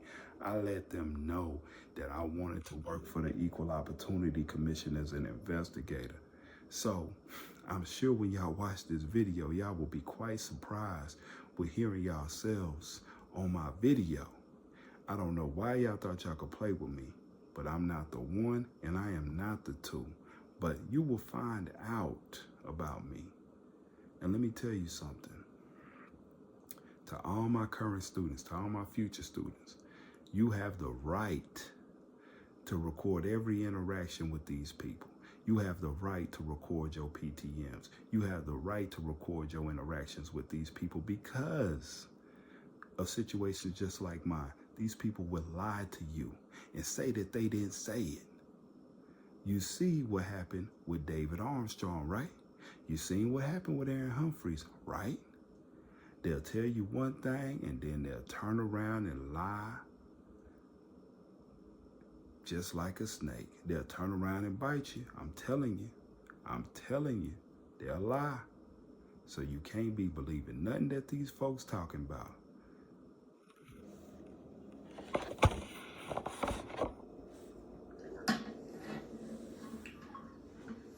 Jeff, Yes, I think Terry was just a little closer to the microphone. absolutely. Okay. Could you slip around to this side of the table, maybe? Yes, sir. He's over here. All right. I think he knows I had onion sandwiches for lunch that he didn't want to sit this close. All right, can you hear me better? Ain't nothing funny about what's finna happen. Yeah, I can hear you better. Thank you, Terry. Ain't nothing funny about what's finna happen. And before we start, I just kind of wanted to get a little bit of a background for our meeting. First, I apologize for my hoarseness. I've been fighting strep throat all week. So if you can't hear me, please. Well, if you've been fighting strep throat all week, you should have kept your sick ass at home because you ain't good at your job anyway, but we're going to get to that later. Let me know and I'll be happy to repeat. But my voice is a little low at the moment on volume. And so I'm in a new position now, so I am the new counseling coordinator for our department. And what that means is that I am in the, let me know and I'll be happy to repeat. I can hear you better. Thank you, Terry. And before we start, I just kind of wanted to get a little bit of a background for our meeting. First, I apologize for my hoarseness. I've been fighting strep throat all week. So if you can't hear me, please let me know and I'll be happy to repeat. But my voice is a little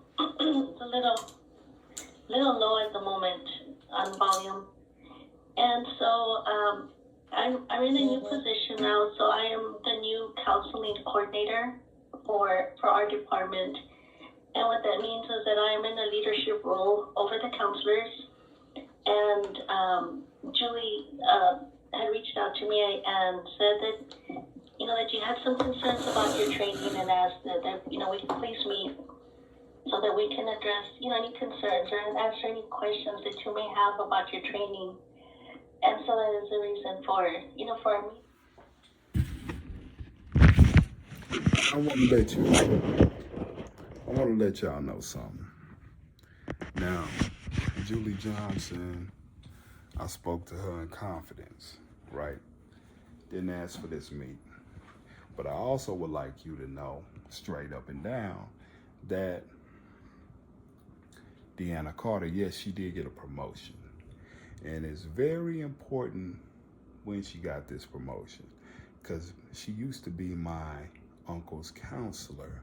Brent Thomas is my uncle, and she used to be his counselor. Now, there was a certain incident that happened between them two, and he happened to report her for racially profiling him. Now, color me surprised when maybe a couple of months or two later, when she gets this promotion to be the supervisor of all these counselors. Now, let me ask you people something. Let me ask you great viewers of mine on MR.TerryTV. And if you haven't, if you're new here, comment, like, and subscribe, and share this video. Let's make this thing go viral. So, would you promote somebody that has just racially profiled somebody? I know I wouldn't. But apparently, that's how people get promotions at Criss Cole. If you can prove that you have the gall and the gumption to racially profile some students and make sure you railroad them out their program, apparently you're worthy of a promotion. Because let me tell you something. I don't see too many good people around there getting promotions. It is few and far in between. But let's get back to this. I just wanted to let y'all know that. I'm gonna let y'all hear this stuff, man.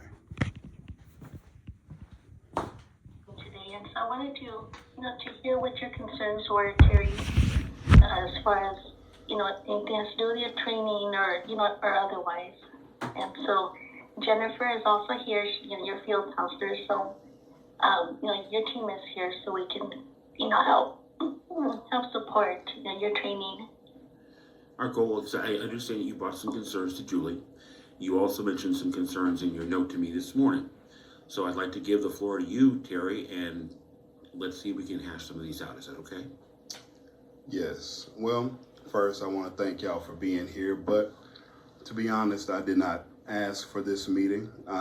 As you mentioned, Deanna, I went to Julie Johnson in confidence after my conversation with Jeff on Tuesday of last week, because I didn't have unbeknownst to me, I didn't know if I had a tech class, so I had a free period at 10, as I do at 8 o'clock. But, so I asked Jeff, I said, well, can you tell me if, I don't have nothing at 10, so perhaps do I have a tech class? And he told me I had.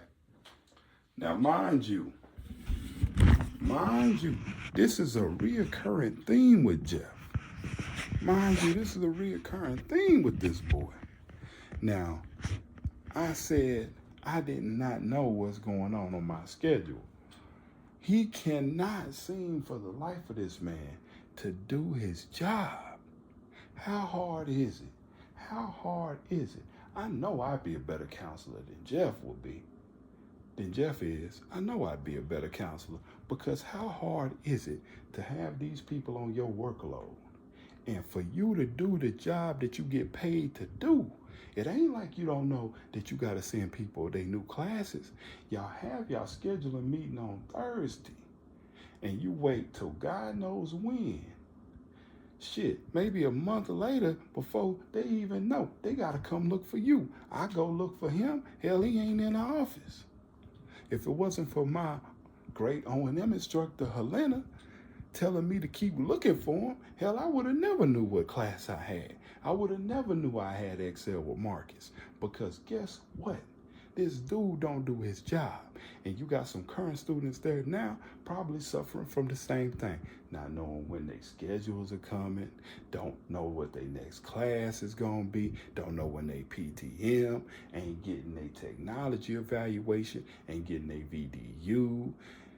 How can you rely on somebody that's been reported several times? I just had to let y'all know that this boy been messing up for a long time. They should have gave this boy his pink slip a long time ago. But now, I guess when you got friends in low places, I should say high places, but they all low to me. They all low. Low down and dirty. Filthy, nasty, stanky, funky weasels, man. Except with Marcus, well, which I love Marcus. Kudos to Marcus, and he's very fun. And then we got on the subject of a graduation date, and which he said February. And I said we haven't talked about a graduation date, you know, and February is not going to work for me because I've been working hand in hand with Marshall to get in the ACC and get a full degree in human resources. With that being said, because I want to be an investigator for the Equal Opportunity Commission to stop employment discrimination, but which then I had got the reply from Jeff in an angry tone that, well, yes, we did discuss February. And then when I went on to tell him about, well, I'm trying to get in school and I'm trying to, you know, move down here. He then tells me, well, what classes are you in? Well, I said, you know, at the time before break, I didn't have a PTM or anything like that. And there was never any graduate date discussed with me at all. So I said, well, at the time before break, I was in internet with Kevin. Now I'm in Excel, right? I still have had no Android class that I've been requested since I've been here, or iOS for my iPad. But I've always been assured every PTM when my instructors suggested that I'm going to get it. I'm going to get it. Be patient. I've been patient. I've been here for 5 months. I go along with the program. I am an excellent, from what I've been told, this is not my words, this is the words of my instructors and people that I interact with on a daily basis. I am a shining example of what Criss Cole was meant to be. You are. So, with that, now you hear that, right? Now you hear that, right? I'm a shining example. Now he just agreed that I'm a shining example of what Criss Cole was meant to be. Well, if I'm such a shining example, why do I keep running up against roadblock after roadblock after roadblock, taking me off the path to greatness, taking me off the path to success? Somebody please answer me that.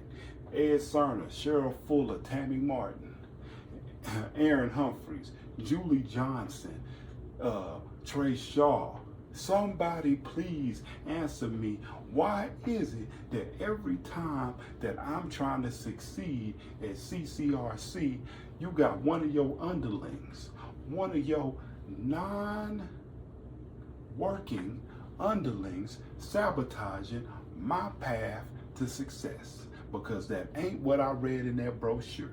How can I be confident when my career guidance instructor is trying to sabotage me? How can I be confident? How can I be competent in what I'm learning if my no good counselor with a stinky dog can't even get me my schedule on time and tell me what classes I'm supposed to be in? How can I be ready for a competitive workplace if all they want to do is push me out the door? Tell me that. Somebody please answer me. Being said, I was not enthused at the least by the aggressive nature or how I was talked to in the angry fashion that, well, when I had heard this, well, does your CG instructor know about your plans? I said, yes. And then he tells me, he says, hey, well, I don't think you going, getting training here and moving to Austin is a good use of our resources. And I said, what? No, sir. I said, huh? I'm thinking, oh, so this caught me off guard. So now I read the room, and of course the door is open and we got ongoing people coming by. So I know to diffuse the situation. And I say, okay, cool, all right. Now, at this time, I never agreed to February. I never said that. And he says, well, how about this? When is your next PTM? I said, we haven't scheduled a PTM. And I did check that, and you were correct. Yes, and he checked it, and he said, okay, well, we don't have one planned for you. But he said he checked it, and I was correct, right? I'm correct. Of course I'm correct, dumbass. You don't do your job. I know your job better than you. Now, how is that? How is that, Jeff? How do I know your job better than you know? And I'm supposed to be a student.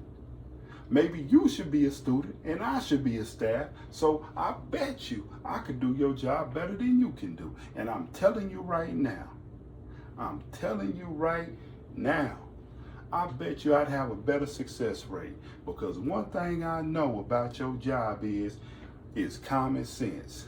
Schedule the PTM, actually talk to my students and find out what they're interested in, what they're trying to do, get them a VDU, get them a deep dive into actually what they want to do, what they want to go to school for, go to work for, and get them their schedule on time. How hard is that? And I ain't even went to college. Boy, this is pathetic. How y'all keep hiring these people, man? How about let's think about it together? Let's think about it together, and then we'll talk about it later. So with that being said, he already had a made up mind of what he wanted to do. And now I'm going to say words from Miss Julie Johnson, who is over everybody. When I discussed this to her, when I said I left there and I was unsatisfied, you know, and I went and I made a meeting with Julie Johnson, because I knew at that time that anything I said was going to be taken as combative. And you know, I'm not here to argue with anybody. Okay? So I went to her and I told her when I met with her Friday at 9 o'clock. It was on her schedule. I met with her and I told her what was going on. I told her exactly what I'm telling you right now. And she said, what? What? I cannot believe that happened. She said, I quote, I don't agree with you not having an Android class. I'm going to look into that. Okay. After the meeting, 10 minutes later, she comes and gets me. She says, I talked to somebody and you're going to have an Android class next month in February with Kevin. Actually, met January 29th. Oh, okay. So that's news to me too. So you see how they like to change stuff up on you? It's supposed to be February. Oh, it's June 29th. So basically he's saying his boss don't know what the hell she talking about. See, everything's constantly changing. Constantly changing. You see what I'm saying? And that is the crazy world of Criss Cole. Let's continue. Okay, she said, well, that's funny how it works. You talk to a couple of people and they figure it out. But she also did say, when I told her what happened, she said, well, with my permission, she was going to talk to Trey and Jeff. And with that being stated, I had no request for a meeting. I never requested a meeting like this to happen. But she also let me know that Jeff needed a reminder that this is not his show, that this is my program. This comes from Julie Johnson out of her mouth, not mine. So see, that's what I'm saying. Julie Johnson will get with you and she'll say all kinds of things. Agree with you in private and disown you in public. Let me tell you something. If there's a Judas amongst us, let me tell you something, it'll be Julie Johnson, because she is the person that will say what you want to hear to your face, boy. And let me tell you something, when you get up in these meetings like this, she'll deny. She'll lie to her very, very last. And I'm telling you, if you've experienced her lying in one of your meetings, if you've experienced that, please put it in the comments below, because I know I ain't the only one out there. Oh, she did not agree. She said, I don't think that is right. I don't agree with what was said. And this is your program, and I think you need a say. And she asked me too. She said, okay, well, I could see with everything that you got going on that February, that's not feasible. So when do you think? And what I told her was, I don't know, and I don't control the college.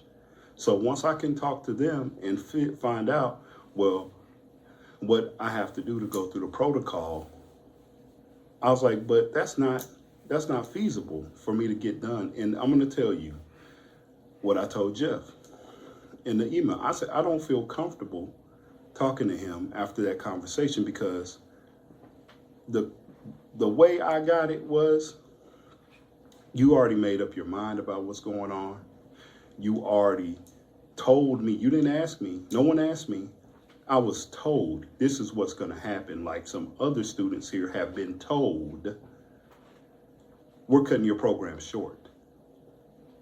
And I said, I will not be bullied. I will not be railroaded. And I will not be railroaded out of an education. And to give you a background, Miss Jennifer, you already know because I have confided in you, but I will confide in you, Deanna, and Jeff. Before I got here, I was going to a community college, and I have went through discrimination, and I have been railroaded out of an education, which I have done, reported them to the highest authority of the Education Bureau for discrimination. And with that being said, I am a person who knows the chain of command, which I went to Julie Johnson, and that will not be my only stop if this does not get resolved. So now, this strikes me as weird. You know what I'm saying? This strikes me as weird. Now, I have told, now this will be the second person, maybe the third person, because I told Aaron Humphreys the same thing, that I had reached out to her bosses, and I told them the same thing that I'm just sitting here telling these people. And now they wonder why I'm on this platform sharing my story. Now they want to get mad. I done warned them. You have heard me warn these people. I done gave it up. I done told them exactly what I'm here to do. I done told them what I'm willing to do to make sure I get an education, to make sure I'm not discriminated against. I done let them know. But yet, it seems to me that we have a failure to communicate and these people ain't listening to me.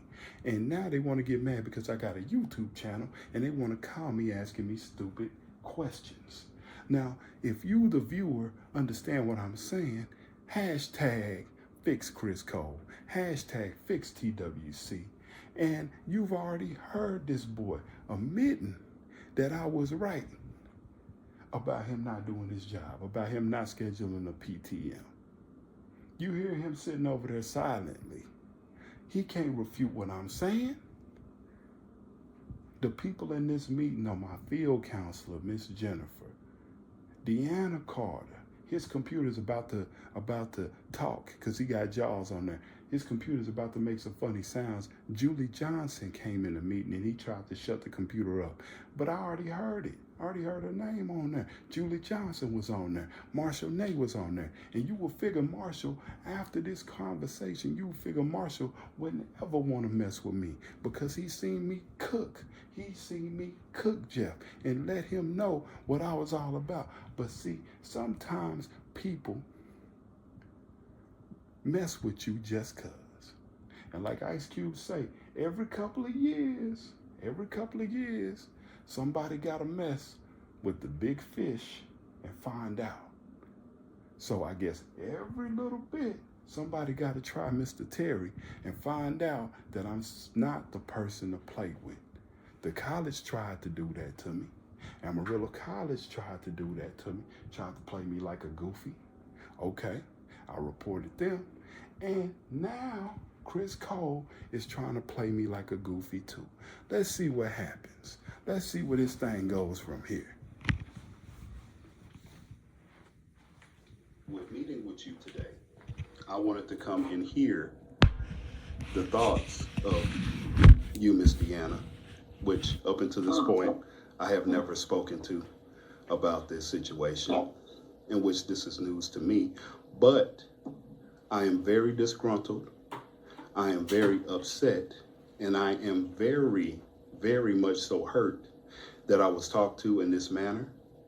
I really don't know after this how I'm supposed to go forward with my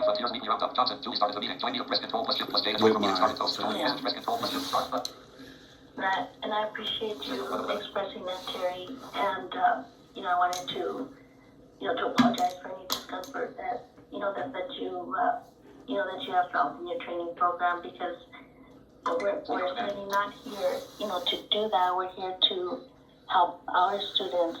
And I say students because it's not just students, it's, you know, you are a person, and I don't like using the umbrella, you know, student. Now, you hear that, don't you? She said that's not what they're here to do. Well, you can't tell by hearing my story, because it's going to get worse than this right here. Every time, let me tell you something, it seemed like to me that they are here to disenfranchise the students, and they ain't here to help the students. So I tell you what, you better look out. You better beware, because if it can happen to me, it can happen to you. Not if, but when. You know, to help you through your program and help you move on to your goals. And I can say, you know, I was a student at Criss Cole in my 20s. And so, you know, I was in dorm number 3. And, you know, I went through the process as a student, and I appreciate you meeting with us today. You see see, I'm telling you, some of these people must have took psychology in college. You see how she tried to relate to me, talking about how she was a student in dorm 3. I don't give a damn if you were a student, because you probably was trifling like you're trifling now. You probably lying like you were lying then. You probably lying then like you was lying now. You a liar, Deanna Carter, and I didn't know that at this time. I didn't. Well, you know what? I take that back. I did know. I hadn't personally dealt with her, but I knew my uncle had, and this is how she got this promotion. So I should have known this woman was lying. I take that back. That was my fault. This is my bad. You know what? I should have known she was lying. But it would get a lot worse than this. I know today, you know, we had not spoken, and so I don't, you know, I don't know if you know, were aware of my, you know, my recent change in my position, but that's why I wanted to explain it early on how, you know, the reason that I was here, because, you know, Julie, you know, she did not share the details of your meeting. She just said, you know, can you please meet with Terry and with Jeff about, you know, conversation about concerns that Terry has. And so that's how the meeting came about today. And so my goal for the meeting is to address your concerns and, you know, come to a plan that you, you know, that you are okay with, Terry, and also see how we can move forward, you know, together to help you achieve that plan. And I apologize if you know, there have been, you know, some feelings that weren't quite favorable during this time. You know, I am here to support you and to support Jeff and Jennifer and your instructors. See, Deanna Carter, she's a good liar. She should be a politician. She say she here to support me. And as you seen from my last video, she supported me all right. Supported, put me right out the door. With Zach, the armed security guard, and Julie Johnson. This woman is a snake, and if she's your counselor, you better beware. You better watch her, and you better record her. Because let me tell you something, if she did it to me, she can do it to you. Okay, if we go through the items one at a time, Terry, I mean, one in each individually, to make sure that, you know, that we're covering everything. And then, of course, you know, you can, yes, ma'am, you know, express any thoughts. Yes, ma'am. I would like to add. I mean, I didn't write a list of items. The only concerns. Yeah. Oh, no, I didn't. Okay. Okay. I think she meant the ones you went through just now. Okay. Yeah. Yes. And I would like to add this is on the last part before we go any further, because, and with all due respect, because first and foremost, I am a gentleman, and I want to advocate for myself, like the title of the seminar Yeah. today is. And like I said, in confidence to Miss Julie Johnson, I did say that advocacy is a double-edged sword. And although people tell you to advocate for yourself, that also on the other hand, that you can get labeled as a troublemaker for saying things that some people may feel that you should not say. But what I'm also aware of is I'm very in tune with what's going on around Criss Cole. And I am also in tune with what's going on with my fellow classmates, such as my uncle and his situation and his treatment that has been going on here, and other people. And what I said to Jeff, which I'm sure maybe he shared with you or did not, but we're going to bring it to the light. I said one of the things I did say in that email, that I will not be railroaded or denied resources here like some of the other black students here. And with that being said, i.e., I will not have my program cut short like Devin was. He has not got a job yet. He did not leave here with the skills. I will not be treated like Braylon was treated, or I will not be funneled out of here unjustly like the young man that was accused of rape and that was not given a fair trial, which I'm sure that we all know that is causing Criss Cole trouble. But with that being said, yes, now we can proceed one at a time with the items that I addressed, that y'all feel that I addressed in this meeting. And again, I do thank y'all for y'all's time, but you can go ahead, Miss Deanna. Thank you, Terry. Thank you. And I just wanted to share, and thank you for that. And I apologize, we're not allowed to, talk about the programs of the other students. And so I just wanted to explain that's just the only reason why I can't, comment any further on other students, for their privacy and, the policy of the agency. But thank you for that. The first thing I wanted to say, Terry, is that the graduation dates are fluid, and so they're not set in stone. And so I agree, you do need your iOS class. You do need your... Nope, that's a lie. Them graduation dates sure seem like they set in stone for me, because they sure got me up out of there, and they sure getting some people out of there that I know personally that's still at the center. Some of them been there 3 months, still finna get kicked out of there. Some of them been there 4 months, still finna get kicked out of there. They've been trying to graduate me since February, got me up out of there in June. Been trying to graduate my Uncle Brent Thomas since October of 2023, and still working to get him out of there today. Don't let that fool you. Don't let their nice appearances and the way that they are trying to be kind and considerate to you, don't let that fool you, man. These people are snakes, man. These people are snakes, and the snake is gonna snake. Android class, and I can say the Android class doesn't come around as often as the iOS classes because there's only one instructor, which is Kevin Ratliff. And so, yes, I do agree. We do need to provide you, first of all, those two technology classes. Is there another technology class, Terry, that you are still lacking beside the iOS and the Android class? Now, see, this is the thing that really gets on my nerves right here. They'll ask you. Now, this is yet again what I have to say about them. Bringing up things, right, that just don't make no sense. See, you're going to ask me what I need, but y'all are the professionals. You the head of the counselors, so you should already have my schedule since this big dummy Jeff can't seem to do his job, right? So you the head of the counselors, so you should know what I have had and what I have not had. Now this is getting pitiful, ridiculous and pitiful, riddiful, if you ask me. This is getting out of hand. Yes, ma'am, I wanted to also take PowerPoint as well. I agree with that. Okay. So if you don't mind, let me just take a few notes on. Now you see that? That chump gonna say I agree with that. But you didn't agree with that before.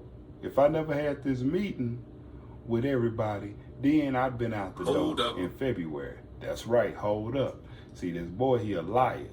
See, he one of them chameleons. He'll just go around with the crowd. See, that's what's wrong with you now. See, that's what's wrong with you now. You don't listen. Yes, I don't think so. To make sure that we have them covered. So we need, definitely, yes, we need to schedule the Android class, and I know that the technology department is working on that.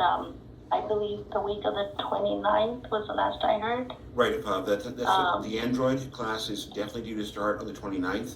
I can check with Otis to see if the either iOS or PowerPoint is going to start at the same time. Terry's schedule is such that I've got some fluidity in there and I can move some things around. That we can try to get as many of these tech classes in as humanly possible. Okay. Yeah, can you please check with that, Jeff, and then let me know, please, so that we can, have all those dates for Terry as well. Is there any other technology class, Terry, besides the PowerPoint, Android, and the iOS class? Well, one other thing that I need, I have not yet heard back from Chris. I had a VDU on the 12th before we left, and I know he said that he wanted to meet with me and Jeff. Yes. But at the time of that conversation, he had not got back to Jeff, and I did think that was going to be very important going forward of his findings, of that all-day testing. I can put an expedite on that, okay?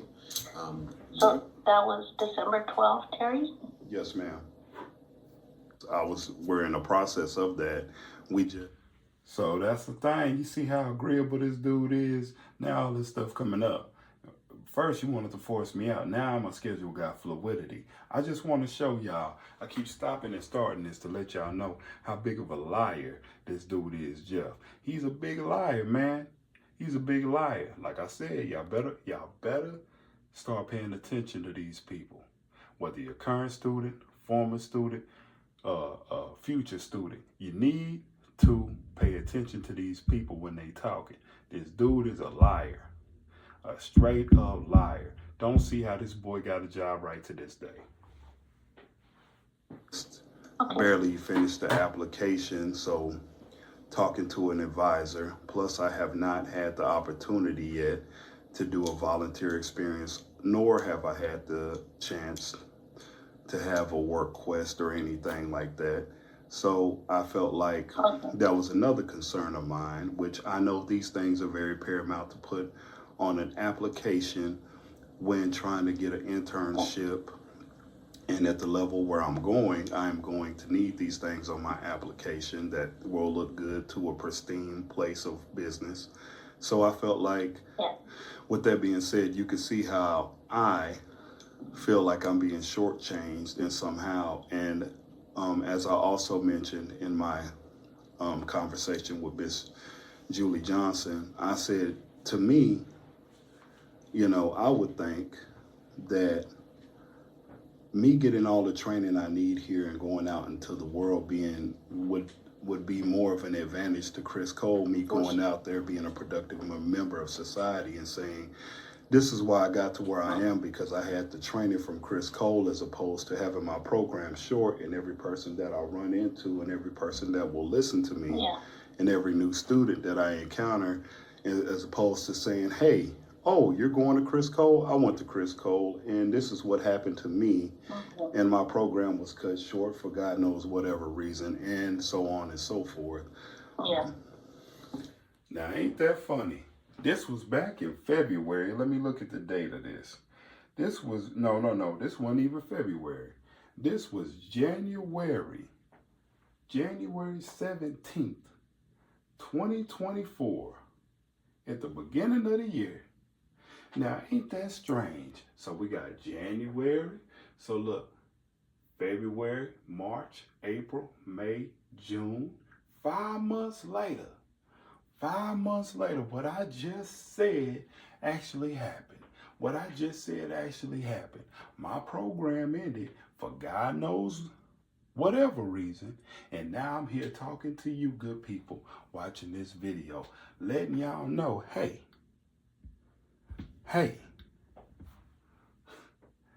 I went to Criss Cole, and this is what happened to me. Ain't that something? May I? Yeah, no, and then, Go ahead, Deanna. go ahead, Terry. Oh, I said, no, and I understand your concern, Terry, and so that's. No, you don't. See that? You hearing that theme again? I understand. I hear you. No, you don't. No, you don't. Be aware of these words. These coping mechanism words that they be trying to use. I hear you. I understand. You would never understand me. You would never understand me. But what I tell you, what I understand, I know I'm getting done wrong. That was my goal for meeting, here today, is to work through the concerns, because yes, I agree.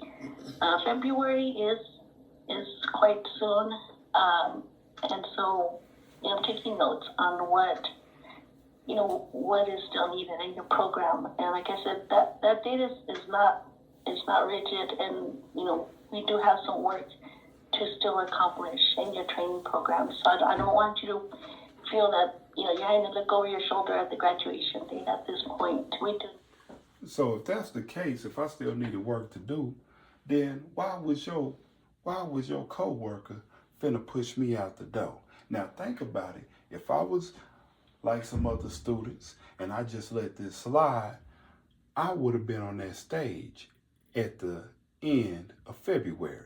I'd have been on the stage and out the door, and nobody would have cared if I was that kind of person. But thank God my grandparents didn't raise a weak man. Thank God that my uncle and my aunt didn't raise a weak man.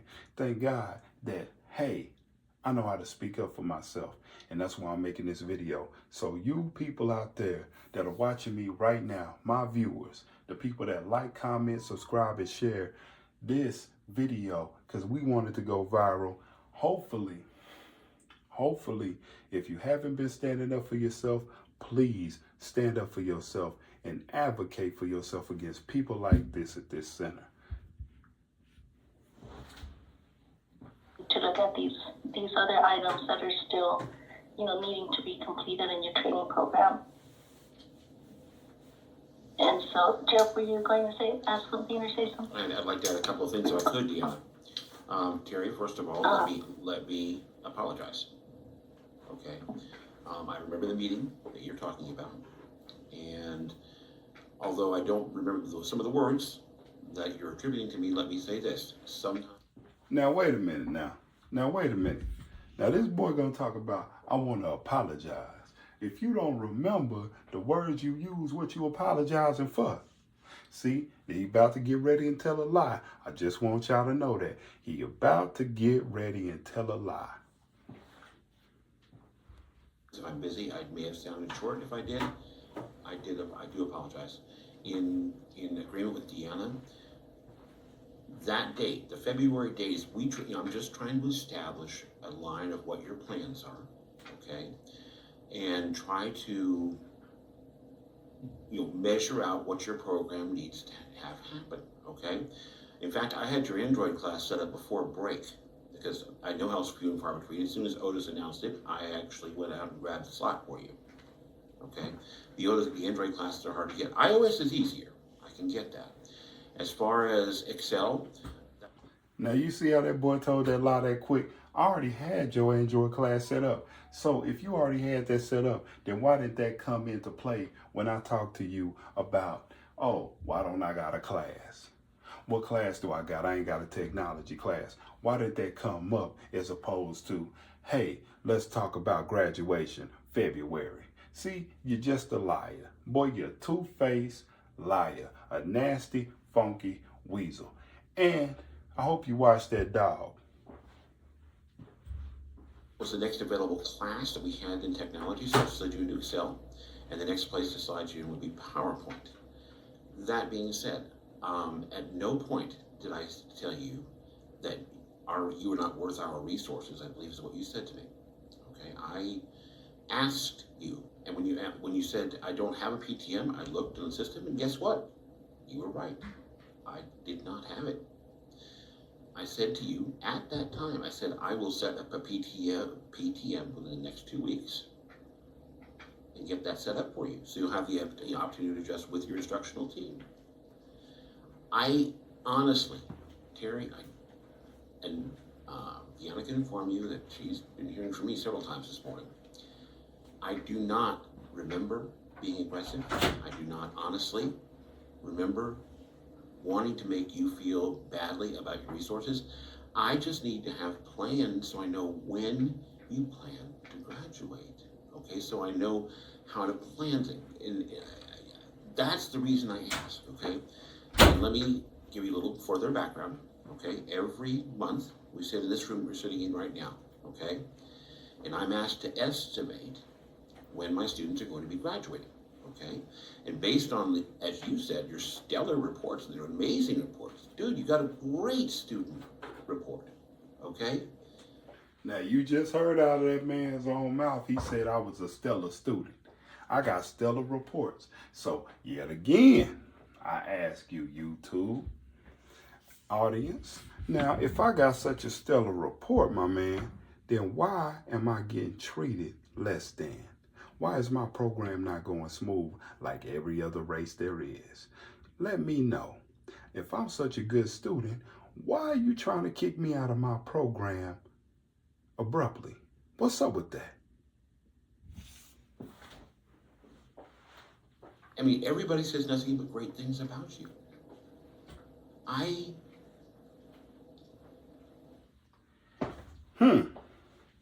Now, y'all ain't just heard it from me now. Y'all done heard it from Jeff. Now, Now, what y'all think about that? Please put it in the comments. This dude, he a piece of work. Estimated, probably incorrectly, that the end of February would work. But as Deanna said, that date is not written in stone. I did not have any clue you were this angry with me. When you left my office that day, we were joking back and forth when you walked out of my office. All right, so this came as a total shock to me, and I would like to fix it. I would like the opportunity to make it better. Well, Are you okay with us working through your program, Terry? Because I agree, there's still lots that needs to be done on your program. what? And so, what are your thoughts, Terry? I want to say this very, very clear. Miss Jennifer, are you still there? I guess not. She's there. I think she's having Yeah, I'm here. Sorry, I had to unmute myself. Oh, okay. I'm sorry. I just wanted to make sure you hear exactly what I'm about to say. Okay. But first things first. I want us to talk as clear and as concise as I can and make what I'm about to say very clear. I hear exactly what each one of you are saying. And to go back to, to quote the words that I heard coming out of Jeff's mouth, I didn't say I wasn't worth that you said that I wasn't worth your resources. You said to me that I don't think that you getting training here, i.e. Criss Cole, and moving to Austin is a good use of our resources, which means TWC, which means Criss Cole. And I want to pause for the calls and say, hey, Jeff, just want you to know, you may have forgot about this meeting. You may have forgot since you're forgetful. And I just want you to know, man, when you say you think, right, I'm going to tell you something, man. Thinking ain't your strong suit. Okay? So you might need to leave thinking to the professionals. I'm gonna let you know. See, my grandmother, she has a saying, that's what you get for thinking when you ain't used to it. And I could tell by the way that you conduct yourself, man, and the way that these people are finna hear you conduct yourself in this meeting, I could tell that thinking you ain't used to that because you're not used to doing your job. You're not used to getting people their schedules on time. And furthermore, you're not used to setting up PTMs. You're not used to letting people do their program in peace.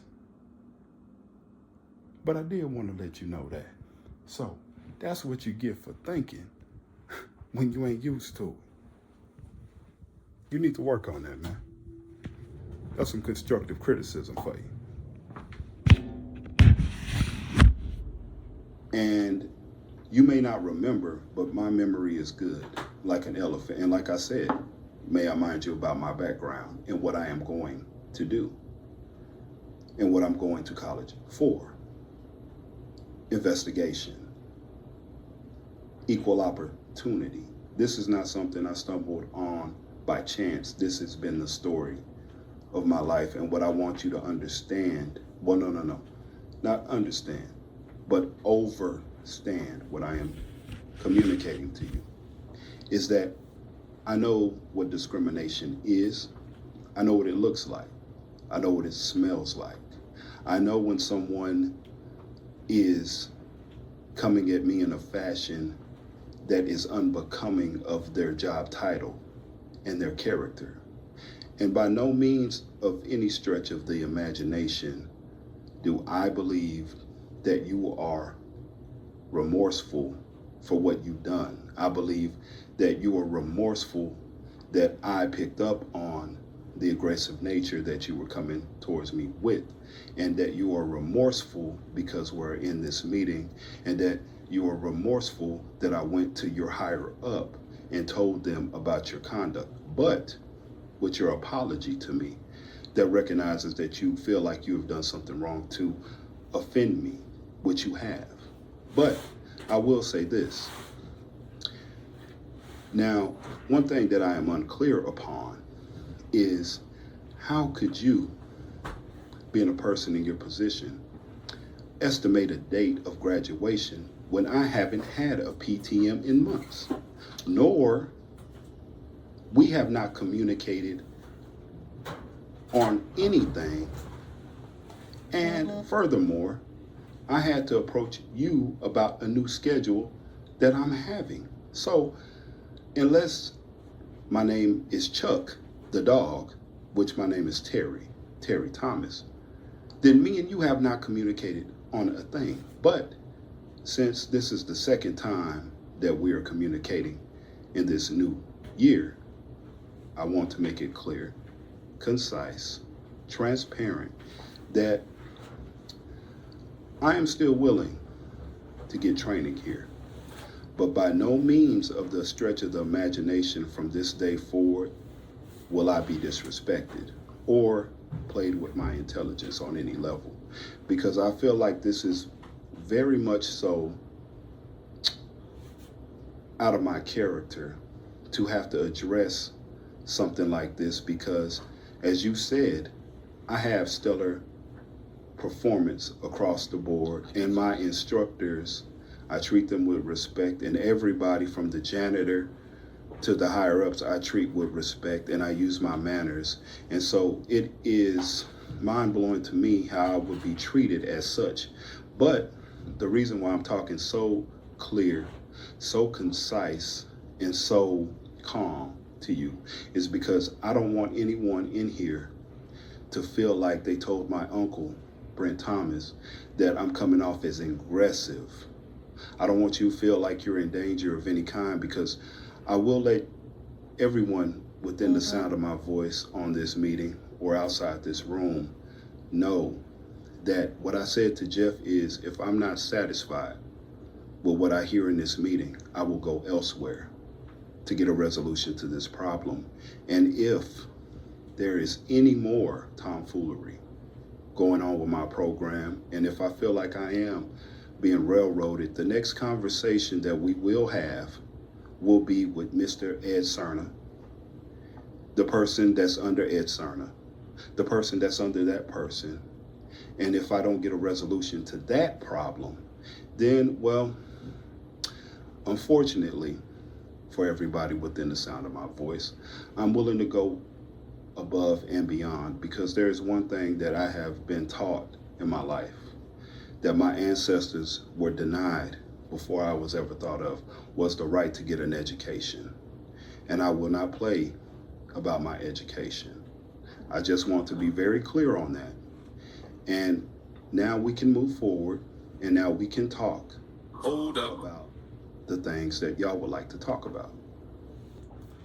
Now, with that being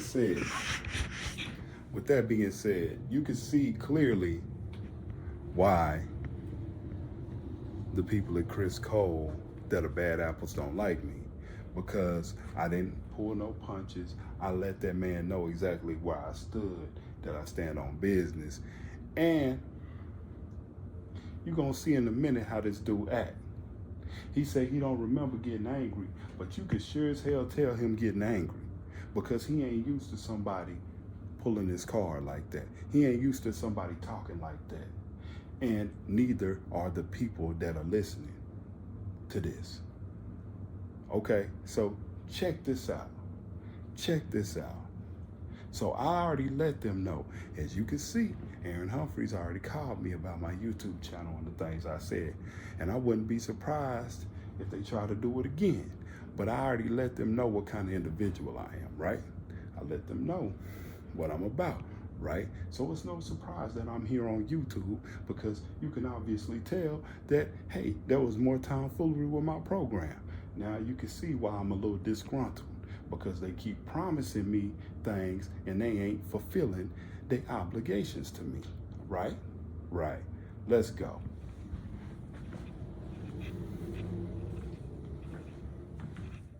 Are we understood? I'm very clear what you're saying. Yes. Yes, Terry, thank you for that. And I appreciate your words, Terry. I really do. And I'm in this new role now, and my job is to help ensure that, when concerns come up, for a training program or a counselor or anything within the realm of our training, that I'm here to support you and your team. So please know that that's my role, is to support. I want to go through a couple of other items. Now, to quote one of my favorite wrestlers, The Rock. Now, Deanna Carter, you say your role is to help support me and my team. And eventually you became my counselor. But you say your role is to support me, right? And my goals, right? So in this specific instance, I would quote The Rock and say, how about you know your role and shut your mouth, right? Know your role and shut your mouth, because obviously you don't know your role. You're not good at your role. It's head of counseling. You don't know what you're talking about, right? You don't know what you're talking about. You're just a puppet, right? You're just a puppet that's being used to railroad people out their program. And that's why they have people like you and Jeff, right? That's why they have people like you and Jeff. He's a yes man and you're a yes woman. You don't do what's right. You do what you can do to keep your job and get promoted. And that's keep people like me out of Criss Cole, right? Get people like me out of there. Get people like me that can think for themselves, and get people like my uncle out of there, and railroad other students that look like me out of there. So you can hoard the resources for people that want to bow down and kiss your behind, right? That's what I believe. That's what I believe. But you hear my words. See, that talk, it ain't gonna work with me, all right? I'll let you know that. Because you mentioned a volunteer program with the workplace. And so I want to make sure that we're addressing that as well, Terry. So, are your thoughts to volunteer on a paid opportunity or an unpaid opportunity? Because we do have both. Well, And sometimes one is available, and one may be available, whereas one may not be. And so I know there's two options, but I want to make sure that we're, providing what you had in mind is, for your work experience.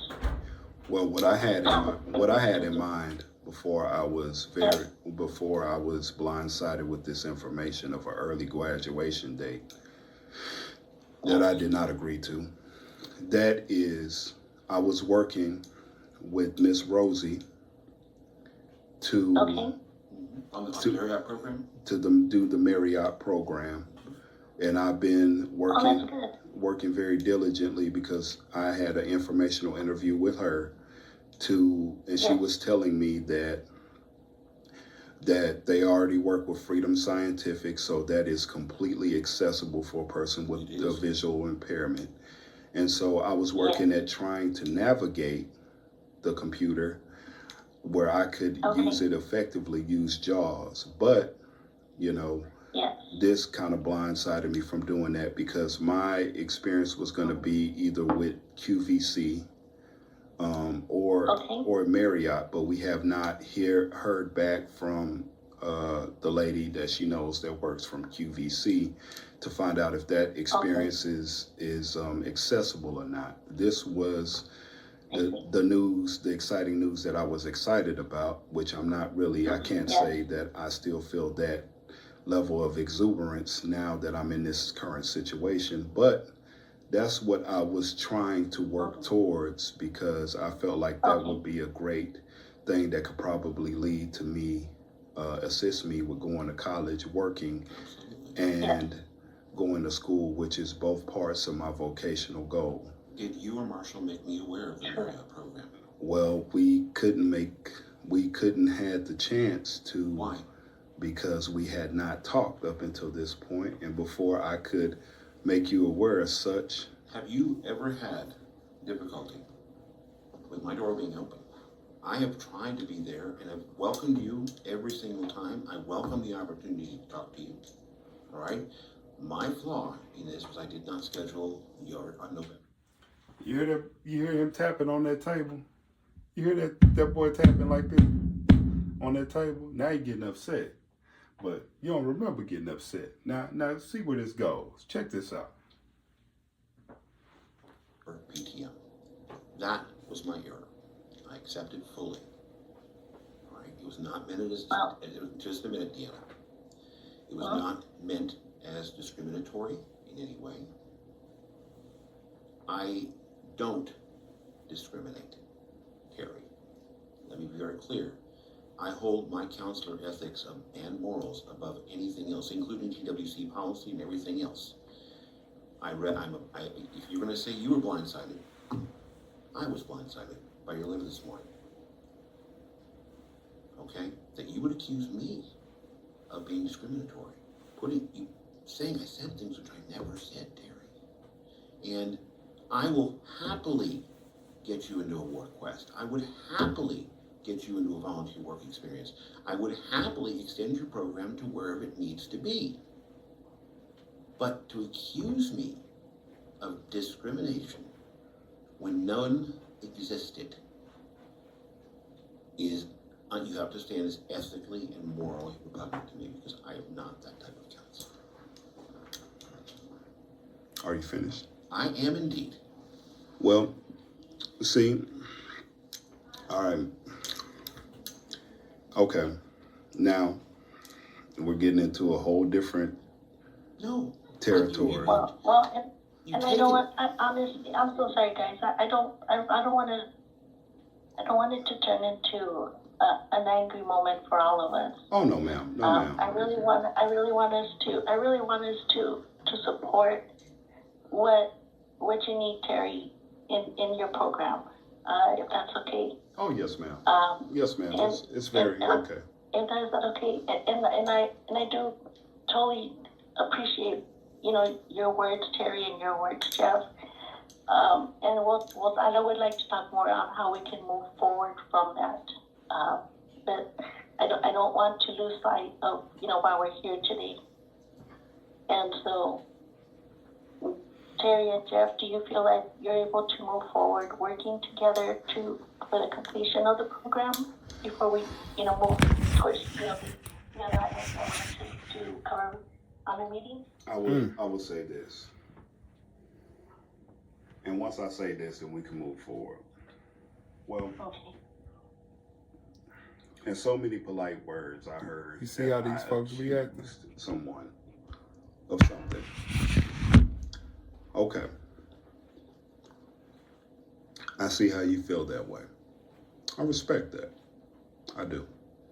And I'm glad that your morals and your ethics have led you to this point. But on Tuesday, that was different. Every interaction I've had with you up until that point was pleasant. That day it was not. I don't know if you woke up on the wrong side of the bed. I don't know. But I don't remember being aggressive with you. But I will say this. You feel strongly about your convictions and I feel strongly about mine. I agree. And I don't like being called a liar. Nor do I. But the answer to your question is no.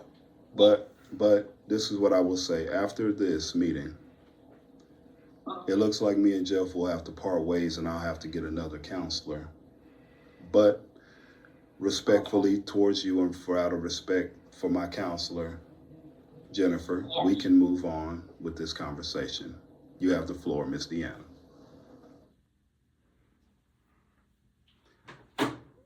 See, now with that being said right there, I just wanted to show you a little bit of the way that these counselors be acting, man. They gonna tell you, I don't remember that. You seen that boy hitting on that table, man, banging on that table like that. You heard that? You heard that? You heard that anger in his voice? Because I'm calling him out on his BS. Like I said, this led to him being investigated. This led to him, them going through his phone and his computer. This led to him, they were checking that, see, like I said, he was working too much on that stupid podcast that nobody didn't want to hear. Staff thought it sucked. Students think it sucked. And I heard that he's reinvigorating his podcast, that they got their own little room that they're going to do this podcast in. But see, the thing is, nobody wants to hear Jeff's dull voice, right? Nobody wants to hear that. And this ain't just my words. This is the words of staff. This is the words of students. But he was too focused on his other ventures than focusing on his job. And that's not my words. Those are the words of the people who investigated Jeff, right? Who did this little investigation into Jeff. So luckily for me, or unlucky for me, see, I no longer had to deal with Jeff after this meeting. After this, I got Rafalina. I got Rafalina Imam, some people's favorite counselor, but she sure as hell wasn't my favorite counselor because Rafalina was worried more about her raggedy ass house, worried about more of the things that didn't have anything to do with me as a student, wasn't worried about more things that had to do with me as a student than to worry about things outside of Criss Cole. See, that's my problem with these counselors and stuff. See, they got other things on their mind other than making sure the students are successful. That's the problem. And up next, you're going to hear Rafalina. You're going to hear the things that I had to deal with her. How she didn't get me any software for my computer. I didn't get Fusion. I didn't get anything. How can I practice the skills? How can I become competent at the skills I learned from Criss Cole when I didn't get JAWS, the screen reader? Didn't get no Fusion. Didn't get any of that. The only thing I got from Rafalina was stacking my classes on top of each other and try to railroad me out of my program, just like her cohort, just like her friend Jeff. But we'll be back. So take this moment to get you something to drink. Hope you're enjoying this ride with me, because I know I am, taking the trip down memory lane. Peace. What up, what up? You are now rocking with Mr. Terry on MR.TerryTV. So today is Tuesday, August the 6th, 2024. I still have not heard back from Erin Humphreys about what either has Tammy Martin said anything. I haven't heard back from her about the thumb drive situation. I ain't heard back from none of that. So with that being said, we got 3 more people to listen to. I'm gonna show you. This expose ain't over, but I thank you for rocking with me to this point. So now we're gonna listen to Rafalina and my interactions with Rafalina. I went from one bad counselor to another bad counselor. Now, mind you, they were trying to graduate me in February, right? I get with Rafalina, had my first PTM on. And if you don't know what a PTM is, it's a progress training meeting. First progress training meeting with Rafalina on January the 30th, right? January the 30th. Now, what Rafalina starts to do, I asked for these classes that I was not getting. Now, they made sure to stack all my classes, right? They made sure to stack all my classes on top of each other. And you might say, what do you mean, Terry? So, I was taking Microsoft Excel. Taking Microsoft Excel. Then I got an Android class that I wanted, right? So I'm taking Excel in the morning, Android in the afternoon, right? Now, even one of my instructors told me, he was like, hey, it's kind of odd that, you know, they're putting your tech classes like this on top of each other like that. Usually you don't have any other tech classes when you have a hard class like Excel. And mind you, my Excel class was supposed to be longer than it was. Excel class is supposed to be 4 weeks long. Now, for some reason, mine got cut short. I think it was like 2-3 weeks. 2 weeks, I think. Because they had to, you know, they got word from Jesse Johnson that they had to assess me, right? And there's no way you can learn something as complicated as Excel in a limited amount of time. It's just not possible. So when they did that, then they said, boom, PowerPoint class. After I got done with Excel and Android, they put me in PowerPoint and iOS. They stacking them, you know, so to get me out of there. So February, they wanted to graduate me. Now they want to graduate me in March, right? So I'm gonna let you hear this. I'm gonna let you hear this for yourself. So get your snacks, get your favorite beverage, and let's take a ride down memory lane with Mr. Terry. And let me show you my Criss Cole journey. Oh boy, it's about to get good up in here. All right, now I'm gonna share a little bit with you guys about my progress training meeting with Rafalina and some of my other instructors. But the key part of this is to show you how these counselors and these career guidance instructors talk after they think, you know, after everybody's off the call. Now, I just want to show you a little something, and then I'm going to come back with my 1-2 after this brief little segment. So give me just a second.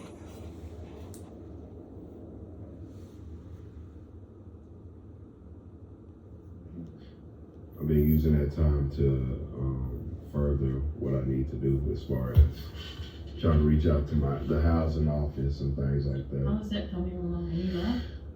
No, but I now finally got a class period where I can actually go there in person. So I don't know. It's hard for them people to answer the phone. But, Where's their office at? I think it's on I-35, if I'm not mistaken. Okay. So we have that. So, as I said, we have the grooming class scheduled next week, mending class on Monday. So at this point, you know, I mean, you're on target to graduate in March, right? I don't know what you'll. Now, see, mind you, now she said you're on target to graduate in March. Now, pay attention very closely to this next part because it's very key. It is very key that you listen to this next part of what she has to say. I mean, I guess you can use the time. I know you'll have Helena, but after the 8th, I don't know which. I mean, you can use the time to look for housing or jobs. You know, more. I'm trying to think. Marshall, what? I have a question. Yeah. So if I wanted to do a work quest, would that be possible or no? Not right now. I mean, it's just we would have to establish it a little bit earlier in one class because the work quest is only 20 hours and you won't have any class. So,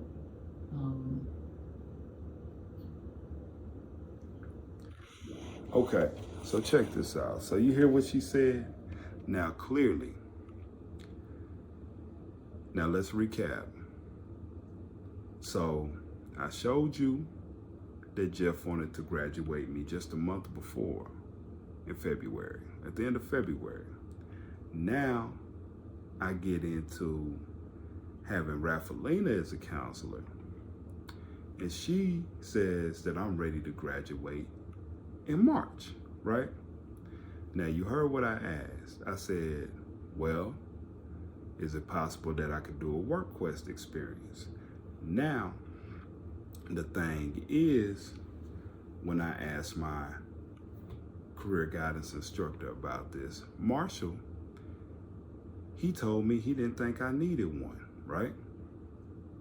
Okay, so I say, all right, well, you know, I think to myself, I say, well, Marshall, he ain't the one to make decisions, right? He ain't the one to make decisions. I'm gonna bring this up in my PTM, my progress training meeting. So I bring it up with my supposed counselor, Rafalina. Now, mind you, when I brought up doing a work quest before, they told me I'd have to make room in my schedule, right?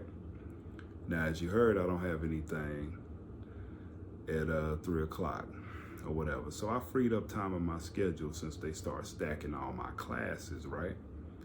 And so now that I'm asking for such a thing, they don't want to give it to me. They don't want to give me what I'm asking for, what every student gets the opportunity to have. Either a volunteer experience where you do that for free or a paid work quest experience, right? That is supposed to be 20 hours a week, 12 weeks long. So that's 3 months.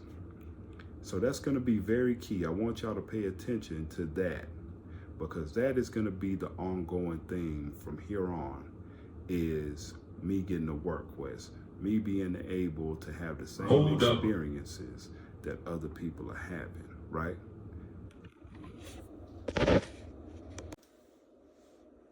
you know, graduation, I believe, is the 21st.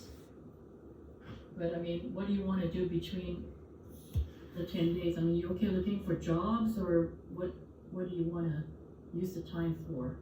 I mean, Now, one thing I want y'all guys to note about the way that Criss Cole operates, the way that these counselors operate is like this. Now, you noticed I did not agree to anything, right? I did not agree to graduate in February. I did not agree to graduate in March. But they constantly say that this is your program, right? But they're constantly trying to rush you out of your program. So now knowing full well that I asked for a work quest earlier, they told me one thing, now they're telling me something different, right? So I'm already thinking, you see what she'd say, well, they had already made up their mind yet again, like Jeff did. She already made up her mind. So this is the part where, do you want to look for a job? Now, tell me, what kind of common sense does this make? Now, I don't live in Austin. I live in Hereford. You know, that's over 8 hours away that I live away. Now, if I let you know there's not any opportunities for me where I'm from, being a blind person, then what am I gonna look for a job in Austin for if I don't have a place to stay? Does that make any sense? Because if it makes sense to you, it darn sure don't make sense to me. But see, that is the kind of thing that you put up with counselors at Criss Cole. See, they have their agenda, right? Because what they've been focused on is just getting me out of there. They didn't like me questioning them and telling them, well, I haven't had this class, I haven't had this class, you know, so how you gonna cut my program short, right? And what Raffalina's trying to do is, she's like, well, obviously February wasn't gonna work. So we think this time it's gonna work. But I'm thinking the whole time, nah, that don't work for me. So let's continue.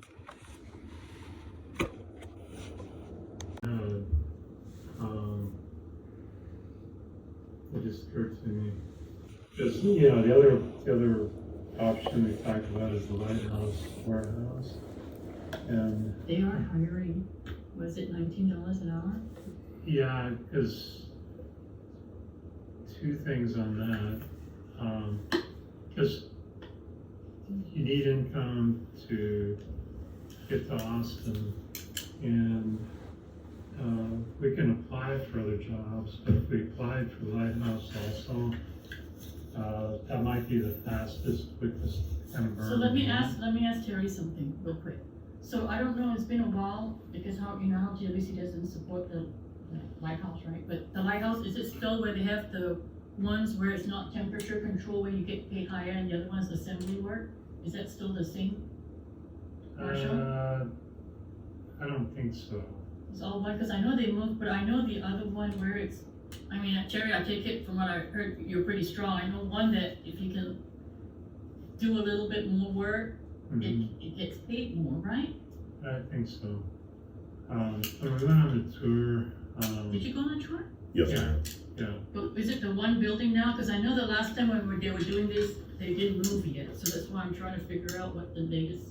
Well, they've got the main facility is the one that we toured, and it has the military contracts. The soap and other stuff is in another facility nearby, and then I'm pretty sure there's still the warehouse in Taylor. Yeah, but the Taylor is kind of hard for transportation. Yeah. That's the only thing. It's not going to be So what I'm thinking is, I mean, there is a bus there, but you take forever to get there.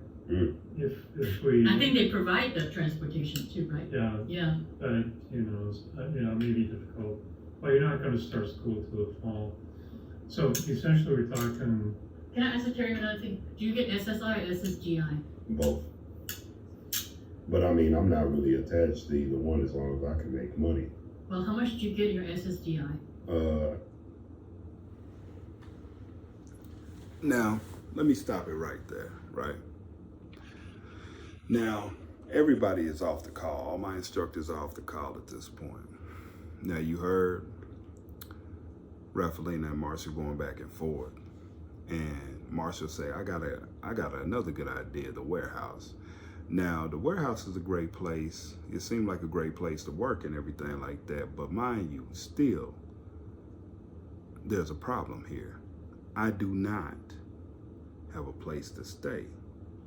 Now, when these people decide that you're going to graduate, they're not going to let you stay at the center while you are looking for work. Okay? So now you heard him say, let's start applying for jobs. Now he say, we can apply for the lighthouse, right? Now if we apply for the lighthouse, which I did, going off of what Marshall said, I put an application in for the lighthouse, right? Knowing they had already made up their bonds that they were gonna get me up out of there. So I'm just doing what they ask, right? But I don't think these people sit back and listen to the stuff that they say, right? Now, what part of me applying for a job at the lighthouse makes any sense to you, right? So that's why I say, I think I could be a way better counselor than them, or a better career guidance instructor, because see, my listening skills are very good, very good. And it gets worse from here. Let me just say that. It gets really, really bad from here.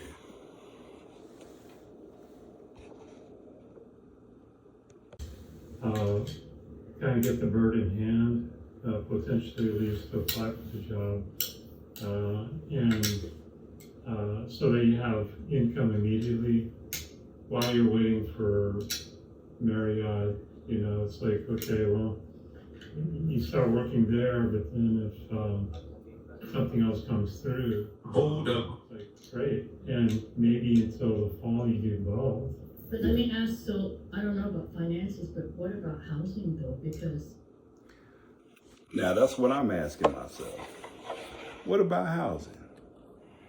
You got all these plans for me to apply for this job, but I ain't got a place to stay. I don't think this has really occurred to these people at this point. I think they just be making stuff up as they go along. It don't make sense to me. Let me know in the comments, does this make sense to you?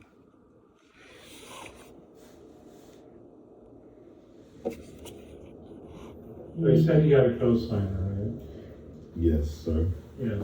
I could. It would just be, I guess, for a while paying rent at both places then. shit, when is the lease in on the other side? I gotta call and make sure, because all my paperwork is at home.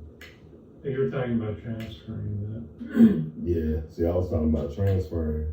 That way it'll take they would take the most of the brunt of the rent. But I have to make some more calls now. Make some more calls and then figure out if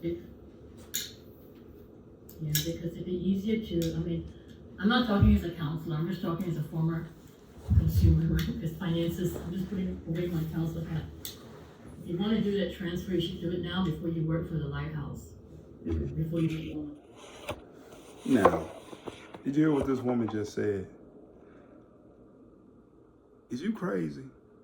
You want me, now at the time of this, is March the 1st. March 1st. They talking about graduation is March 21st. And she says, well, if you're gonna put in a transfer for housing, you should put it in now. See, this lets you know these people don't give a damn about you. This lets you know these people don't give a damn if you got a place to stay or not. Now, that don't make no sense to me at all. Hold up. That's what I'm saying. Hold up. Make this make sense, because the math ain't mathing at this point. The math ain't mathing at this point. So let's go. Let's keep listening to this craziness, because it's going to get a lot worse than that. Let's go. I'm saying, while he's under that benefit umbrella, because the minute you start making a lot of hours and picking up, you don't want to jeopardize your Housing. Yeah. Housing situation, yeah, if I can understand that. Well, it seems like that extra time that's going to open up would be great to devote to housing during the time, during our time. But if you guys block out every day what you want to accomplish, whether in Marshall's class or the 3 o'clock slot, I think we can get some stuff done. But the thing about it, think about which, like, where you're going to work, where you're going to go to school, because, you know, we don't drive. I'm going to be honest. Sometimes I spend a lot of time on the road just getting home every day. You know what I mean? It's just like, be nice if you live close to your work or school, right? Yep. I mean, I'm just putting it out there, Marshall. I mean, sometimes I don't get home until 7, you know, and, but I don't know, I mean, if you catch the bus, but just on a route and stuff like that. But I mean, like looking at campus, which campus have you toured the campuses? I haven't toured the campus. I've only been to, I took the TSI at Highland campus because, you know, that was the closest one. Yeah. But I guess Marshall said it's the biggest one right now, and the people there said it's the biggest one. And I've had a lot of people that work with our blind customers, and they're very good. So it's a Rio Grande, but the Rio Grande is kind of small and. Oh, there's East Side or Eastview, whatever it is. I mean, they got campuses everywhere, and some of your classes are probably going to be more. So let me ask. So there's one that's up North Ridge, right? It's way up north. To work at the Lighthouse South is a very long way. But we had a. Huh? Unless you live. Yeah. What I'm saying is, Jamie's husband used to work at the Tyler, because he got paid more. But he's out there. They picked them up from. You mean yeah. Yeah. They picked them up. Then Yeah. I don't know. That's the Well, thing. yeah, It's like both different ends. Like it's nothing central. So you have to decide. Whereas, I mean, the good thing is if you're on the bus route, the 801 or 803 is rapid. So if you have to take those in between, you know, I mean, you can walk, so I don't think that'll be it. Yeah, we'll just see where the jobs are, and you know, if that's an option for you, Terry, then. What are they paying at the Lighthouse first? So I think it's around 19. That's pretty good though, and I mean, they work with the school. And potentially it could have a job when you graduate, so that it's just a smooth. And the work experience. You know, we have a lot of staff here and previous managers that worked at the Lighthouse. Oh, okay. I'll tell you about 7 of them right now, excluding that had the experience that worked there because of the work experience. Mm-hmm. But I know the lady was saying about the warehouse specialist. She said, you know, it's a little training program, and then, you know, you get that experience, and then I guess then that will determine how well you do is if you're, you know, employed as far as part-time, full-time, but you will still get paid during the training process. 2 of my people are supervisors right now. I think one of them you worked with before, Marcia, but they ran there and now they're supervisors.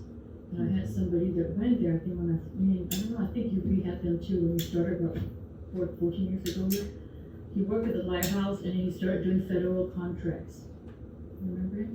Yeah. Yeah. He started doing federal contracts, and then he was under the Fed stuff, and then his benefits, he was on the Fed benefits. So I mean, if you're willing to prove yourself, you know, and you're like a natural leader, it could pan out. I mean, while you finish school and do the things you really want, but I mean, they'll work with your hours, right? And they'll also work where you don't use your SSDI, you know, the cutoff, you know what I'm saying? So yes, if the $700 could, you know, it's a lot, right? Yes, ma'am. I'm just thinking, like, yeah. So we'll check it out. Yes, ma'am. Well, it's better to, if you really want to stay here, it's better to have something. Than nothing, right? Because I mean, honestly, if you go back home, it's kind of hard to work from there, isn't it? Well, shoot. In home, it's not a lot of opportunities. That's what Jennifer just told me before you walked in. Yeah, it's not a lot of opportunities. Well, that's going to be crazy up there for a while, too. Yeah, that fire broke out. It was, I think it was a 10 mile bad outbreak fire. Destroyed some homes, stuff like that. And they said it's still going on. So, well, it's kind of like, from what I've read, I read an article yesterday. They were talking about the number of cattle that have died, which is... That's going to impact them. Well, Texas is the biggest cattle producer in the country. Panhandle is by far the biggest cattle producer in Texas, which means, and from what I was reading, it's like tens of thousands of cattle have died, and then there's not going to be, for the ones that are still alive, all that grazed land is gone. So they're not going to have stuff to eat. So it's going to be kind of rough for a while, yeah, like in whole like multi-generational ranches gone. I mean, literally everything's burned to the ground. So you know, it's going to be a strange environment for a while, and it could impact all kinds of stuff up there. So let me ask you a couple of things, couple of options. I'm just thinking aloud, right? I'm not your counselor right now, just talking about.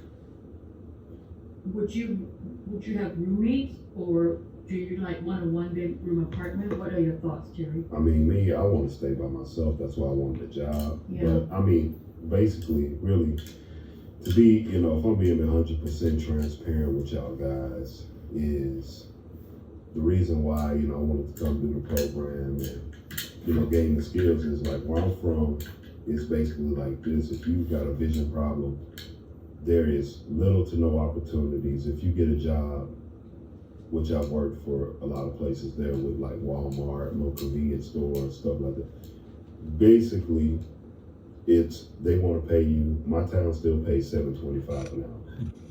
You know, and you might get you're talking about $19 an hour at the lighthouse. Mm-hmm. That's beef packing plant money. Like and I've tried to work at a beef packing plant. I've tried to work at the dog food plant, Mm-hmm. and you go in there, they see you with your cane. They said literally, no lie. Before I came here, Yeah. I went in there. The woman comes around. Supervisor lady comes, interviews me, sees my cane. Oh, she tells my aunt at the time, are they totally blind? Oh, we don't got jobs for people like them. Just say we Yeah. managed to keep Out all our loud. fingers in our toes. Out loud. Oh, wow. Yeah, people like them, we Yeah. don't, and the thing is about this, in my town, it's either you get a job or you turn to a life of crime, I or, know. you know, but I'm just saying, like, It's hard. it's, What do you think about that? Now, did you just hear that? Did you just hear that? You just hear that man ask me that stupid question. That racist question. You hear that? The first thing that came to my mind was this. Marshall. May I see something? Now you see now, you done fucked up, you know that, don't you? I see what I'm saying. No, I thought that's something, you know what I'm saying, that you done fucked up now, you know that, don't you? May I see something? Now you see now, you done fucked up, you know that, don't you? I couldn't have said it no better myself. Now, this is the kind of nonsense that you got to put up with at Criss Cole if you're a black person. If you're a black person, because I guarantee you he would not have ever said that to anybody else of another race. But because I'm a black man, you gon' profile me. You gon' stereotype me and ask me, well, have you tried that? Or you thought about that? Let me let you know about my upbringing. I was raised by my grandparents. My grandparents went to work every day to make a living for their family. My grandpa was a farmer. My grandma worked in the cafeteria over 20-something years to raise us the right way. They don't smoke, they don't drink. My aunt and my uncle go to work every day to help raise me and my cousins the right way. And we got to put up with this nonsense where I come to a state facility. I'm being vulnerable with y'all, letting you know the conditions in my town, letting you know how hard it is for me, a person with a visual impairment, a person with a disability, to get a job. And you got the audacity to ask me something like that.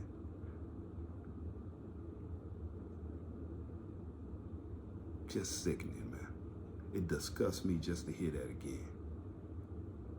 And I hope this doesn't happen to anybody else. I hope we can put a stop to this right now. Hashtag fix Criss Cole. Because you know what's the sick part? This man, Marshall Name, he is over the career guidance department now. Hold up.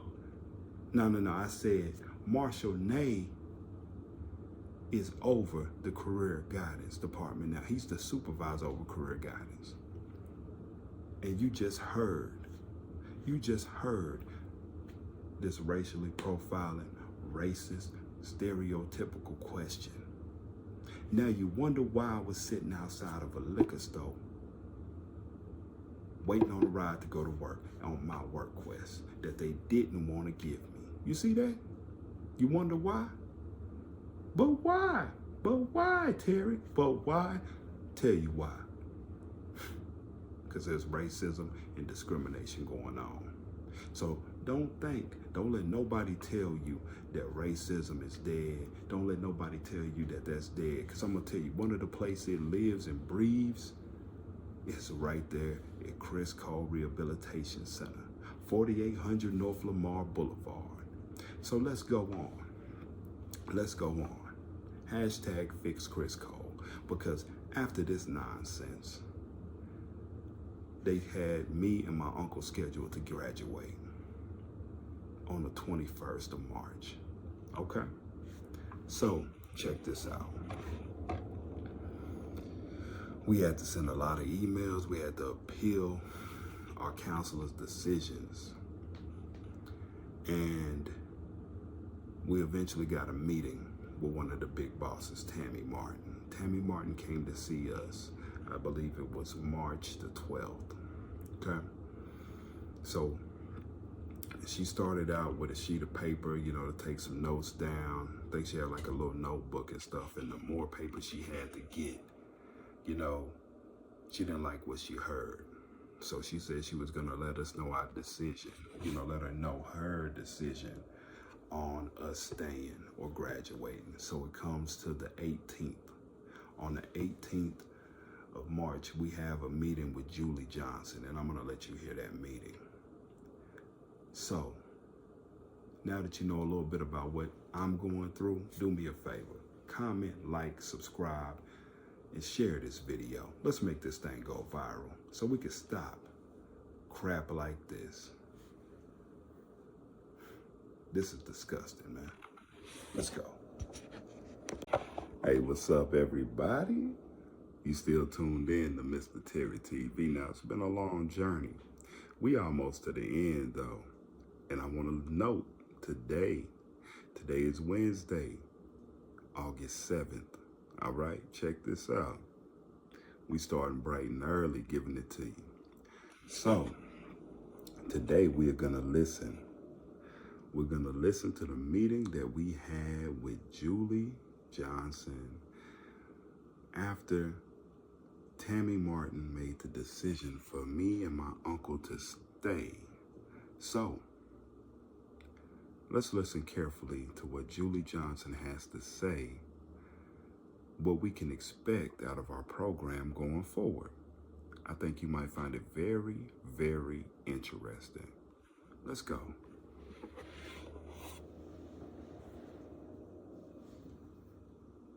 We'll go from there. How's that sound? Yes, ma'am. Okay. All right. So I appreciate y'all meeting with me. I talked to Tammy on Friday, and she had told me about some of y'all's programming concerns still left here for Criss Cole. And I just want to let y'all know at this time, y'all will not be graduating. On March 21st, we're going to continue with your programming, but I want to clarify that I understand what y'all are asking for, okay? Now, did y'all hear that? She said she want to let us know that we will not be graduating. So I want you to ask yourself as a viewer, why is that? Up until this point, if you have doubted anything that I have said, or for those people at Criss Cole,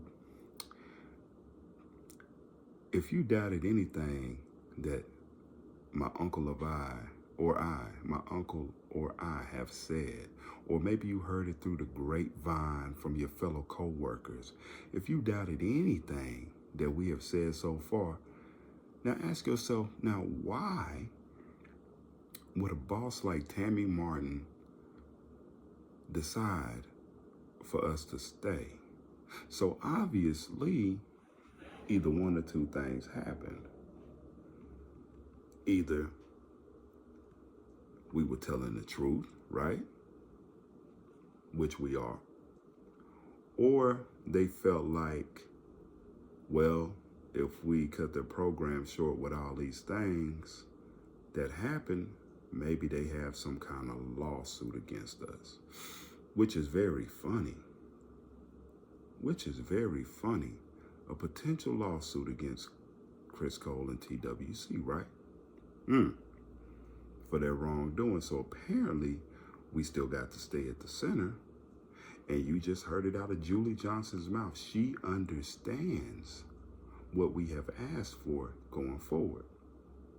So, it makes me wonder, and it should make you wonder as a viewer, did that include me being escorted out of Criss Cole like a criminal by armed security guard, Julie Johnson and Deanna Carter? Is that what it understands? Is that what they understand? Is it me sitting outside of a liquor store like a racial stereotype, waiting on a ride to go to work? Hold up. I said, does it include me getting escorted out the building like a criminal by an armed security guard, by the director of the center, Julie Johnson, and the supervisor of counseling, Deanna Carter? See, I must not understand English, everybody, because I could swear I just heard her say she understand what we asking for. But hey, I'm gonna let you be the judge. Let's let Miss Julie Johnson talk some more, and let's see what she has to say, shall we?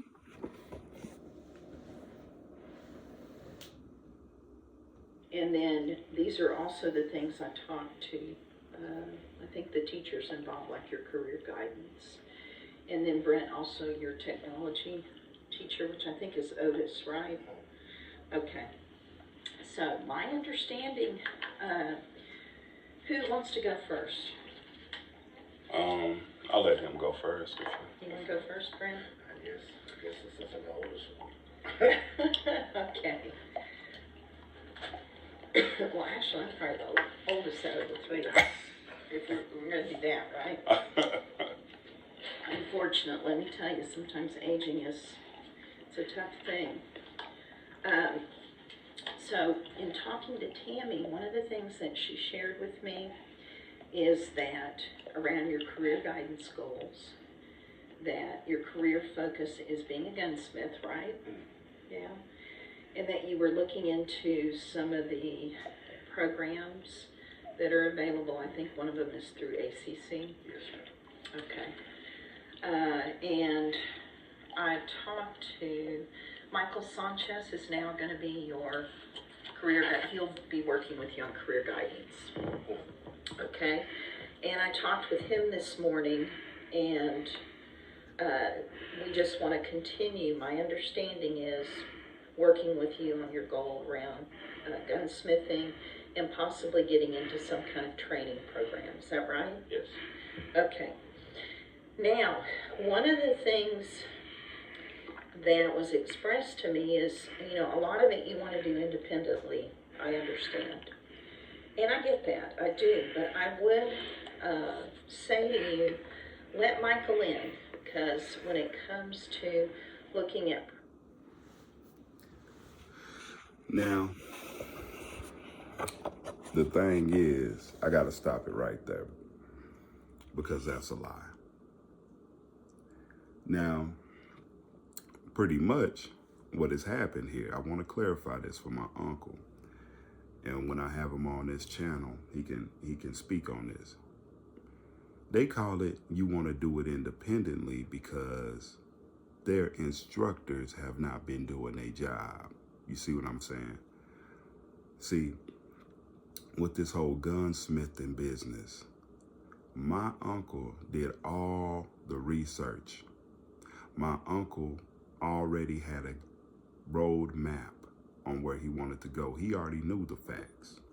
Now, these are the same people that told my uncle, well, I don't know, you're blind, and I don't know if you could do the gunsmithing thing because there's some really small parts. And he said, but I done already looked into it. So he know what it take to become a gunsmith. He know what it take and everything. But he's done all the work by himself, but they call it doing it independently because their instructors don't want to hear what you got to say. See, I don't know if you've already experienced this, current students. When you go down there, well, maybe some of you, you know, because you got that complexion for the protection, you know. But you go down there to career guidance and you have a game plan on what you want to do. And the first thing they say, well, I don't know if you can do that. Maybe we should think of something else. Like you don't know what you talking about, right? But they quick to say, let their instructors in. They quick to say, trust the process. But from what I heard so far on my journey, I wouldn't trust the damn thing they got to say. Because you know what? If you knew what's best for you, you would heed my words. You would heed my uncle's words and proceed with caution with these people. Because boy, my aunt got a saying, right? My aunt has a saying. See, these are the type of people. These are the type of people, see, like Julie Johnson, Trey Shaw, Deanna Carter, Jeff Malzo, Rafalina E. Mong, Marshall Ney, Michael Sanchez, David Armstrong, Ada Mendoza, all these people, they will lie quicker than a cat can lick its ass. And if you ever seen a cat, you know they can lick their ass pretty quick, and that's how quick these people will lie. I'm telling you, they'll lie quicker than a cat can lick its ass. And I'm telling you, you're going to see some more lies. You're going to hear some more lies. Watch. Watch what I tell you. Let's go.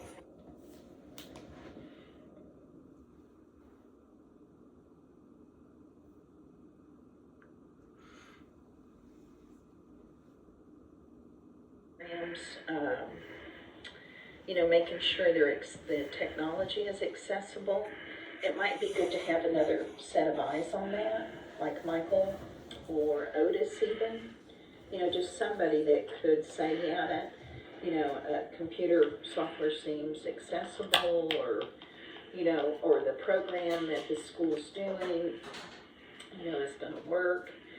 Have you gotten information from? Well, I was planning on trying to, and then I left messages and emails with the Students with Disabilities Office. Before I came down here, I just bring that back with me. So I just need to call them back and probably schedule something to go there and talk to them. And, basically, like that course, I believe I have the course information written down. Like the computer classes, you know, the tech classes. It has to do with it's just a certificate that I'm looking at. And just basically gotta go from there. So I called on Friday, and that's when everybody went on spring break. So Right, yeah, it is spring break. Well, everybody should be back to yeah, they're back now. It's just everything it just came to closing hope. All right, well, Michael is going to work with you on continuing to, you know, figure out, you know, where you're going with this. Maybe get you into some kind of program as long as it's going to work for you. I think that's the main thing, you know. And then Otis is going to continue with your technology. What are you doing with technology? We just barely want to get started on Excel. Okay. Looking at that Excel. Okay. So those will be the two major focuses for you, right? Would be the CG piece, career guidance, and then also the technology piece. right? Is that, okay. So, do you have your schedule already? Because I'm just trying to think if they told me. 8 o'clock, it says 8 o'clock is when you have tech? Yes. Okay, yeah, there's Brent. All right, so 8 o'clock is tech, and then when do you do your CG usually? Career guidance? At 1. At 1 o'clock. Okay. Hold up. All right, well, the other thing that Tammy talked to me about was you had a VDU, is my understanding, and they recommended assistive technology unit evaluation. Right, ATU, also known as ATU. And the thing about ATU, in my understanding is Sharon is working on this, and I think she sent you an email. She hasn't heard back from you. So I don't know if you've looked at your email, but I need you to tune into that. Because she's trying to get you an EAS appointment, an Employment Assistance Specialist appointment. Because in order for you to get to go to ATU, you have to see them first. And the other thing about it, Brent, is we don't just send people to the ATU for an evaluation. Usually they have to have a job offer first, or they have to be enrolled in school. So those are kind of the two qualifying things. But I think Sharon is trying to work to make this happen, to see what you might need, if you're going to get into one of these programs. So if you will respond to Sharon's email, and then she can get that set up for an EAS person to evaluate you or figure out what it is you're going to need in school, and then that process will start, which can lead to you doing an evaluation at ATU. Okay. Does that make sense? Yes. Okay. Because where we're at last time and stuff like that, it was just sharing my word. Because she told the dude, Chris, the whole was going through the iConnect deal. That's where it was just at. It just Yes. went back from there. So. Well, and iConnect is a way to get it paid for, your equipment paid for. It's actually a really good program. And I think she's still trying to do that, but you're still going to need to see the Employment Assistance Specialist, right? But so we did talk about that. So if you will, follow up with her so y'all can continue that ball rolling, okay? And then we can get your evaluation figure out what equipment you will need for, when you get into a program. That sound good on the ATU stuff? Because Tammy said you felt like ATU eval had been recommended and, then nothing happened. But there's a reason it didn't happen. It's because you didn't have a job offer or you weren't enrolled in school. Does that make sense? May I interject, Miss? Yeah. I sat in on that meeting, and Miss Duffy, she was pretty much, she was really against him getting an ATU because he brought it up, and she was saying that basically, we did the EAS thing where he had got a phone and that was it, and that she wasn't going to push the issue on the ATU. And well, she's been told otherwise. Yes, ma'am. I just wanted to. Now you hear that, right? Now you hear that. What did Julie just say? When I interjected, she said Sharon Duffy had been told otherwise. So my question is, why is it that your employees are acting out? They gonna say what they ain't gonna do. And why does it take us as students to have to go reach out to a Tammy Martin, have to reach out and email after email and after email just to get y'all to do y'all's job, just to get these people that are getting paid these government funds their job? See, that's the part that makes me upset. That's the part that pisses me off. Why should we have to force y'all guys to do what you should be doing in the first place. His counselor is there to help him, not hinder him. And you know what? Being a person that has had a technology evaluation, let me tell you something. That technology, that assistive technology, is very important to you living a productive life as a person that is blind or visually impaired or low vision or whatever you want to call it. But people like this, people like Julie Johnson, who fails to hold her staff accountable. The only reason she's saying this stuff is because her boss, Tammy Martin, and I'm sure the other higher-ups may have said something. So, as you just heard, Sharon Duffy has been told otherwise. Now, let's see what else that they have to say. Check this out.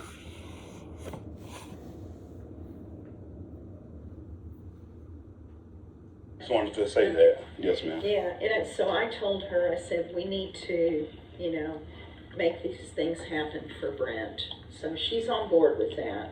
Because she was in the meeting this morning that I had with her and Michael and Otis to talk about your program and to, what our focus needs to be. That sound good? And here's the other thing, y'all. We're going to have weekly check-in meetings with your teachers, your counselor, and I'm going to come to them as well because I just want to make sure everything's happening and going smoothly. Are y'all good with that? Yes, ma'am. Because I think that way we can all be on the same page. Okay? Okay. All right. So, Brent? Weekly check-in meetings, huh? So we can all be on the same page. I don't agree with that. It sounds like a good idea up front. Next thing you know, you in a meeting and a whole bunch of people are there that you don't even ask to be in your meeting. So that's very peculiar because I can believe up until this point, current day, again, we are in August 7th, 2024.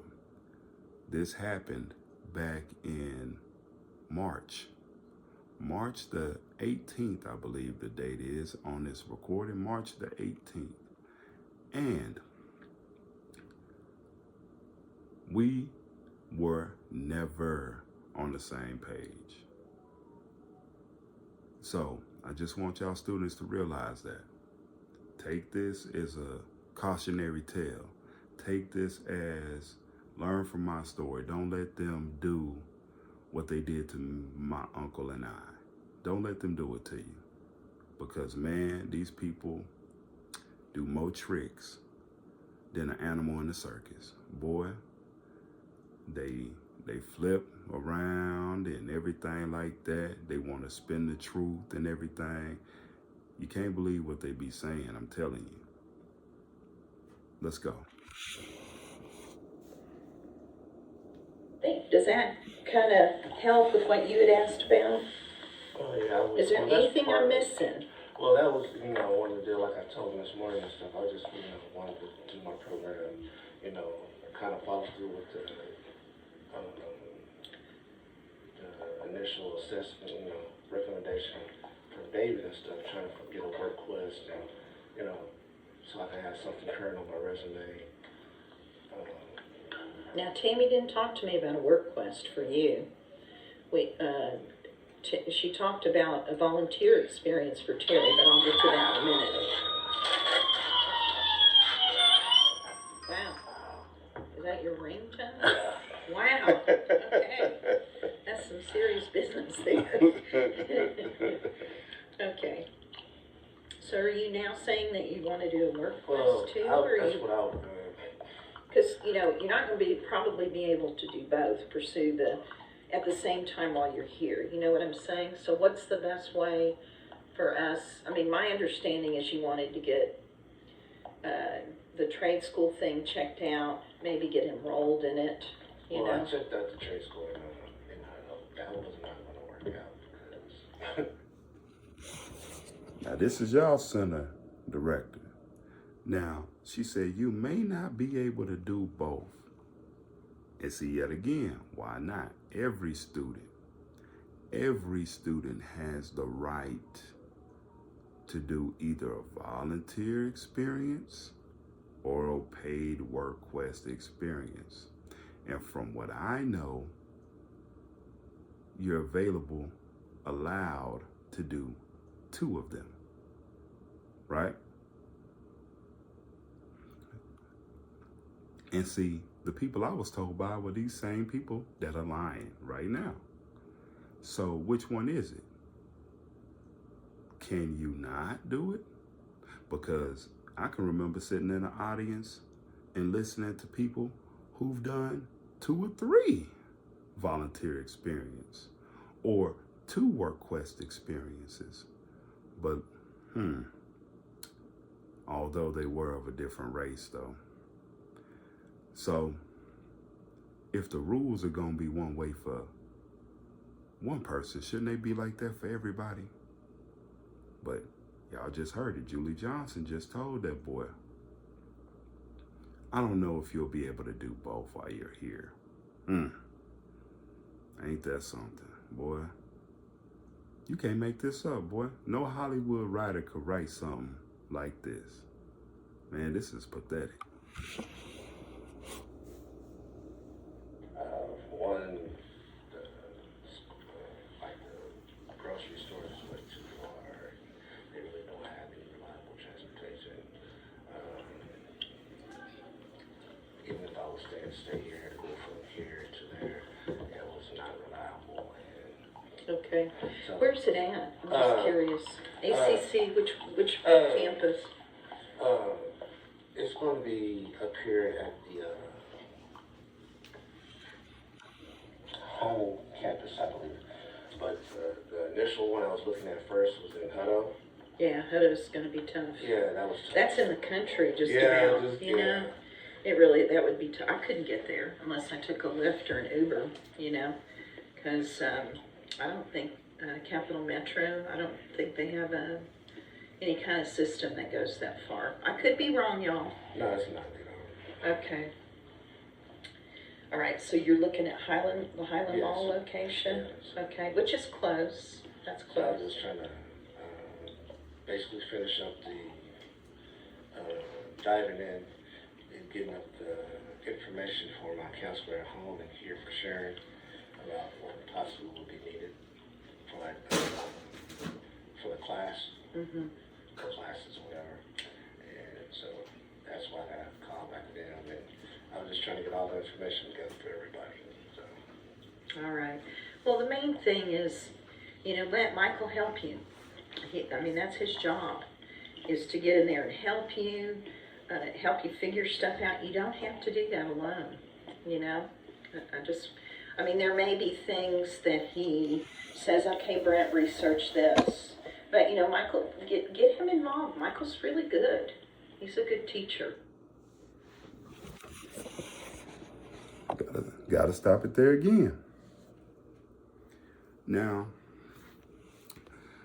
so you don't have to do it alone, right? You don't have to do it alone. That's what they say. That's what she's saying, right?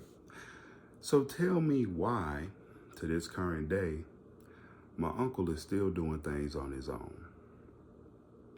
Tell me why today that my uncle has Michael Sanchez as a career guidance instructor, but Michael Sanchez has not done a damn thing for my uncle. So yet again, hold on. Let me, I misspoke. I misspoke, man. I misspoke. So please forgive me. I'm quick to own up to things that are my fault. So I did misspeak. Michael Sanchez has not done a damn thing for my uncle except for one thing. He went behind my uncle's back and he sabotaged his work quest. He sabotaged his work quest. When my uncle did his due diligence and was trying to find a work quest opportunity for himself, Criss Cole, went behind his back. Michael Sanchez went behind his back and got the summer program kids to work at the very same place that my uncle wanted to do his volunteer experience at. What Michael Sanchez did was lie. He made like he had contacted this business. He said he had talked to the director of the business, and that was a lie. They had never heard of Michael Sanchez. He lied. And that's what these people do, lie. And I could get my uncle on here to validate this, what I'm telling you. But I just had to clear that up. See, you got to stop a lie when you hear it. You see what I mean? But Hold up. That's what I'm saying. Hold up. It's probably hard for you to believe, but these people ain't what they appear to be. These people ain't what they appear to be. So ask yourself, next time you sit in career guidance, does this person really have my best intentions in mind? I'm going to tell you right now, if you got Michael Sanchez as your career guidance instructor, he might not have your best intentions in mind. If you have Marshall Ney as your career guidance instructor, he may not have your best intentions in mind. And if you got David Armstrong, he may not have your best intentions in mind. I'm going to tell you that right now. Boy, this is sad. Let's go. Let's listen to some more of these lies.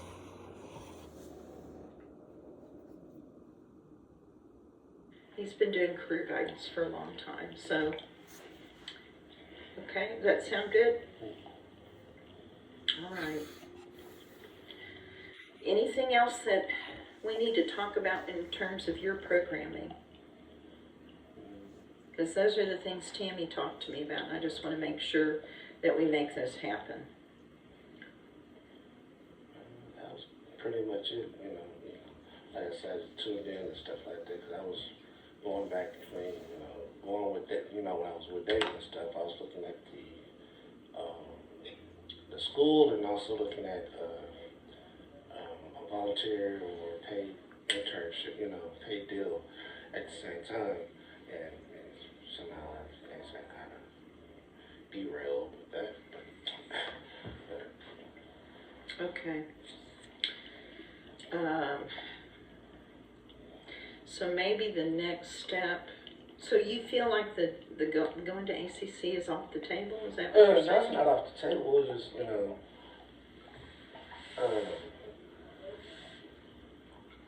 I was just gathering the information for both.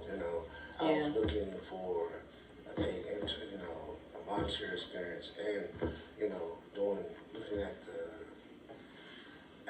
gunsmithing program, or what you want to call it, or manufacturing program, at the same time. And, because I was looking at both, because I was trying to figure,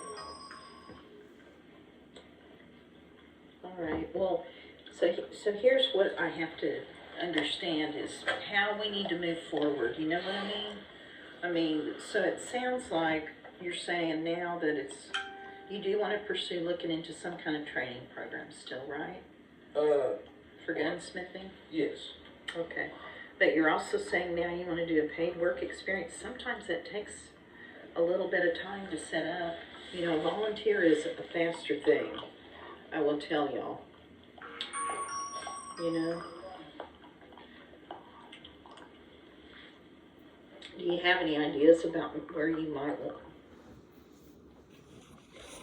Now, you see that, right? You see that, right? Now, she gonna tell us volunteer is faster. Volunteer is faster, right? Now, mind you, one of the easiest things that they want to get you to do is either volunteer in the kitchen, or they'll put students up there at the receptionist desk,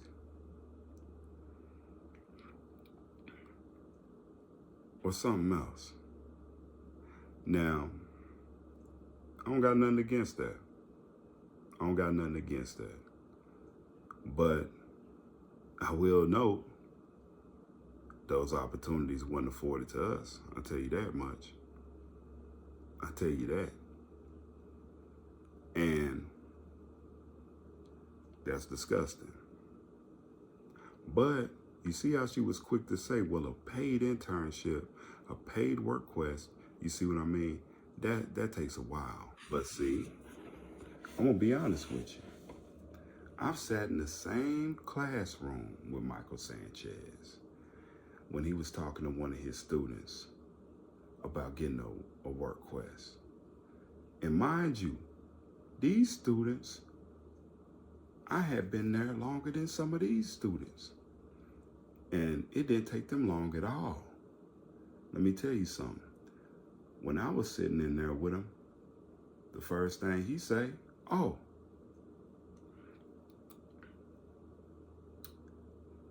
I got a opportunity for you. I know an exact place that you can work. That he says to the student, right? He says to, you know what I'm saying, people like Jesus or Jonathan, you know what I'm saying? They make sure to get certain people in. They got in over there at Sparrow, a physical therapy place, right? He got them in there quick. They over there making money, right? They over there making money. But when it comes to people like us, oh, it take a little bit longer because they don't want to put no money in your pocket. They don't want to put no money in your pocket. These people, the people that are supposed to be helping you, they don't want you to succeed. I said, these people that are supposed to help you, they don't want you to succeed. As long as they keeping their foot on your neck, as long as they think you doing, you know, want you to do something that they want you to do. Because as you can see now, it's still excuse after excuse after excuse why they can't help us, why they don't know why they can give us something. And actually, you ain't giving us nothing because we working hard for it. We just want the same experience as everybody else. And to this current day, we still ain't got the same experience as everybody else because they still trying to shortchange us every which way we go. And boy, that is a shame. But let's let your center director, the director of Criss Cole, let's let her talk some more, shall we?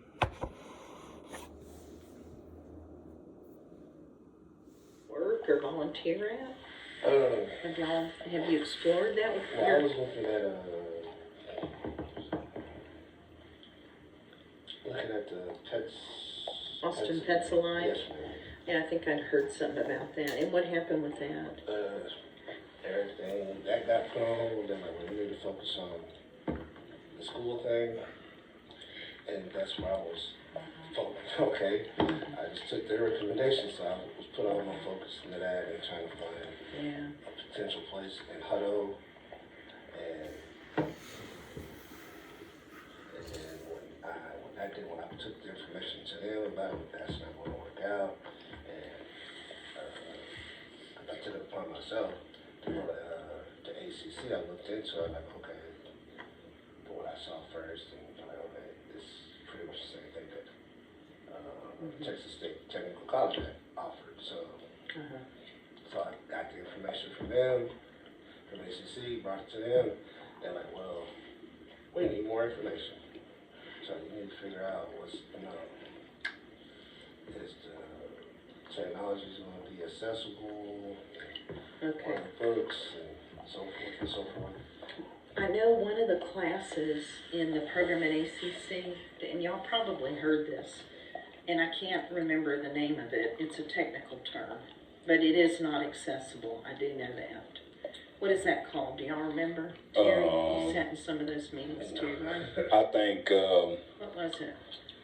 maybe they do something where it's kind of like a virtual class or something. Yeah, something like that. Or like a CCTV something class where it's online or something like that. But I know that They were talking about more of the technical college Yeah, I was aspect. thinking the software wasn't accessible. You know, like Brent wouldn't be able to use it because JAWS or Fusion doesn't work on it or something like that. But you know what? This is not my area of expertise. I just want to make sure we get you what you want.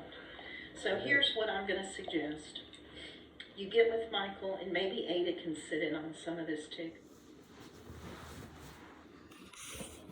Now, I'm going to stop it right there yet again, because they quick to tell you what ain't accessible, right?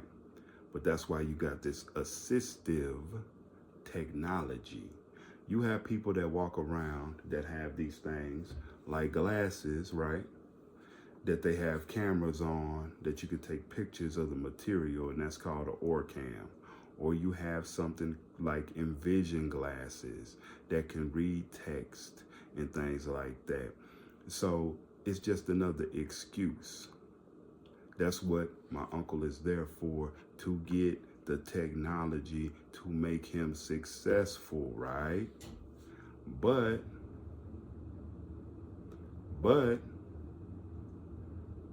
Julie, being a person with a visual impairment yourself, I have a question. Do you not use any of these assistive technology means to do your work, right? If you can't see something, don't you use any of this assistive technology to make what's inaccessible accessible? So please, somebody, help me make sense of this. We are in a facility for the blind where we are supposed to get trained for success, to get a job or to go to school. Now, why is it every time we're talking about either or, there's a whole bunch of excuses? Let's continue. Let's continue.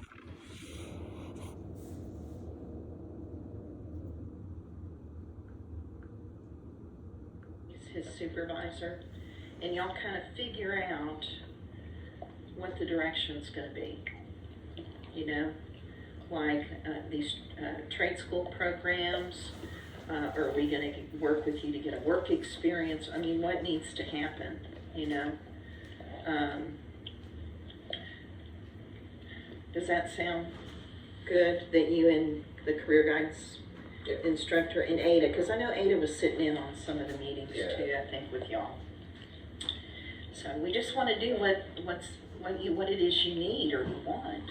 You know, I mean, that's the thing, Brent. I don't want to set you up to fail. Does that make sense? Yeah. So, okay.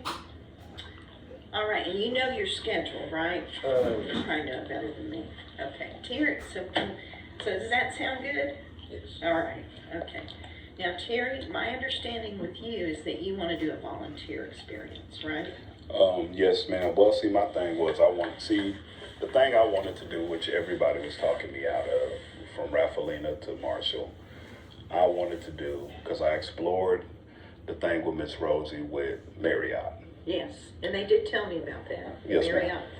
thing. But they were overstaffed and they're not going to be hiring until maybe April or May. Yeah. That's the thing with that. But I wanted, when I put it on the table that was offered to me as a work quest, they were like, oh, well, they lied. And they said, well, you need to free up classes. So I've taken all my classes, I freed up this class and that class, and then when I brought it to them, they said, well, it's too bad, it's at the end of your program, so you're not going to be able to do a work quest. I said, well, that's not what y'all told me, you know? Mm-hmm. And I said, so and my thing was, I already did the school thing, I already took my TSI, I already got registered to take. What's the TSI? At ACC.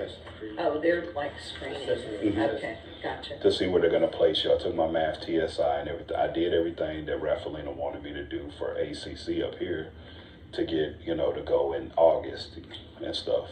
Mm-hmm. But when I did everything, I just asked for, because I was like, well, how am I supposed to relocate to Austin if I don't have something new on my resume, if I don't go out there and try? Because we took a tour before Christmas break. We took a tour of the lighthouse. Mm-hmm. and they said that they have a good working relationship here. And I guess they said they were being in contact with Miss Ada, and they talked about the warehouse specialist program where you can do that, and that, you know, they show you different things, and that could translate to a position in the future based on your performance. Yeah. And I was like, you know what, that's something that I'd be interested in doing.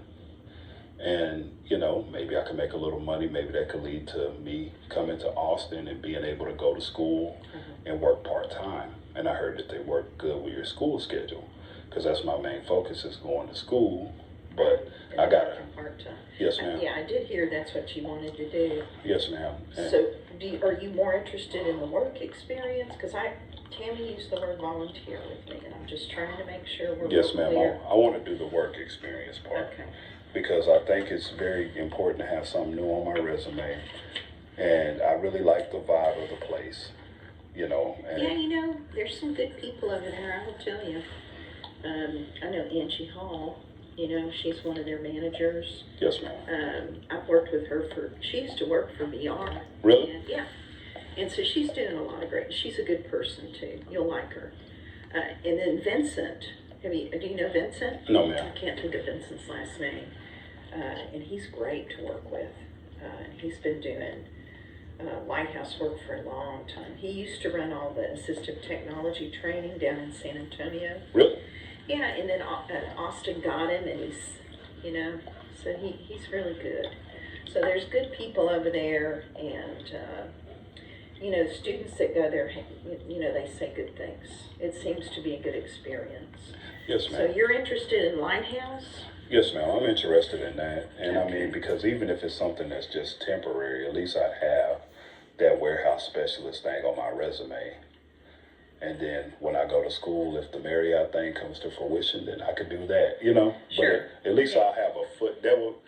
My biggest thing that I was trying to explain to Marshall and Raffalina was, you know, because I made a lot of good contacts here, and that will give me a stronger foothold to actually be able to put roots down here in Austin, is if I could have something that could translate to paying all this expensive rent, you know? Yeah, And it is.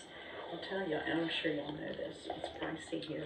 yes, ma'am. Yeah. And I tried to tell them over and over that I've been in contact with the Austin Housing Authority trying to transfer my housing and stuff, but it was like no one was listening to me about. Did you get it transferred? No, ma'am. I'm still working on that, trying to get them to. Will they transfer it, Terry? Do you know?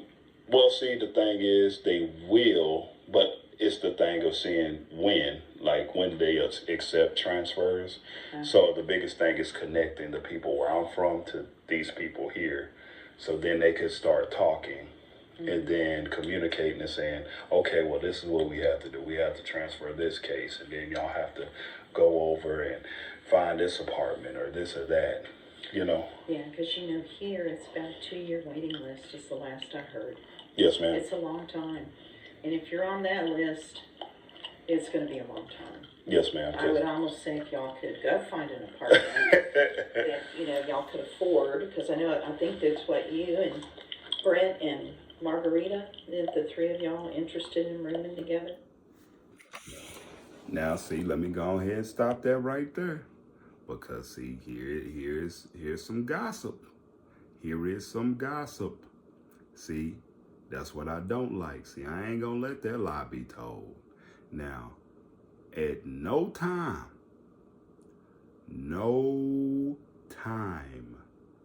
did me or my uncle ever tell anybody in staff or anything like that let me use proper grammar, that my uncle and I were ever going to get a room with Margarita, a fellow student. Now that is gossip. And I'm gonna go ahead and address something right now that goes on rampant at Criss Cole, and we need to put a stop to this kind of garbage right now. Me and my uncle and I were raised to be very respectable men, okay? We have empathy for people. we treat everybody with respect until they show us otherwise, that they're not worthy of it. So, just because we have been nice to people, just because we have been friendly and willing to help certain people, if somebody sees you with somebody, and you students or you past students, you current students or you past students probably have been victims of this. Just because you're friends with somebody, they're quick to say, oh, they probably dating, or oh, they probably got a thing going on. So I want to dispel that rumor right now. I want to dispel all the rumors right now, because instead of gossiping like this, what you heard, that my uncle and I and Margarita were going to get an apartment together, which was not going to happen, which we never said to anybody like that. That's a rumor. And see, that's the problem with people like this. They're too busy in rumors and high school gossip when they should be worried about doing their job and doing their job right. But the only thing they love more than high school gossip is disenfranchising their students, disenfranchising the black students. Hold up. I said the only thing that they like more than high school gossip is disenfranchising their students, as you've seen from my story so far, right? So I had to go ahead and dispel that rumor. See, that's something that should never have came out of her mouth at all. Some gossip. See,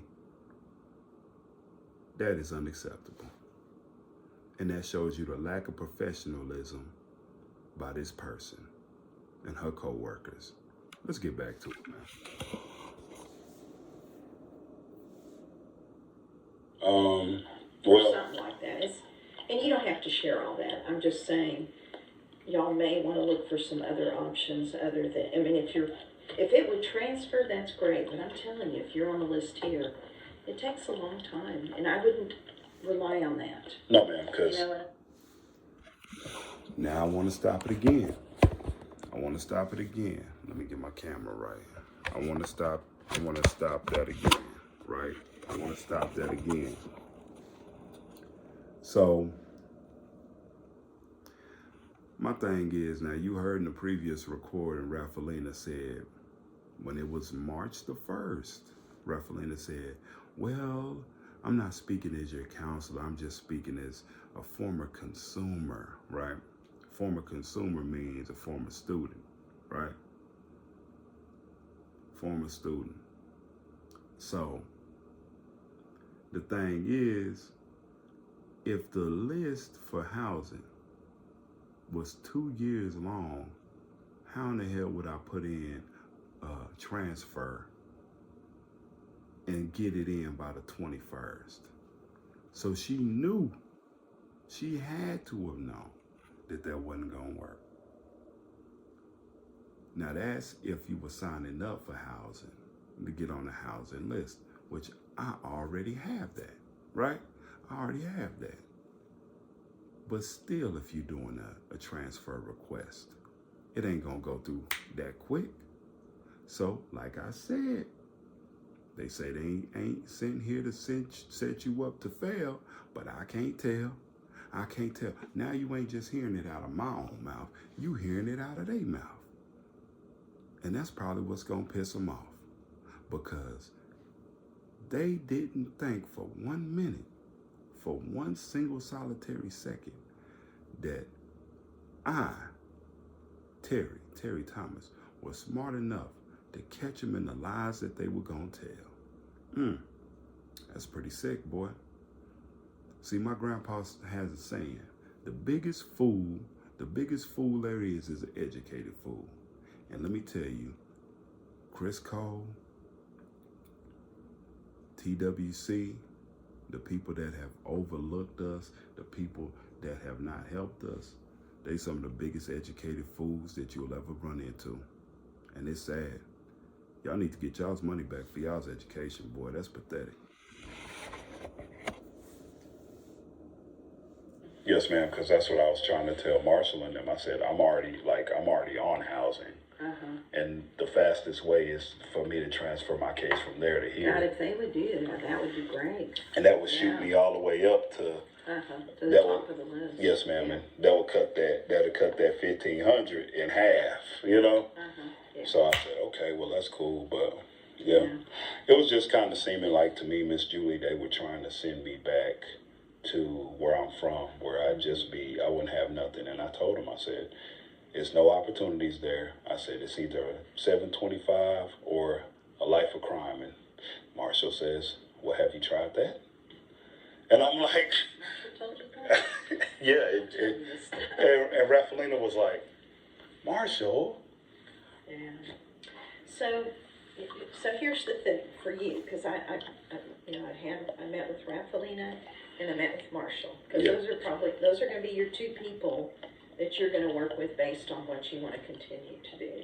Yes, ma'am. One thing Rafaelina said is that she asked you to check in with her once a week, and she said you didn't.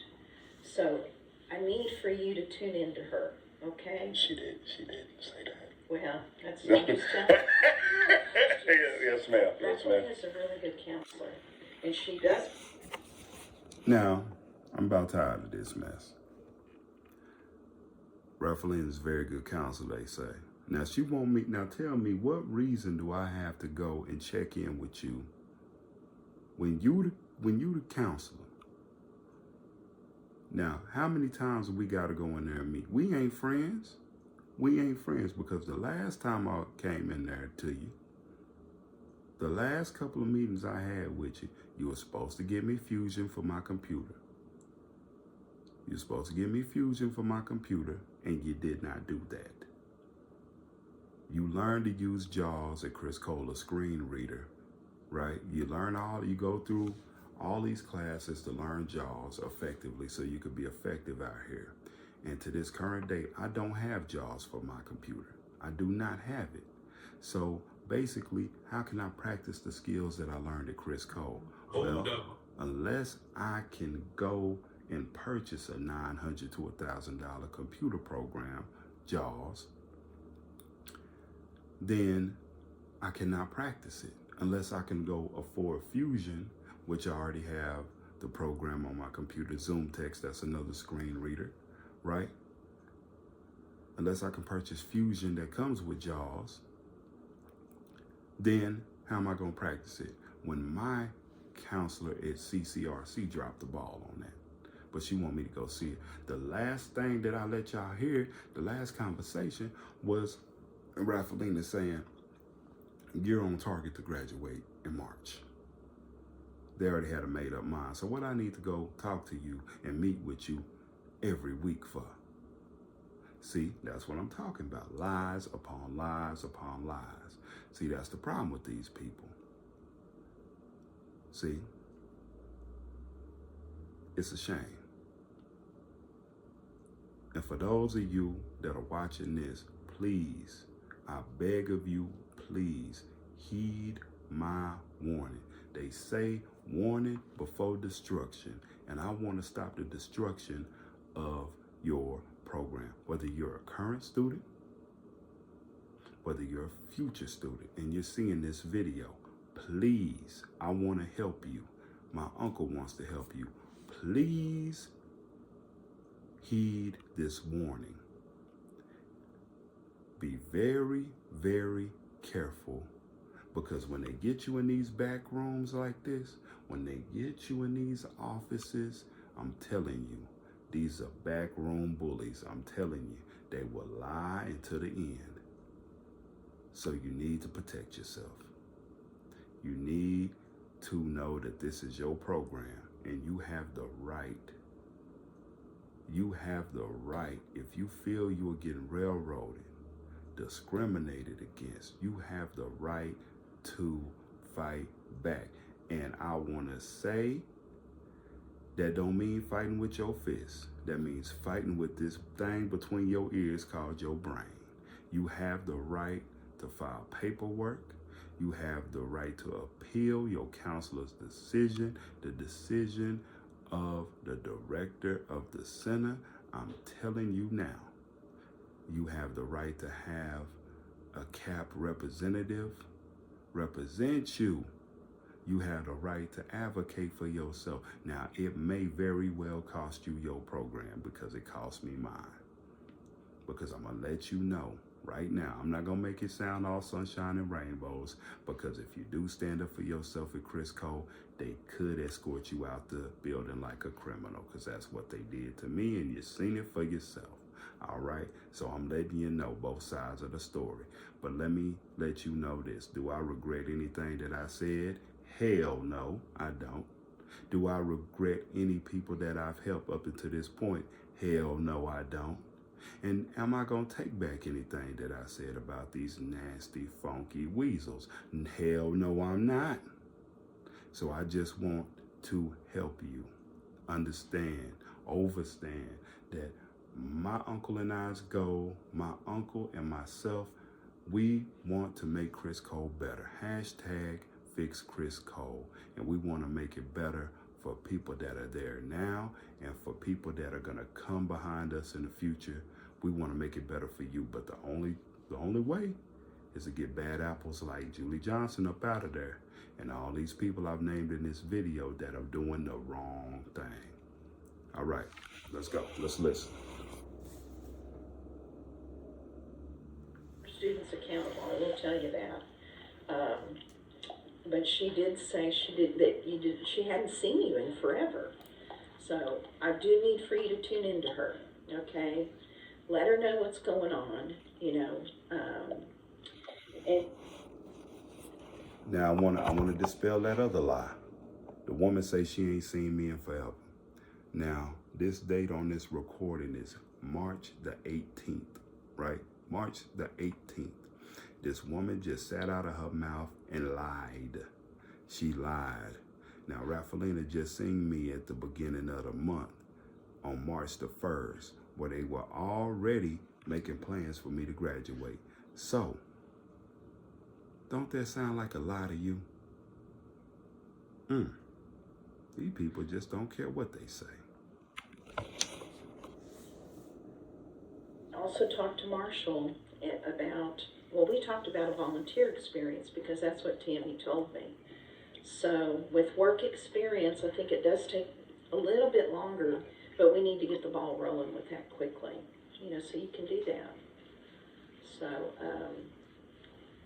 and once again, I've set it up where we can have weekly meetings with their counselor and the teachers. And I probably won't sit in on all of them because I can't. I've just got too much going on. But I will try to sit in and see how it's going. Or Trey, you know, or one of us. Yes, ma'am. To make sure that things keep rolling. Does that sound good to you both? Yes, ma'am. All right. So what else? You got anything, man? I mean, I'm just, you know, I'm glad that we ain't graduating before our time, but, you know, I just really, my thing is I just want it to go as smooth as possible. And I told everybody that. I said, you know what? I expect good quality customer service from y'all, and I need these things to happen. I have, you know, talked to everybody about my expectations, and that's part of having that weekly meeting, you know, just so we're all on the same page. Hold up. You know, so that you get what you need. And, you know, and I was thinking there was one other thing I needed to mention. I have a question. What if, let's just say for some unknown reason, doesn't work. What happens then? What do you mean by doesn't work? Like, say, like we have this plan in place and, like, say, not of our doing, like, say that we're doing what we're supposed to do, but say our counselor or CG person, they're not doing what they're supposed to do. Like, do we come back to you and tell you that, hey, they're not holding up their end of the bargain? Yeah, let's do that, you know. I think the weekly meetings will help with that. Because if things come up, we can address them and reevaluate. Yeah, that's the way I see it. But you know, you both have good staff that you're working with. You know, I frankly think Raphaelina and Sharon are two of our best counselors. They've been doing this a long time. You know, so I think you've got good counselors, and you know, you've got Marshall. He's wonderful. He's been doing this forever. I thought that until he tried to get me to go to a life of crime. But well, and then maybe he didn't mean it like that. And then Terry. Maybe he didn't mean it like that. You just sat here and heard it for yourself. See, this is what I'm talking about. See, this is exactly what I'm talking about. He didn't mean it like that. Maybe he didn't mean it that way. What other way is there to mean it? See? Now, you heard her say Raphaelina and Sharon are some of her best counselors. So you mean you say that when these people are the same people that are disenfranchising people, trying to rush their programs, trying to get you to graduate early, don't want to get you an ATU evaluation, things like that. That's your best? Damn hell, if that's your best, I hate to see your worst, but I feel like I already have. Oh, Marshall's a pretty good counselor. He's been doing this for a while. So has he been discriminating against people too for a while? I would assume so if he felt so comfortable to say something like that to me. He didn't even hold back. He just said, oh, have you tried that? Ain't that something? Now you see the reckless nature of these people. You see that it's a go along to get along friends group of these people in this criminal organization called Criss Cole. /TWC, because they're under the Texas Workforce Commission umbrella. And it's a criminal organization. It wouldn't surprise me if they embezzling money that they supposed to be getting to help the students. That wouldn't surprise me. I'm gonna put it out into the universe right now. I hope and I pray to everything that's holy and righteous in the world, in the universe, that this video goes viral.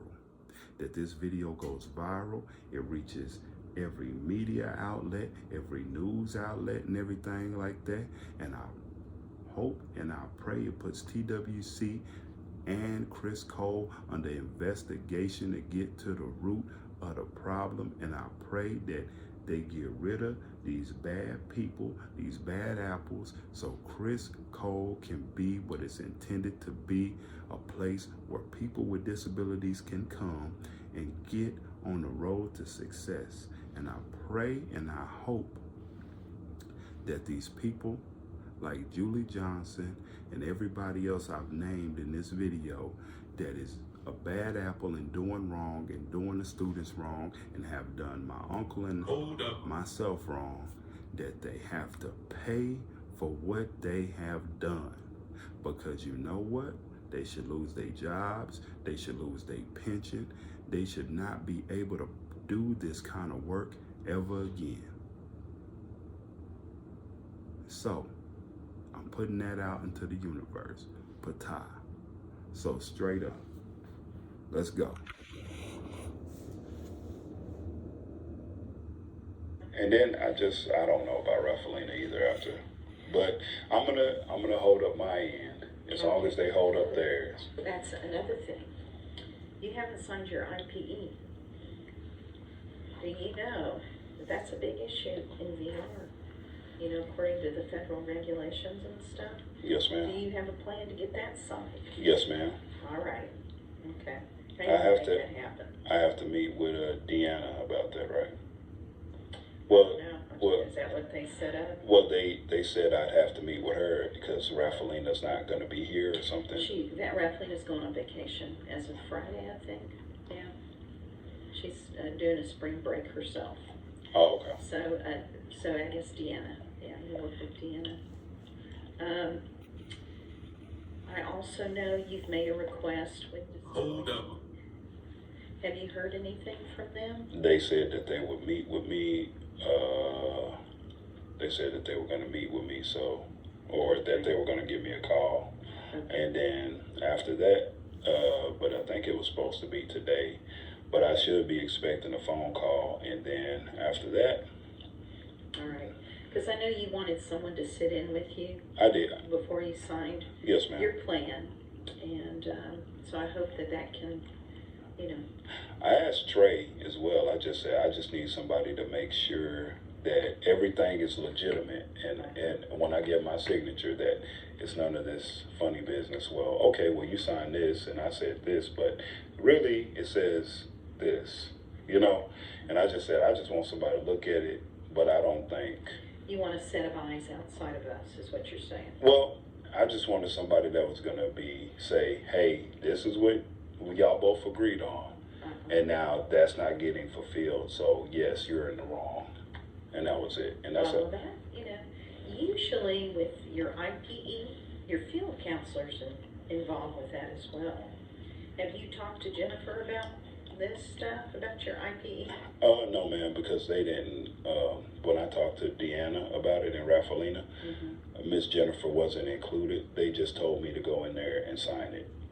Well, we do need to get it signed.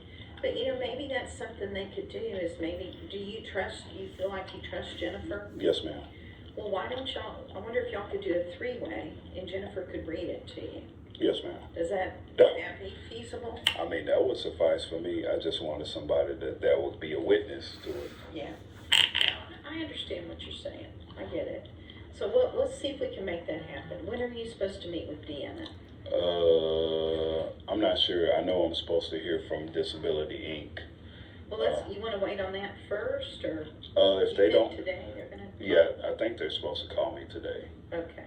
And if they when they reach out to me, that's when I'm going to reach out to Miss Deanna by email, and then I'm going to set up a time and I'm going to meet with. I can reach out to Miss Jennifer and see if she could be on the call as well, or Teams, or however they want to do it. Yeah, because she could at least read it to you, and before you sign it, or if they Disability Inc. decides to take your case, you can have that rep sit in on it. And my understanding is the rep is Randy Turner.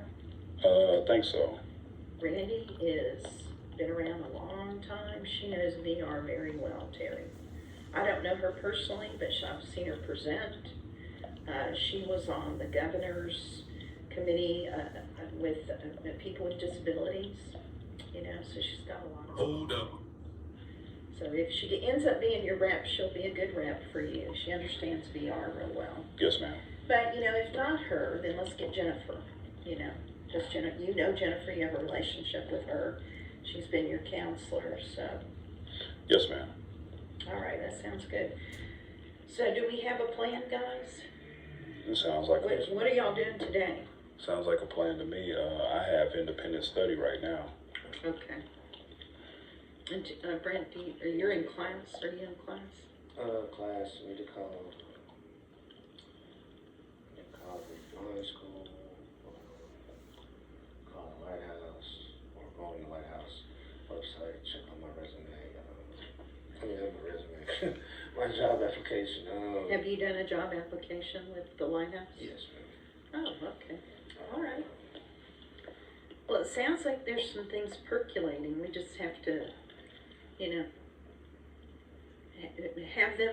have the follow through, right? Yes, ma'am. So, but I need for y'all both to do your part, okay? I know you're frustrated, but I need for you to do your part with staff, connect with them, tell them what's going on.